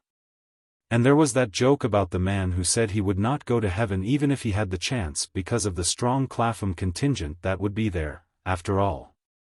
"I go and sit in my room." "Oh," said Miriam brokenly, "in the winter? Without a fire?" Mr. Perrow laughed. "I don't mind about that. I wrap myself up and get a book." "What sort of book?" "I've got a few books of my own. And there's generally something worth reading in Titbits." How did he manage to look so refined and cultured? Those girls were quite good enough for him, probably too good. But he would go on despising them and one of them would marry him and give him beefsteak puddings. And here he was walking by the sea in the sunlight, confessing his suspicions and fears and going back to Brixton. "You'll have to marry one of those young ladies one day," she said abruptly. "That's out of the question, even if I was a marrying man." "Nonsense," said Miriam, as they turned down the little pathway leading towards the village. "Poor man, how cruel to encourage him to take up with one of those giggling dressy girls. D'you mean to say you've been never specially interested in anybody?" "Yes. I never have." Ovingdean had to be faced. They were going to look at Ovingdean and then walk back to the boarding house to tea. Now that she knew all about his home life, she would not be able to meet his eyes across the table. 2 tired elm trees stood one on either side of the road at the entrance to the village. Here they all gathered and then went forward in a strolling party. When they turned at last to walk home and fell again into couples as before, Miriam searched her empty mind for something to say about the dim, cool musty church. The strange silent deeps of it there amongst the great green downs, the waiting chairs, the cold empty pulpit and the little cold font. And the sunlit front of the old grange where King Charles had taken refuge. Mr. Perne would know she was speaking insincerely if she said anything about these things. There was a long, long walk ahead. For some time they walked in silence.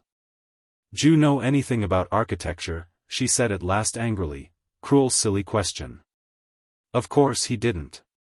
But men she walked with ought to know about architecture and be able to tell her things. "No. That's a subject I don't know anything about." "D'you like churches?" "I don't know that I've ever thought about it." "Then you probably don't." "Oh, well, I don't know about that. I don't see any objection to them." "Then you're probably an atheist." "I don't know, I'm sure." "Do you go to church?" "I can't say I do in the usual way, unless I'm on a holiday." "Perhaps you go for walks instead?" "Well, I generally stay in bed and have a rest." "That dreadful room with the dreadful man hiding in it and reading Titbits and staying in bed in it on bright Sunday mornings." How heavily they were treading on the orange and yellow faces of the Tom Thumbs scattered over the short green grass. "How much do you think people could marry on?" said Mr. Perne suddenly in a thin voice. "Oh well, that depends on who they are." "I suppose it does do that. And where they are going to live." "D'you think anyone could marry on 150? "Of course," said Miriam emphatically, mentally shivering over the vision of a tiresome determined cheerful woman with a thin pinched reddish nose, an everlasting grey hat and a faded ulster going on year after year. 2 or 3 common children she would never be able to educate, with horribly overdeveloped characters. It was rather less than the rent of their house. Of course, everything would depend on the woman, she said wisely. After all 150, with no doubt and anxiety about it was a very wonderful thing to have. Probably everybody was wasteful, buying the wrong things and silly things, ornaments and brooches and serviette rings. And not thinking things out and not putting things down in books and not really enjoying managing the 150 and always wanting more. It ought to be quite jolly being thoroughly common and living in a small way and having common neighbors doing the same. But you think if a man could find a young lady who could agree about prices it would be possible? Of course it would. The houses on the eastern ridges of Brighton came into sight in the distance and stood blazing in the sunlight. There was a high half-broken-down piece of fencing at the edge of the cliff to their left a little ahead of them, splintered and sunlit. How much a week is 150 a year? £3. They gravitated towards the fence and stood vaguely near it looking out across the unruffled glare of the open sea. Why had she always thought that the bright blue and gold ripples seen from the beach and the promenade on jolly weekdays was the best of the sea? It was much more lovely up there, the great expanse in its quiet Sunday loneliness. You could see and think about far-off things instead of just dreaming on the drowsy hot sands, seeing nothing but the rippling stripes of bright blue and bright gold. She put her elbows on the upper bar. Mr. Perne did the same and they stood gazing out across the open sea. Mr. Perne was probably wondering how long they were going to stand silently there and thinking about his tea. Of course, let him stand, until Eve's voice sounded near them in a dimpling laugh. They walked home in a row, Eve and Mr. Green in the center, asking riddles one against the other. Every time Miriam spoke Mr. Perne laughed or made some little responsive sound. When Mr. Green and Mr. Perne went back to London at the end of the week, Eve and Miriam saw them off at the station. The four went off boldly together down the flight of white stone steps and made their way up into the town. "Goodbye," called Miss Meldrum affectionately from the doorway. "I shall send both of you a copy of the photograph. It's most generous of Miss Meldrum to go to all that expense to give us a pleasant memento," said Mr. Green in his small ringing voice as they all swung out into the clean bare roadway. Miriam felt as if they were a bit of the photograph walking up the hill, and went freely and confidently along with a sense of being steered and guided by Miss Meldrum. Why had she had the group taken, so odd and bold of her, having the photographer waiting in the garden for them before they had finished breakfast? And then laughing and talking and pushing them all about as if they were her dearest friends. It was whilst they were all out in the garden together, hanging about and being arranged, with the photographer's voice like the voice of a ventriloquist, knocking them coldly about, that Gerald and Mr. Green had arranged about the evening at the Crystal Palace on the last day of Miriam's holiday. Miriam had held back from the group, feeling nervous about her hair. There had been no time to go to their rooms, and had forced Eve to do the same. Harriet, with a cheerful shiny face, was sitting on the grass with Gerald in a line with the traveller from Robinson and Cleaver's, and his thin-voiced sheeny-haired mocking fiancé. They all looked very small and bald. The fiancée kept clearing her throat and rearranging her smart feet and rattling her bangles. The traveller's heavy waxed mustache was crooked and his slippery blue eyes looked like the eyes of an old man. Next to him were two newly arrived restively sneering young men, one on either side of the saintly-faced florist's assistant from Wigmore Street, who sat in an easy pose with her skirt draping gracefully over her feet and her long white chin propped on her hands. She looked reproachfully about amongst the laughing and talking and seemed to feel that they were all in church. Miss Meldrum and Miss Stringer, the two bald Scotch chemists who went out every evening to look for a comet. The pale frowning girl from Plaistow with her mad-eyed cousin whose grey curls bunched in a cherry-coloured velvet band seemed to say, "Death, death," to Miriam more dreadfully out here amongst the greenery than when she suddenly caught sight of them at table. Sat disconnectedly in chairs behind the squatters on the grass. At the last moment she and Eve were obliged to fall in at the back of the group with Mr. Green and Mr. Perne, and now the four of them were walking in a row up the staring white hill with the evening at the Crystal Palace ahead of them in faraway London. It was quite right. They were being like other people. People met and made friends and arranged to meet again. And then things happened. It was quite right and ordinary and safe and warm. Of course Eve and Mr. Green must meet again. He was evidently quite determined that they should. That was what was carrying them all so confidently up the hill. Perhaps he would in the end turn into another Gerald. When they turned off into the unfamiliar Brighton streets, Eve and Mr. Green went on ahead. Walking quickly in step along the narrow pavement amongst the unconcerned Brighton townspeople, they looked so small and pitiful. The brilliant sunlight showed up all the shabbiness of Mr. Green's London suit. He looked even smaller than he did in his holiday tweed. Miriam wanted to call to them and stop them, stop Eve's bright figure in her mop of thickly twisted brown hair and ask her what she was dreaming of, leave the two men there and go back. Go out away alone with Eve down to the edge of the sea. She hesitated in her walking, not daring even to glance at her companion who was trudging along with bent head, carrying his large brown leather bag. The street was crowded and she maneuvered so that everyone they met should pass between them. Perhaps they would be able to reach the station without being obliged to speak to each other. Perne. It was either quite a nice name or pitiful, like a child trying to say sparrow. Did he know that to other people it was a strange, important sort of name, rounded like the padding in the shoulders of his coat and his blunted features? Nobody knew him at all well. Not a single person in the world. If he were run over and killed on the way to the station, nobody would ever have known anything about him. People did die like that, probably most people. In a minute, alone and unknown, too late to speak. Something was coming slowly down the middle of the roadway from amongst the confusion of the distant traffic, an elephant, a large grey elephant. Firmly, delicately undisturbed by the noise of the street, the huge crimson gold-braided howdah it carried on its back, and the strange, colored things coming along behind it. The thickening of people on the pavement and the suddenly increased noise of the town, it came stepping. It was wonderful. Wise and beautiful. Wise and beautiful, cried a voice far away in Miriam's brain.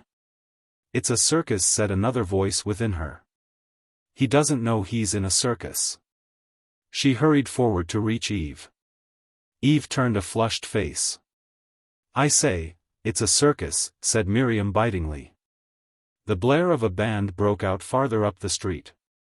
People were jostled against them by a clown who came bounding and leaping his way along the crowded pavement, crying incoherent words with a thrilling bladder of laughter. The elephant was close upon them, alone in the road space cleared by its swinging walk. If only everyone would be quiet, they could hear the soft padding of its feet.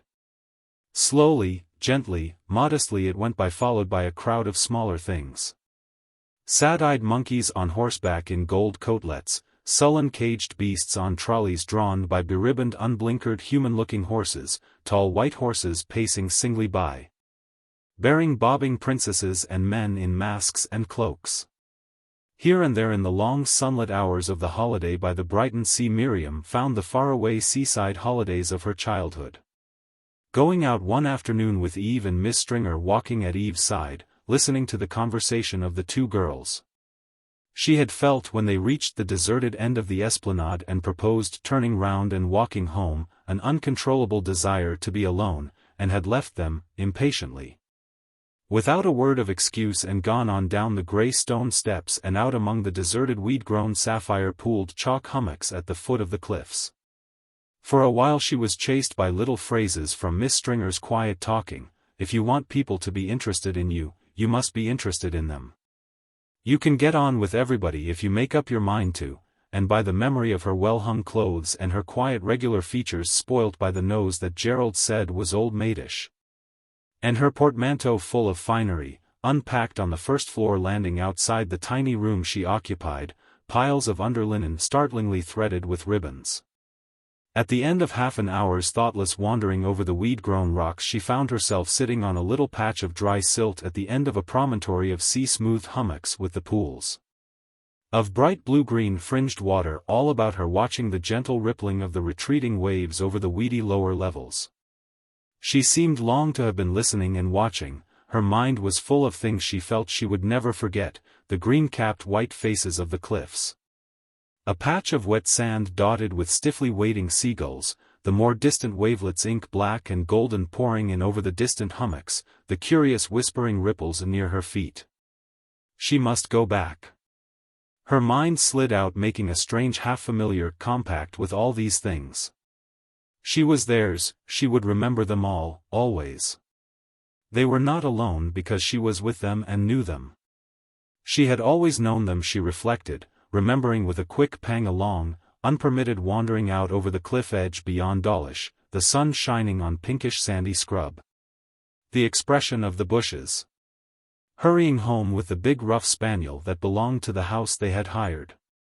She must have been about 6 years old. She had gone back with a secret, telling them nothing of the sunlight or the bushes, only of a strange lady, sitting on the jetty as she came down over the sands, who had caught her in her arms and horribly kissed her. She had forgotten the lady and been so happy when she reached home that no one had scolded her. And when they questioned her, it seemed that there was only the lady to tell them about. Her mother had looked at her and kissed her. And now she must go back again, and say nothing. The strange promise, the certainty she felt out here on the rocks must be taken back to the Brighton front and the boarding house. It would disappear as soon as she got back. Here on the Brighton rocks it was not so strong as it had been in Dawlish.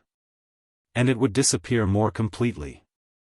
There had been during the intervening years holidays with Sarah and Eve and Harriet in seaside lodgings, over which the curious conviction that possessed her now had spread like a filmy veil. But now it would hardly ever come. There were always people talking, the strangers one worked for, or the hard new people like Miss Stringer, people who had a number of things they were always saying. She tried to remember when the strange independent joy had begun and thought she could trace it back to a morning in the garden at Babington, the first thing she could remember. When she had found herself toddling alone along the garden path between beds of flowers almost on a level with her head and blazing in the sunlight. Bees with large bodies were sailing heavily across the path from bed to bed, passing close by her head and making a loud humming in the air. She could see the flowers distinctly as she walked quickly back through the afternoon throng on the esplanade.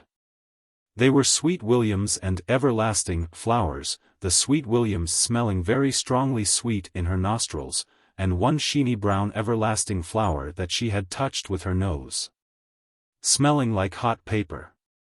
She wanted to speak to someone of these things. Until she could speak to someone about them she must always be alone. Always quite alone, she thought, looking out as she walked across the busy stretch of sea between the two piers, dotted with pleasure boats. It would be impossible to speak to anyone about them unless one felt perfectly sure that the other person felt about them in the same way and knew that they were more real than anything else in the world. Knew that everything else was a fuss about nothing. But everybody else seemed to be really interested in the fuss. That was the extraordinary thing.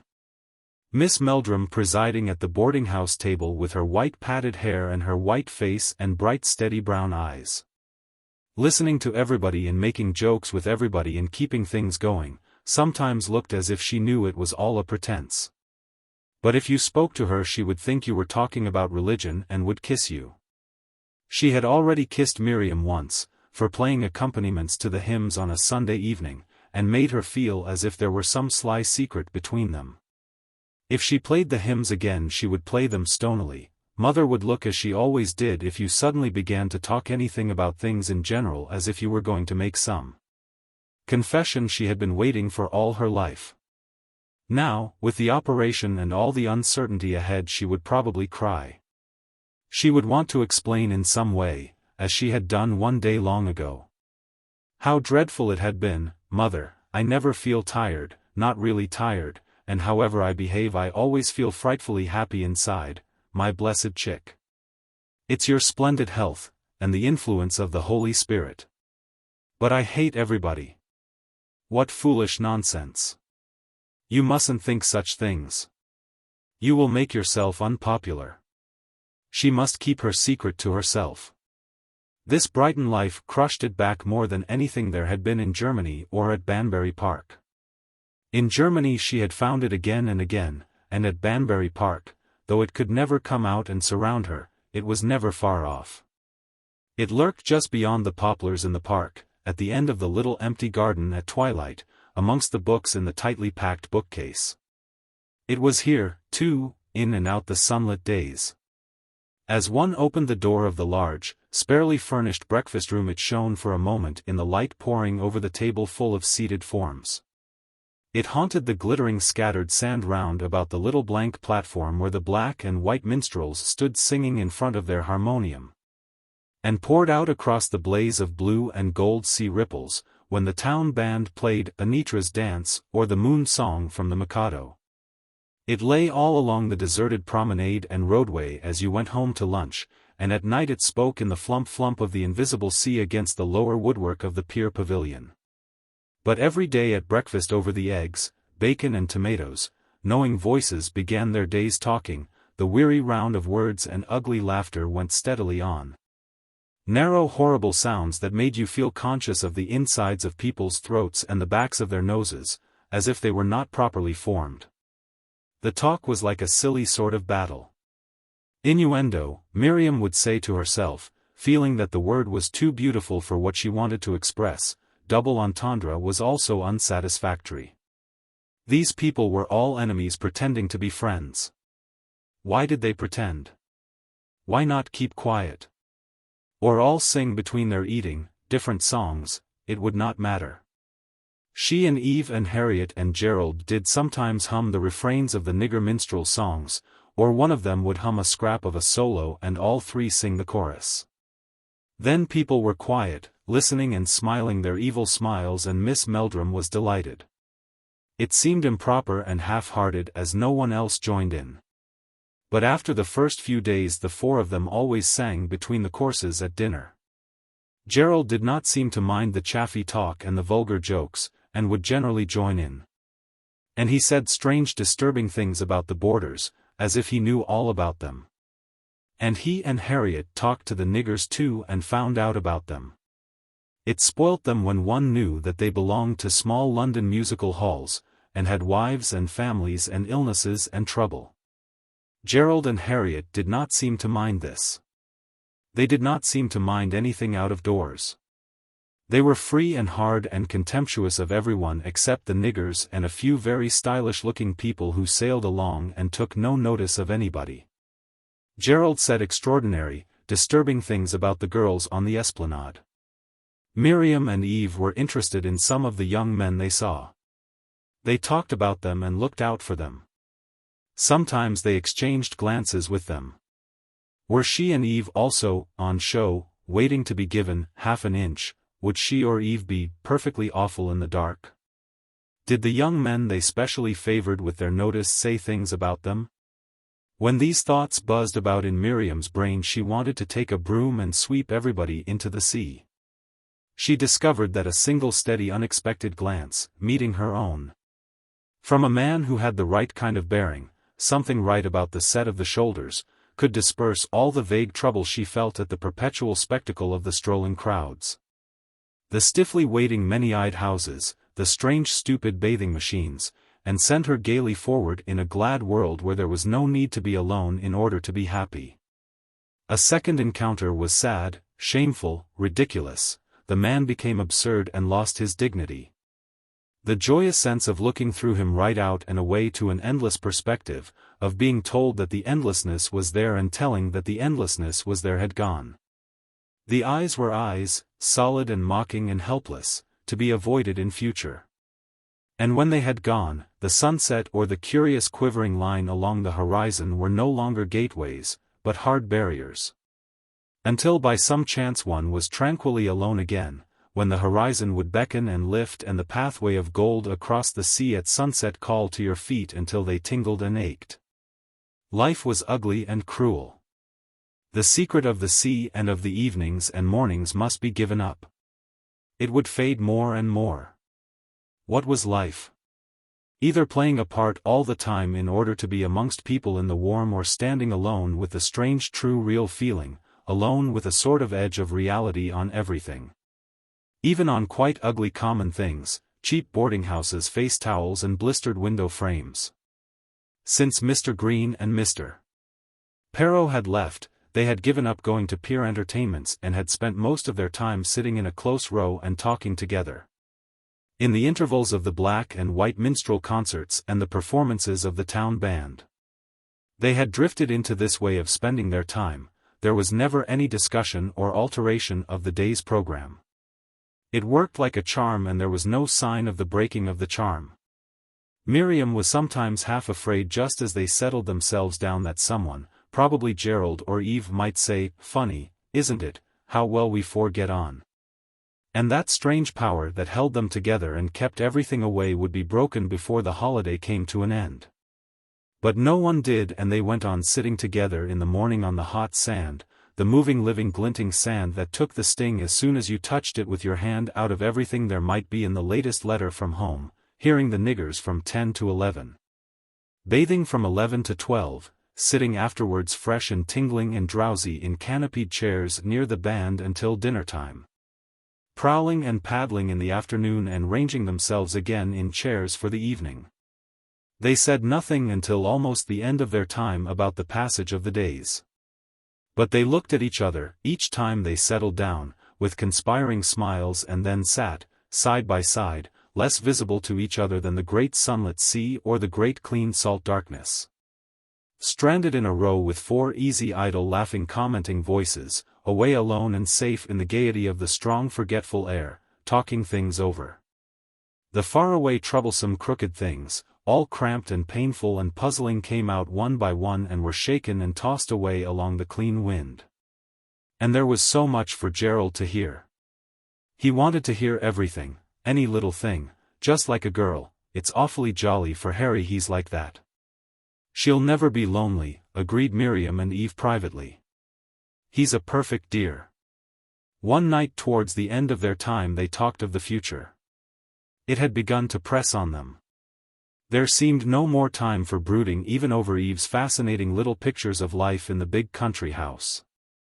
Or Miriam's stories and legends of Germany. She said very little about Banbury Park, fearing the amazement and disgust of the trio if anything of the reality of North London should reach them through her talk, and guessing the impossibility of their realizing the Pernes, or Gerald's rich memories of the opulence of his early home life. An atmosphere of spending and operas and banquets and receptions and distinguished people. During the evening, in a silent interval, just as the band was tuning up to begin its last tune, Gerald had said with quiet emphasis, "Well, anyhow, girls. You mark my words, the old man won't make any more money. Not another penny. You may as well make up your minds to that." Then the band had broken into their favorite Hungarian dance. 3 of them sat blissfully back in their deck chairs, but Miriam remained uncomfortably propped forward, eagerly thinking. The music rushed on. She saw dancers shining before her in wild groups, in the darkness, leaping and shouting. Their feet scarcely touching the earth, and a wild light darted about them as they shouted and leapt. "Set Murray up in some sort of business," quoted her mind from one of Gerald's recent soliloquies. She knew that she did not want that. But the dancing forms told her of the absurdity of going back without protest to the long aching days of teaching in the little school amongst those dreadful voices which were going. Whatever she did for them, to be dreadful all their lives. Nothing she could do would make any difference to them. They did not want her. They were quite happy. Her feelings and thoughts, her way of looking at things, her desire for space and beautiful things and music and quietude would never be their desire. Reverence for things, had she reverence? She felt she must have, because she knew they had not, even the old people, only superstition. North London would always be North London, hard, strong, sneering, money-making, noisy and trammy. Perhaps the difference between the north and the south and her own southwest of London was like the difference between the north and the south of England. Green's History of the English People, spinning jennies began in the Danish north, hard and cold, with later sunsets. In the south was Somersetshire lace. North London meant £20 a year and the need for resignation and determination every day. Eve had £35 and a huge garden and new books and music, a book called Music and Morals, and interesting people staying in the house. And Eve had not been to Germany and could not talk French. "You are an idiot to go on doing it. It's wrong." "Lazy," laughed the dancers crowding and flinging all round her. "I ought," she responded defiantly, "to stay on and make myself into a certificated teacher." "Certificated," they screamed wildly, sweeping before her in strange lines of light. "If you do, you will be like Miss Cramp. Certificates, little conceited papers, and you dead. Certificates would finish you off. Kill, kill, kill, kill, kill." Bang! The band stopped and Miriam felt the bar of her chair wounding her flesh. The trail of the dancers flickered away across the sea and her brain was busily dictating her letter to Miss Perne, "and therefore I am obliged, however reluctantly, to take this step. As it is absolutely necessary for me to earn a larger salary at once." Chapter 9. The Henderson party found Mr. Green and Mr. Perne waiting in the dim plank-floored corridor leading from the station to the main building of the Crystal Palace. When the quiet greetings were over and they had arranged a meeting place at the end of the evening in case any of the party should be lost, they all tramped on up the resounding corridor. Miriam found herself bringing up the rear with Mr. Perne. They were going on up the corridor, through the palace and out into the summer evening. They had all come to go out into the summer evening and see the fireworks. All but she had come meaning to get quite near to the set pieces, and to look at them. She had not said anything about meaning to get as far away from the fireworks as possible. She had been trusting to Mr. Perne for that. Now that she was with him she felt that perhaps it was not quite fair. He had come meaning to see the fireworks. He would be disappointed. She would be obliged to tell him presently, when they got out into the night. They were all tramping quickly up along the echoing corridor. No one seemed to be talking, just feet, tramp, tramp on the planking, rather quickly. It was like the sound of workmen's feet on the inside scaffolding of a half-built house. The corridor was like something in the hospital for incurables, that strange old woman sitting in the hall with bent head laughing over her crochet. And Miss Garrett whom they had come to see sitting up in bed, a curtained bed in a ward, with a pleated mobcap all over the top of her head and halfway down her forehead. Sitting back against large square pillows with her hands clasped on the neat bedclothes and a sweet, patient look on her face, coughing gently and spitting. Spitting herself to death, rushing away out of the ward to wait for mother downstairs in the hall with the curious smells and the dreadful old woman. What was it, chick? Sick, mother, I felt sick, I couldn't stay. It was rage with that dreadful old woman. People probably told her she was patient and sweet, and she had got that trick of putting her head on one side. She was not sweet. She was one of the worst of those dreadful people who would always make people believe in a particular way, all the time. She had a great big frame. If she had done anything but sit as she sat, in that particular way, one could have stayed. They were all standing looking at some wonderful sort of clock, a calendar clock, a triumph of ingenuity, said Mr. Green's bright reedy voice. The building had opened out and rushed up, people were passing to and fro. We don't want to stay inside, let's go out, said Gerald. The group broke into couples again and passed on. Miriam found herself with Mr. Perne once more. Of course she would be with him all the evening. She must tell him at once about the fireworks. She ought not to have come, if she did not mean to see the fireworks. It was mean and feeble to cheat him out of his evening. Why had she come, to wander about with him, not seeing the fireworks? What an idiotic and abominable thing. Now that she was here at his side it was quite clear that she must endure the fireworks. Anything else would be like asking him to wander about with her alone. She did not want to wander about with him alone. She took an opportunity of joining Eve for a moment. They had just walked through a winter garden and were standing at the door of a concert room, all quite silent and looking very shy. Eve, she said hurriedly in a low tone, do you want to see the beastly fireworks? Beastly? Oh, of course, I do, said Eve in a rather loud embarrassed tone. How dreadfully self-conscious they all were. Somebody seemed to be speaking.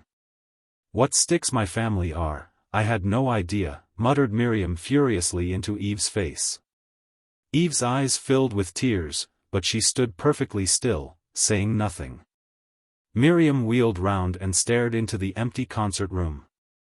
It was filled with a faint bluish light and beyond the rows of waiting chairs and the empty platform a huge organ stood piled up towards the roof. The party were moving on. What a queer place the Crystal Palace is, what a perfectly horrible place for a concert, pianissimo passages and those feet on those boards tramping about outside. What a silly muddle. Mr. Perne was waiting for her to join the others. They straggled along past booths and stalls, meeting groups of people, silent and lost like themselves. Now they were passing some kind of stonework things, reliefs, antique, roped off like the seats in a church. Just in front of them a short man holding the red cord in his hands was looking at a group with some ladies. Why, he said suddenly in a loud cheerful voice, stretching an arm out across the rope and pointing to one of the reliefs, it's Auntie and Grandma. Miriam stared at him as they passed, he was so short, shorter than any of the ladies he was with. It's the only way to see these things, he said in the same loud harsh cheerful voice. Miriam laughed aloud. What a clever man. Do you like statues? Said Mr. Perne in a low gentle tone. I don't know anything about them, said Miriam. I can't bear fireworks, she said hurriedly. They were in the open at last. In the deepening twilight many people were going to and fro. In the distance soft dark masses of trees stood out against the sky in every direction. Not far away the ghostly frames of the set pieces reared against the sky made the open evening seem as prison-like as the enclosure they had just left. Round about the scaffolding of these pieces dense little crowds were collecting. "Don't you want to see the fireworks?" "I want to get away from them." "All right, we'll get lost at once." "It isn't," she explained a little breathlessly, in relief, suddenly respecting him, allowing him to thread a way for her through the increasing crowd towards the open evening. "That I don't want to see the fireworks, but I simply can't stand the noise." "I see," laughed Mr. Perne gently. They were making towards the open evening along a narrow gravel pathway, like a garden pathway. Miriam hurried a little, fearing that the fireworks might begin before they got to a safe distance. "I never have been able to stand a sudden noise. It's torture to me to walk along a platform where a train may suddenly shriek." "I see. You're afraid of the noise." "It isn't fear, I can't describe it. It's agony. It's like pain. But much worse than pain. It's annihilating." "I see, that's very peculiar." Their long pathway was leading them towards a sweet-scented density. Dim bowers and leafy arches appeared just ahead. "It was much worse even than it is now when I was a little thing. When we went to the seaside I used to sit in the train nearly dead until it had screamed and started. And there was a teacher who sneezed, a noise like a hard scream, at school. She used to go on sneezing, 20 times or so. I was only 6 and I dreaded going to school just for that. Once I cried and they took me out of the room. I've never told anyone. Nobody knows. You've told me." "Yes. It's very interesting. You shan't go anywhere near the fireworks." A large rosy flare, wavering steadily against the distant trees, showed up for a moment the shapes and traceries of climbing plants surrounding their retreat. A moment afterwards with a dull boom a group of white stars shot up into the air and hovered, melting one by one as the crowd below moaned and crackled its applause. Miriam laughed abruptly. "That's jolly. How clever people are. But it's much better up here. It's like not being too near at the theater. I think we've got the best view certainly. But we shall miss the set pieces. The people down there won't see the rosary. What's that black thing on our left down there?" "That's the toboggan run. We ought to go on that." "What is it like?" "It's fine. You just rush down. We must try it." "Not for worlds." Mr. Perne laughed. "Oh, you must try the toboggan, there's no noise about that." "I really couldn't." "Really?" "Absolutely. I mean it. Nothing under the sun would induce me to go on a toboggan." They sat watching the fireworks until they were tired of the whistling rockets, showers of stars and golden rain, the flaming bolts that shot up from the Battle of the Nile. The fizzlings and fire spurtings of the set pieces and the recurrent moanings and faint patterings of applause from the crowd. "I wish they'd do some more colored flares of light up the trees like they did at first. It was beautiful, more real than these things. Feux d'artifice, artificial fire, all these noisy things. Why do people always like a noise? Men. All the things men have invented, trains and cannons and things, make a frightful noise. The toboggan's not noisy. Come and try the toboggan."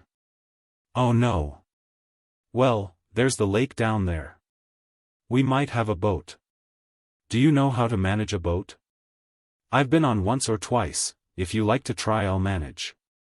"No, it's too dark." What a plucky man. But the water looked cold. And perhaps he would be really stupid. A solitary uniformed man was yawning and whistling at the top of the deserted toboggan run. The faint light of a lamp fell upon the square platform and the little sled standing in place at the top of a shiny slope which shot steeply down into blackness. "We'd better get on," said Miriam, trembling. "Well, you're very graceful at giving in," remarked Mr. Perrow, handing her into the sled and settling with the man. "He got that sentence out of a book," thought Miriam wildly as she heard the man behind them say, "Ready? Off you go." "Out of a book, a book, a book, oh, oh, how absolutely glorious," she yelled as they shot down through the darkness. "Oh," she squealed into the face laughing and talking beside her. She turned away, shouting, for the final rush. They were flying, involuntarily her hand flung out, they were tearing headlong into absolute darkness, and was met and firmly clasped. They shot slackening up a short incline and stood up still hand in hand, laughing incoherently. "Let's walk back and try again," said Mr. Perrow. "Oh no, I enjoyed it most frightfully. But we mustn't go again. Besides, it must be fearfully late." She pulled at her hand. The man was too near and too big. His hand was not a bit uncertain like his speech, and for a moment she was glad that she pulled in vain. "Very well," said Mr. Perrow, "but we must find our way off the grass and strike the pathway." Drawing her gently along, he peered about for the track. "Let me go," said her hand dragging gently at his. "No," said the firm enclosure, tightening, "not yet." "What does it matter?" flashed her mind. "Why should I be such a prude?" The hand gave her confidence. It was firm and strong and perfectly serious. It was a hand like her own hand and comfortingly strange and different. Gently and slowly he guided her over the dewy grass. The air that had rushed so wildly by them a few minutes ago was still and calm and friendly, the distant crowd harmless and insignificant. The fireworks were over. The pathway they had missed appeared under their feet and down it they walked soberly, well apart, but still hand in hand until they reached the borders of the dispersing crowd. Chapter 10. When Miriam sat talking everything over with the Pernes at supper, on the first night of the term, detached forever from the things that engrossed them, the schoolwork, Julia Doyle's future, the peculiarities of the visiting teachers, the problem of the unnatural infatuation of two of the boarders with each other, the pros and cons of a revolutionary plan for taking the girls in parties to the principal London museums, she made the most of her triumphant assertion that she had absolutely nothing in view. She found herself decorously waiting, armed at all points, through the silent interval while the Pernes took in the facts of her adventurous renunciation. She knew at once that she would have to be desperately determined. But after all they could not do anything with her. Sitting there, in the Perne boat, still taking an oar and determined to fling herself into the sea, she ought not to have told them she was leaving them just desperately, without anything else in prospect. Because they were so good, not like employers. They would all feel for her. It was just like speaking roughly at home. Well, it was done. She glanced about. Miss Haddie, across the table behind her habitual bowl of bread and milk, had a face, the face of a child surprised by injustice. I was right," Miriam gasped to herself as the light flowed in. "I'm escaping, just in time. Emotional tyranny. What a good expression, that's the secret of Miss Haddie. It was awful. She's lost me. I'm free. Emotional tyranny. My hat, Murray, you're beyond me. How much do you charge for that one?" "Say it again," she seemed to hear Gerald's friendly voice.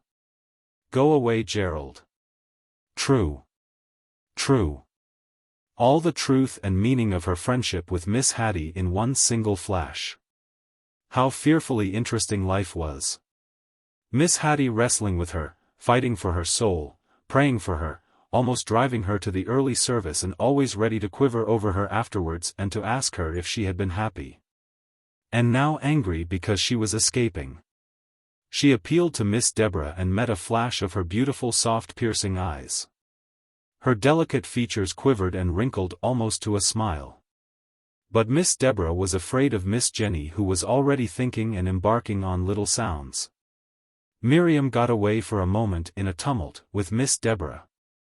"Oh," she shouted to her in the depths of her heart, "you are heavenly young. You know. Life's like Robinson Crusoe. Your God's a great big Robinson Crusoe. You know that anything may happen any minute. And it's all right. She laughed and shook, staring at the salt cellar and then across at Miss Haddie, whose eyes were full of dark fear. Miss Haddie was alone and outraged. She thinks I'm a fraud. Besides being vulgar, life goes on and she'll wonder and wonder about me, puzzled and alone. She smiled at her broadest, happiest, home smile, one she had never yet reached at Banbury Park. Flushing scarlet, Miss Haddie smiled in return. My dear girl," Miss Jennie was saying diffidently at her side, "isn't it a little unwise, very unwise, under the circumstances, with the difficulties, well. In fact, with all ye've just told us, have ye thought?" When Miriam reached her broad smile, Miss Jennie stopped and suddenly chuckled. "My dear Miriam. I don't know. I suppose we don't know ye. I suppose we haven't really known ye as ye are. But come, have ye thought it out?" "No, ye haven't," she ended gravely, looking along the table and flicking with her forefinger the end of her little red nose. Miriam glanced at her profile and her insecure, disorderly bunch of hair. Miss Jennie was formidable. She would recommend certificates. Her eye wavered towards Miss Deborah. "My dear Jennie," said Miss Deborah promptly, "Miriam is not a child. She must do as she thinks best. But don't ye see my point, my dear Deborah? I don't say she's a child. She's a madcap. That's it." She paused. "Of course I dare say she'll fall on her feet. Ye're a most extraordinary gel. I don't know. Of course ye can come back, or stay here in your holidays. Ye know that, my dear," she concluded, suddenly softening her sharp little voice. "I don't want to go," cried Miriam with tear-filled eyes. They were one person in the grip of a decision. Miss Haddie sat up and moved her elbows about. All four pairs of eyes held tears. "My dear, I wish we could give ye more, Miriam," murmured Miss Jennie. "We don't want to lose ye." Ye pulled the lower school together in a remarkable way. Miss Deborah was drawing little breaths of protest at this descent into gross detail. "The children are interested. We hear that from the parents. We shall be able to give ye excellent testimonials." "Oh, I don't care about that," responded Miriam desperately. "Fancy, great Scott, parents, behind all my sore throats, I've never heard about that. It's all coming out now," she thought. "Well, my dear, now," began Miss Jennie hesitatingly. Feeling herself slipping, Miriam clung harshly to her determination and drew herself up to offer the set of the pretty blouse Gerald and Harriet had bought her in Brighton as a seal on her irrevocable decision to break with Banbury Park. It was a delicate sheeny green silk, with soft tuckers. "What steps have ye taken?" asked Miss Jennie in a quizzical business-like tone. "It's very kind of you," said Miriam formally, and went on to hint vaguely and convincingly at the existence of some place in a family in the country that would be sure to fall to her lot through the many friends to whom Eve had written on her behalf. Turning away from the feast towards the freedom of the untenanted part of the room. The sitting had to be brought to an end. In a moment she would be utterly routed. Her lame statements were the end of the struggle. She knew she was demonstrating in her feeble broken tones a sort of blind strength they knew nothing of, and that they would leave it at that, whatever they thought, if only there were no more talk. When they had left the room and Flora came in for the supper things, instead of sitting as usual at the far end of the table pretending to read, she stood planted on the hearthrug watching her. Flora's hands were small and pale and serenely despairing like her face. She cleared the table quietly. She had nothing to hope for. She did not know she had nothing to hope for. Whatever happened, she would go quietly on doing things, in the twilight, on a sort of edge. People would die. Perhaps people had already died in her family. But she would always be the same. One day she would die, perhaps of something hard and slow and painful with that small yellowish constitution. She would not be able to go on looking serene and despairing with people round her bed helping her. When she died she would wait quietly with nothing to do, blind and wondering. Death would take her into a great festival, things for herself. She would not believe it and would put up her hands to keep it off. But it would be all round her in great laughter, like the deep roaring and crying of a flood. Then she would cry like a child. Why was it that for some people, for herself, life could be happy now? It was possible now to hear things laugh just by setting your teeth and doing things, breaking into things, chucking things about, refusing to be held. It made even the dreadful past seem wonderful. All the days here, the awful days, each one awful and hateful and painful. Flora had gathered up her tray and disappeared, quietly closing the door. But Flora had known and somehow shared her triumph, felt her position in the school as she stood planted and happy in the middle of the Perne's hearthrug. An island is a piece of land entirely surrounded by water. Miriam kept automatically repeating these words to herself as the newly returned children clung about her the next morning in the schoolroom. It was a morning of heavy wind and rain and the schoolroom was dark and chilly with its summer-screened fireplace. The children seemed to her for the first time small and pathetic. She was deserting them. After 15 months of strange intimacy she was going away forever. During the usual routine days the little girls always seemed large and formidable.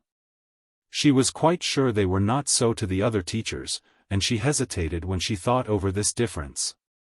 Between the explanation which accounted for their size and redoubtableness by her own feebleness and the one to which she inclined when she felt her success as a teacher. She had discovered that the best plan was to stand side by side with the children in face of the things they had to learn, treating them as equals and fellow adventurers. Giving explanations when these were necessary, as if they were obvious and might have been discovered by the children themselves, never as if they were possessions of her own, to be imparted. Never claiming a knowledge superior to their own. The business of the teacher is to make the children independent, to get them to think for themselves, and that's much more important than whether they get to know facts. She would say irrelevantly to the Pernes whenever the question of teaching came up. She bitterly resented their vision of children as malleable subordinates. And there were many moments when she seemed to be silently exchanging this determination of hers with her pupils. Good or bad, she knew it was the secret of her influence with them, and so long as she was faithful to it both she and they enjoyed their hours together. Very often she was tired, feeble with fatigue and scamping all opportunities. This too they understood and never took advantage of her. One or two of them would even when she failed try to keep things going on her own method. All this was sheer happiness to her, the bread and wine of her days. But now and again, perhaps during the mid-morning recess, this impersonal relationship gave way and the children clung fawning all round her, passionately competing for nearness. Touching and clinging and snatching for kisses. There was no thought or uprightness or laughter then, their hands were quick and eloquent and their eyes wide and deeply smiling with those strange women's smiles. Sometimes she could respond in kind, answering to their smiles and caresses, making gentle foolish sounds and feeling their passion rise to a frenzy of adoration. The little deprecating consoling sounds that they made as they clung told her that if she chose steadily to remain always gentle and deprecating and consoling and reproachful she could dominate them as persons and extort in the long run a complete personal obedience to herself. So that they would do their work for her sake and live by and through her, adoring her, as a goddess, and hating her. Even as they fawned she knew they were fighting between their aching desire for a perfection of tenderness in her and their fear lest she should fulfill the desire. She was always tempted for an instant to yield and fling herself irrevocably into the abyss, letting the children go on one by one into the upper school. Carrying as her gift only a passionate memory such as she herself had for one of her nursemaids. Leaving her downstairs with an endless succession of new loves, different, but always the same. She would become like a kind of nun, making a bare subsistence, but so beloved always, so quivering and tender and responsive that human love would never fail her. And when strength failed there would be hands held out to shelter her decline. But the vision never held her for more than a moment. There was something in the thought of such pure personal sentiment that gave her a feeling of treachery towards the children. Mentally she flung them out and off, made them stand upright and estranged. She could not give them personal love. She did not want to, nor to be entangled with them. They were going to grow up into North London women, most of them loudly scorning everything that was not materially profitable. These would remember her with pity, amusement. A few would escape. These would remember her at strange moments that were coming for them. Moments when they would recognize the beauty of things like the Psalm of Life that she had induced them to memorize without understanding it. This morning a sense of their softness and helplessness went to her heart. She had taught them so little. But she had forced them to be impersonal. Almost savagely she had done that. She had never taken them by a trick. And now they were going to be Julia's children. Julia would teach them, alone there in the room with them, filling the room for them, in her own way. There would be no more talk about general ideas. She would have to keep on the object lessons, because the Pernes had been so pleased with the idea and the children had liked them. There would still be those moments, with balls for the solar system and a candle for the sun, and the blinds down. But there would not be anything like that instant when all the eyes round the table did nothing but watch the movement of a shadow on a ball, the relief afterwards. The happiness and the moment of intense love in the room, never to be forgotten, all of them knowing each other, all their differences gone away. Even the clever watchful eyes of the cheating little Jewess, real and unconscious for a moment. Julia would be watching the children as much as the shadow, and the children would never quite forget Julia. She would get to know a great deal about the children, but there would be no reverence for big cold outside things. She would teach them to be kind. Little darlings. She thought all children were darlings and talked to them all in her wheedling, coaxing, adoring way. If one or two were not, it was the fault of the way they were treated, something in the English way of dealing with them. Nearly all the elder girls she disapproved of, they were no longer children, they were English. She was full of contempt and indignant laughter for them, and of pity for the wee things who were growing up. Yet she got on with them all and had the secret of managing them without letting them see her feelings. There was something specially bad in the English way of bringing up children. Not that education exactly, but something else, something in the way they were treated. Something in the way they were brought up made English women so awful, with their smiles. Julia did not smile or smirk. She laughed a great deal, often to tears. And she would often suddenly beam. It was like a light coming from under her thick white skin. Was Julia the answer to the awfulness of English women? If, as Julia said, the children were all right and only the girls and grown-ups awful, it must be something in the way the children were treated. Yet Julia was not impersonal. Miss Deborah, teaching the whole school to be good in the Fairchild way. With her beautiful quivering and nodding black head held high, blinking, and not looking at the girls separately, in a grave voice, full of scripture history, but broken all the time. Quivering with laughter and shoutings which she never uttered, hilarious, she taught a system of things she had been brought up in. But all the same, she rushed along sweeping the girls with her, and the girls believed her. If I taught her system I should have false lips and the girls would not believe me. If ever anyone had the courage to tell her of any dreadful thing, she would weep it all away. And the person would begin all over again certainly, as much as possible in the Fairchild way, again and again until they died. Supposing a murderer came and sat down in the hall? Supposing Miss Deborah had been brought up as a thug, killing people from behind? Miss Jennie, exasperatedly trying to wake all the girls up to the importance of public life, sitting round in their blouses and skirts, half amused and sometimes trying to argue. Because the tone of Miss Jennie's voice made them sorry for the other side. Politics, reading history, and the newspapers, the importance of history if you wanted to have any understanding of your own times. To come into the room to take the class after Miss Jennie always meant finding her stating and protesting and tapping the end of her nose, and the air hot and excited. And the girls in some sort of state of excitement which could only be got over by being very quiet and pretending not to notice them except to be very surprised if there were any disturbance. Miss Haddie, in horror of their badness, teaching them to master little set tasks because it was shocking to be an idler. Loving the sinner but hating the sin much more, with a sort of horror like a girl, a horror in her eyes that was the same as the horror of insects, fearing God who was so close in the room, gloomily.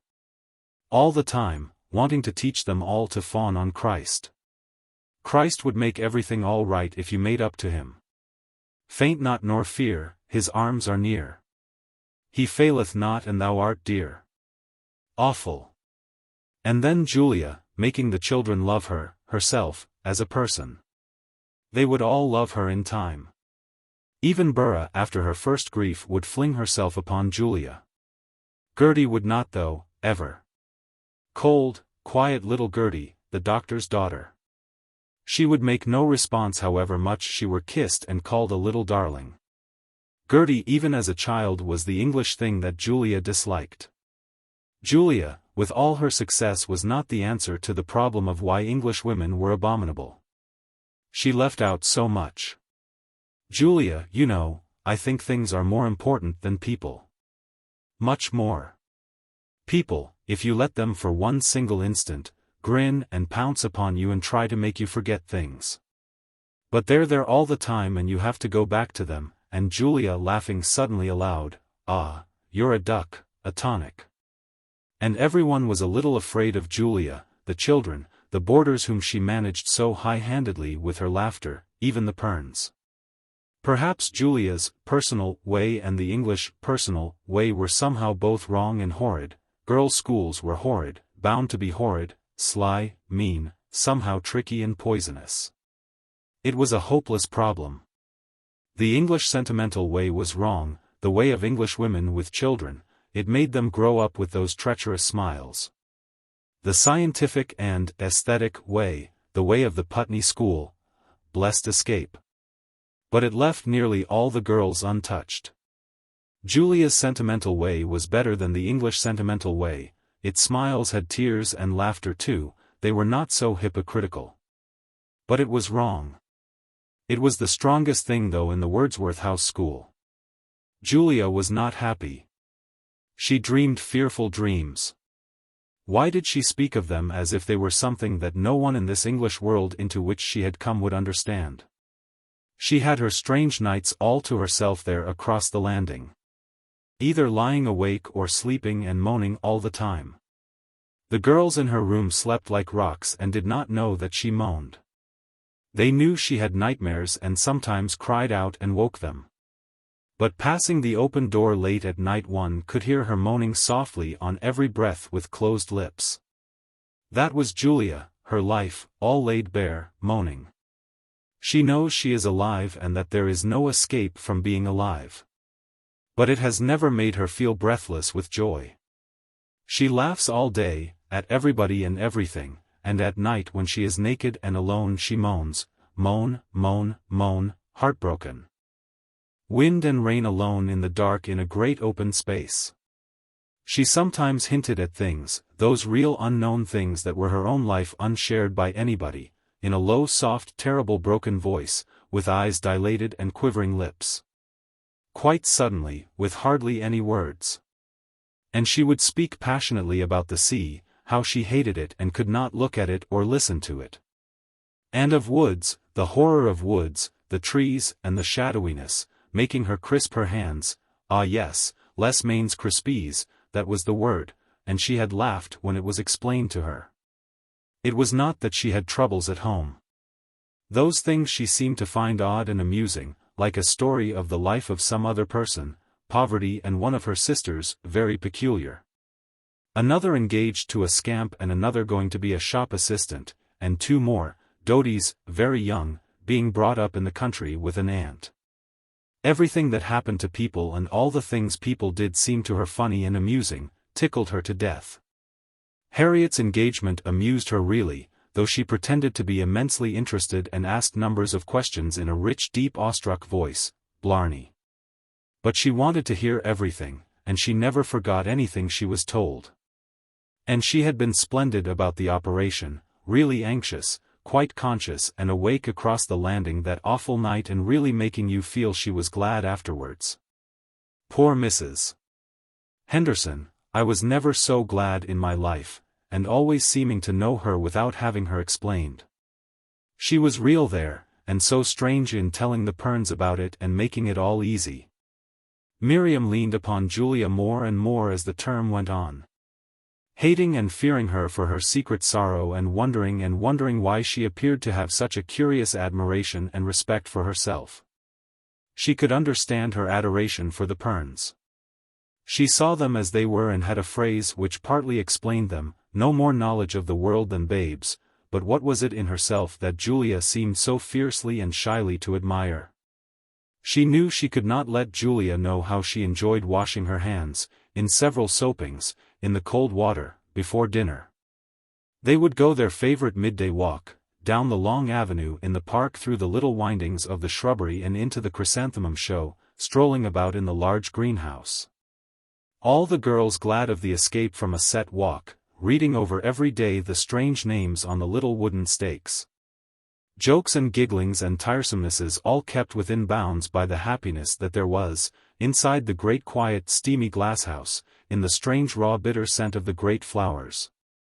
In the strange huge way they stood, and with all their differences of shape and color staring quietly at you, all in the same way with one expression.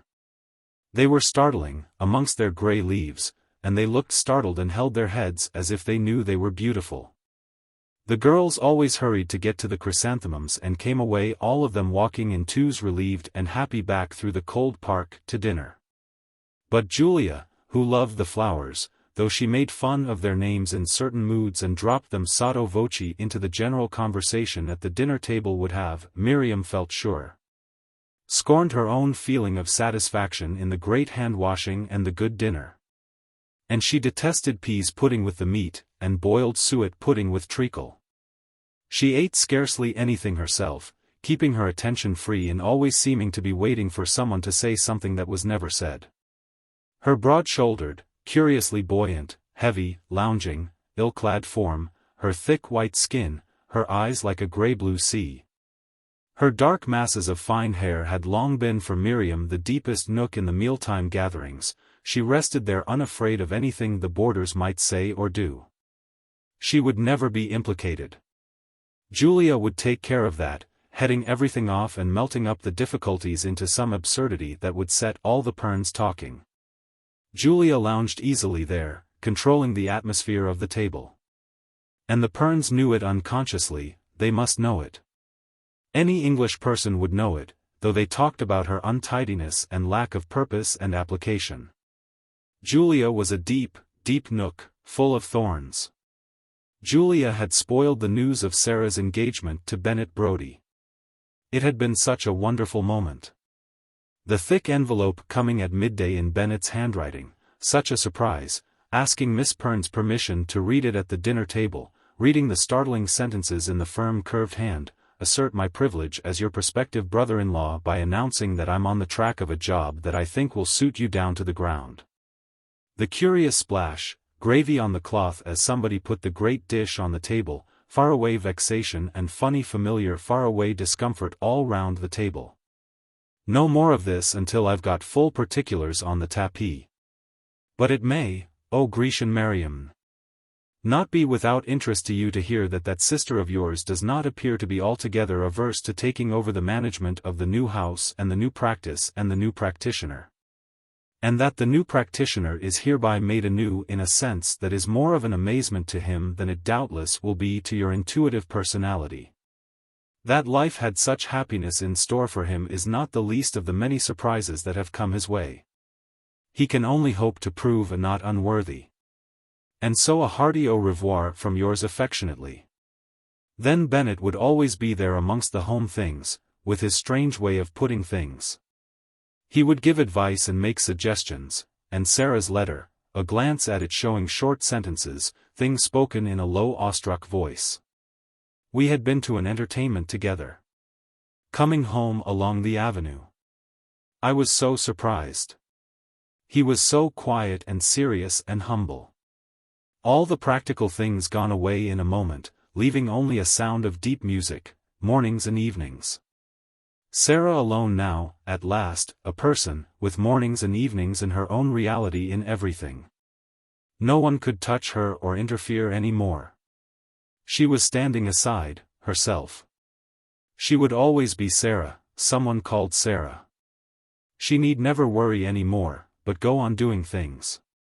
And then looking up and finding all the table eagerly watching and saying suddenly to Miss Perne, "Another of my sisters is engaged," and everybody, even Trixie and Beatty, excited and interested. The news, the great news. Wonderful Sarah away somewhere in the background with her miracle, telling it out to the table of women was a sort of public announcement that life was moving out onto wider levels. They all knew it, pinned there, and how dear and glad they were, for a moment, making it real, acknowledging by their looks how wonderful it was. Sarah, floating above them all, caught up out of the darkness of everyday life.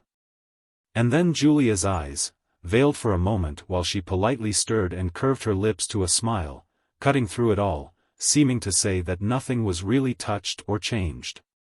But when the table had turned to jealousy and resentment and it was time to pretend to hide the shaft of light and cease to listen to the music, Julia, cool and steady, covered everything up and made conversation. And the thought of Julia was always a disturbance in going to tea with the Brooms. Grace Broom was the only girl in the school for whom she had an active aversion. She put one or two questions about them. "You really like going there? You'll go on seeing them after you leave?" And concluded carelessly, "That's a mystery to me." Sitting at tea shut in the Brooms' little dining room with the blinds down and the dark red rep curtains drawn and the gaslight and brilliant firelight shining on the brilliantly polished davenport in the window space and the thick beveled glass of the Satsuma-laden mahogany sideboard. The dim cracked oil painting of Shakespeare above the mantel shelf, the dark old landscapes round the little walls. The new picture of Queen Victoria leaning on a stick and supported by Hindu servants, receiving a minister, the solid silver tea service, the fine heavily edged linen table cover, the gleaming, various, delicately filled dishes, the great bowl of flowers, the heavy, carven, unmoved, age-long dreaming faces of the three women with their living interested eyes, she would suddenly, in the midst of a deep, calm undisturbing silence, become aware of Julia.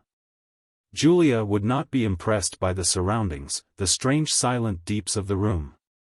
She would discover only that she was with people who revered our Queen and despised the working classes.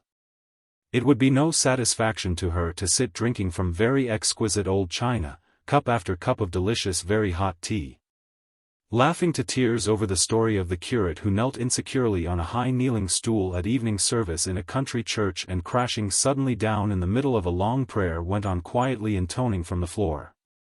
Or the Madeira cake that leapt from the cake dish on an at-home day and rolled under the sofa. She would laugh, but she would look from face to face, privately, and wonder. She would not really like the three rather dignified seated forms with the brilliant, tear-filled eyes, sitting on over tea, telling anecdotes and tales of long strange illnesses suffered by strange hidden people in quiet houses, weddings, deaths, the stories of families separated for life by quarrels over money. Stories of far-off holidays in the country. Strange sloping rooms and farmhouse adventures, the cow that walked into the bank in a little country town. Mrs. Philp's first vision, as a bride, of the English lakes, the tone of her voice as she talked about all these things. The getting together and sitting about and laughing in the little room would never be to her like being in a world that was independent of all the other worlds. She would not want to go again and sit, just the four women, at tea, talking. The silent, beautifully kept, experienced old furniture all over the house would not fill her with fear and delight and strength. It would be no satisfaction to her to put on her things in front of the huge plate glass of the enormous double-fronted wardrobe in the spare room with its old Bruges ware and its faded photographs of the interiors of unknown churches. Rows and rows of seats and a faded blur where the altar was, thorn-crowned heads and bold scrolly texts embroidered in crimson and gold silken-mounted and oak-framed. And when she went home alone along the quiet, dark, narrow, tree-filled little roadways she would not feel gay and strong and full of personality. On prize-giving day, Miriam's last day, Julia seemed to disappear. For the first time since she had come to the school it was as if she were not there. She was neither talking nor watching nor steering anything at all. Again and again during the ceremonies Miriam looked at her sitting or moving about, pale and plain and shabby, one of the crowd of girls. The curious power of the collected girls, their steady profiles, their movements, their unconcerned security rose and flooded round Miriam as it had done when she first came to the school. But she no longer feared it. It was going on, harsh and unconscious and determined, next term. She was glad of it, the certainty thrilled her. She wanted to convey some of her gladness to Julia, but could not catch her eye. Her gladness carried her through the most tedious part of the day's performances, the sitting in a listening concourse, doors open, in the schoolroom. While some 10 of the girls went one by one with stricken faces into the little drawing room and played the piece they had learned during the term. Their shame and confusion, the anger and desperation of their efforts, the comments of the listeners and their violent ironic applause roused her to an intensity of sympathy. How they despised the shame-faced tinkling, how they admired the martyrs. Their strong indifference seemed to center in the cold pale scornful face of Jessie Wheeler, sitting squarely there with defiant eyes, waiting for the future. The little troop of children she dreamed of. These North London girls would be scornful mocking fiancés. They would be adored by their husbands. Secretly they would forget their husbands in their houses and children and friends. Julia was the last player. She sidled swiftly out of the room. Even her habitual easy halting lounge seemed to have deserted her, and almost at once, slow and tragic and resignedly weeping came the opening notes of Chopin's Funeral March. Sitting in the front row of the little batch of children from the lower school who faced the room from the window bay, Miriam saw, in fancy, Julia's face as she sat at the drawing-room piano, the face she had when she talked of the woods and the sea. The whole of the long march, including the major passage, was the voice of Julia's strange desolation. She played painfully, very slowly and carefully, with tender respectful attention, almost without emphasis. She was not in the least panic-stricken, anyone could feel that. But she had none of the musical assurance that would have filled the girls with uneasy admiration and disgust. They were pleased and amused. And far away, Julia was alone with life and death. She made 2 worlds plain, the scornful world of the girls and her own shadow-filled life. Miriam longed for the performance to be at an end so that the girls might reassert themselves. An important stirring was going on at the little table where Miss Cramp sat with the Pernes, only their heads and shoulders showing above the piles of prize books. Miss Perne stood up and faced the room smiling and gently muttering. Presently her voice grew clear and she was making little statements and pronouncing names, clearly and with gay tender emphasis, the names of tall bold girls in the first class. One by one they struggled to the table and stood gentle and disturbed with flushed enlightened faces. Not a single girl could stand unconcerned before Miss Perne. Even Polly Allen's brow was shorn of its boldness. The girls knew. They would remember something of what the Pernes had tried to give them. The room was unbearably stuffy. The prize-giving was at an end. Miriam's own children had struggled to the table and come back to her for the last time. Miss Perne was making a little speech, about Miss Henderson's forthcoming departure. Why did people do these formal things? She would be expected to make some response. For a moment she had the impulse to get up and rush away through the hall, get upstairs and pack and send for a 4-wheeler. But from behind came hands dragging at a fold of her dress and the sound of Burra's hard sobbing. She felt the child's head bowed against her hip. A child at her side twisted its hands together and sat with its head held high, drawing sharp breaths. Miss Perne's voice went on. She was holding up an umbrella, a terrible, expensive, silver-mounted one. The girls had subscribed. Miriam sat with beating heart waiting for Miss Perne's voice to cease, pressing back towards the support of Burra and other little outstretched clutchings and the general snuffling of her class. grappling with the amazement of hearing from various quarters of the room violent and repeated nose-blowings. And away near the door in the voice of a girl she had hardly spoken to a deep heavy contralto sobbing. Presently she was on her feet with the tightly rolled silken twist of the umbrella heavy in her hands. Her stiff lips murmured incoherent thanks in a strange thin voice, Harriet's voice with the life gone from it.